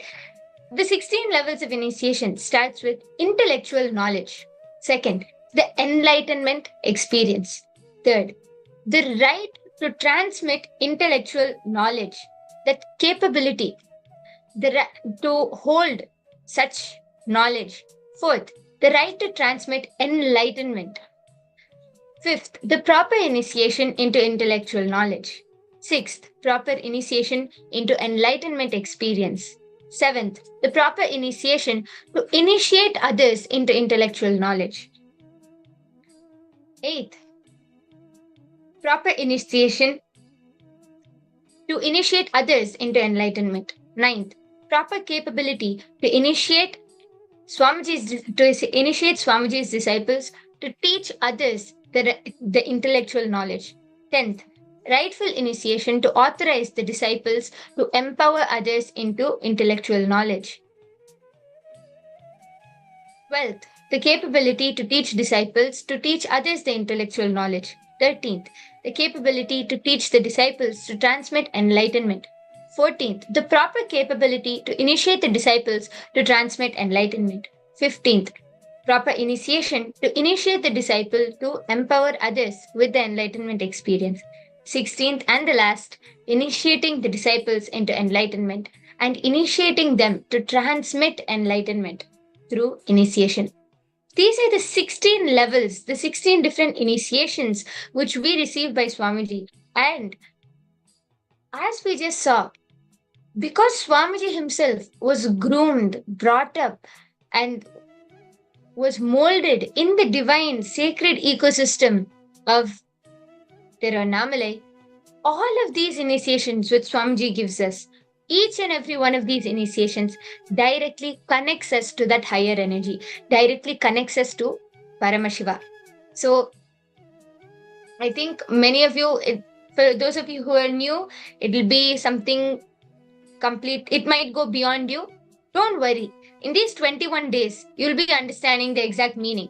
You'll not just understand. Actually, understanding is even beyond question. You will be experiencing this by yourself. You'll be able to feel, experience all of this, and you'll directly be able to connect to Paramashiva and various other things, whether it is manifesting your reality, manifesting others' reality, manifesting powers, so much. And we can guarantee that by the end of these 21 days, you're not going to be the same person who you are now.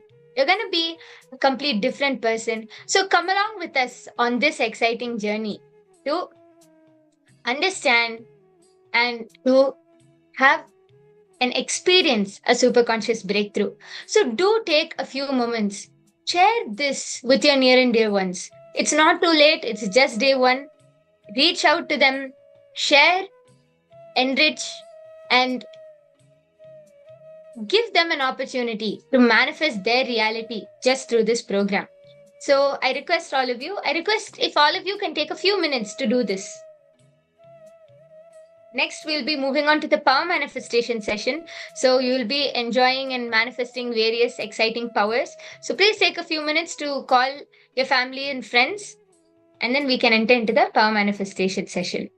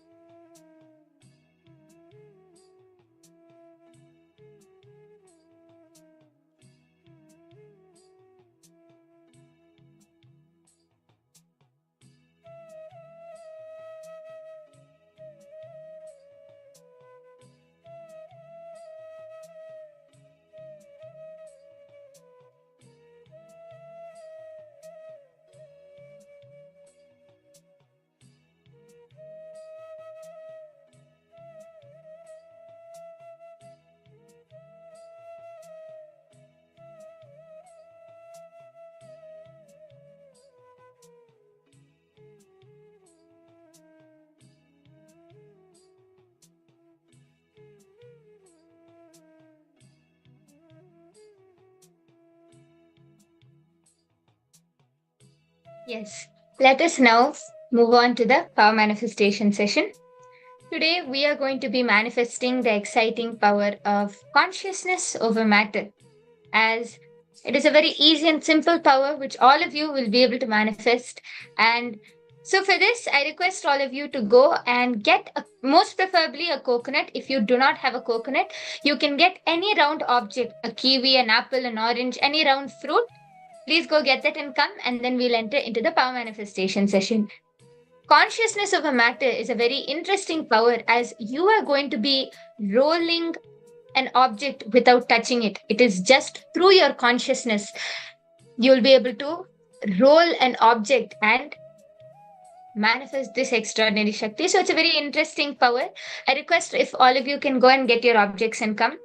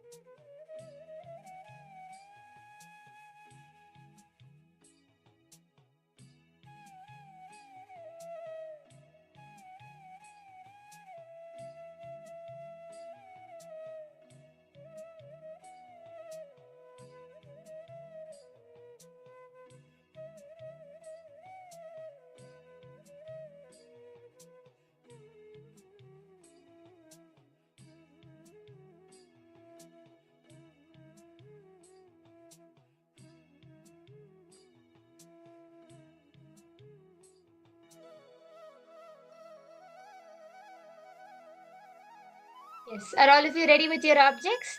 If you are ready, please go ahead and place them on your hand. The object should be completely round, flat. Your palm also should be completely flat.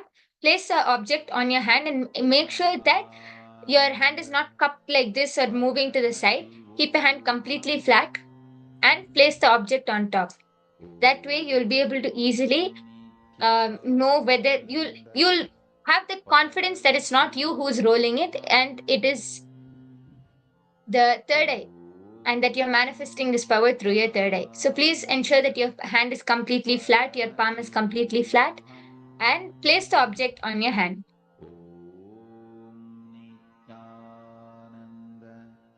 Okay, my Heidi Shlack has posted, yes, ready. Okay. I think many of you are also ready. Please place the object on your hand. Remember, the first step to manifesting these powers is connecting to Swamiji in the space of oneness. All of these powers can be manifested just through the space of oneness. And all you need is to chant the Mahavakya, Om Nithyananda Paramashivoham. This simple Mahavakya is so powerful that it can automatically raise you to a higher state of consciousness. The way, like, you will just fall in oneness with Swamiji, you will feel that oneness connection, that space of oneness, and you'll be able to roll the object. So please go ahead, start chanting the Mahavakya. It should come from your navel center. Ensure that the object stays still, but your whole body should just reverberate the Mahavakya. Continue to chant the Mahavakya. Connect to Swamiji.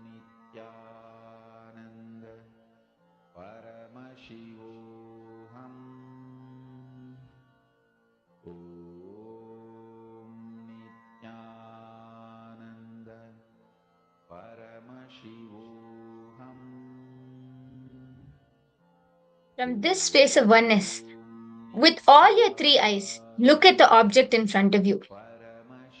Focus your third eye. Focus all of your attention awareness on the object in front of you.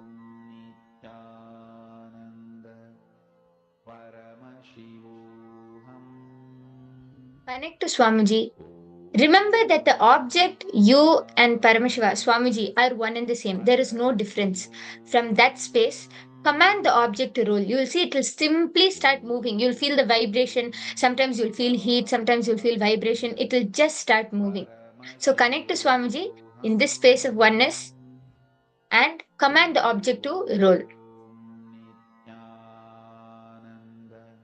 We'll go ahead and start the first round. Continue to chant the Mahavakya.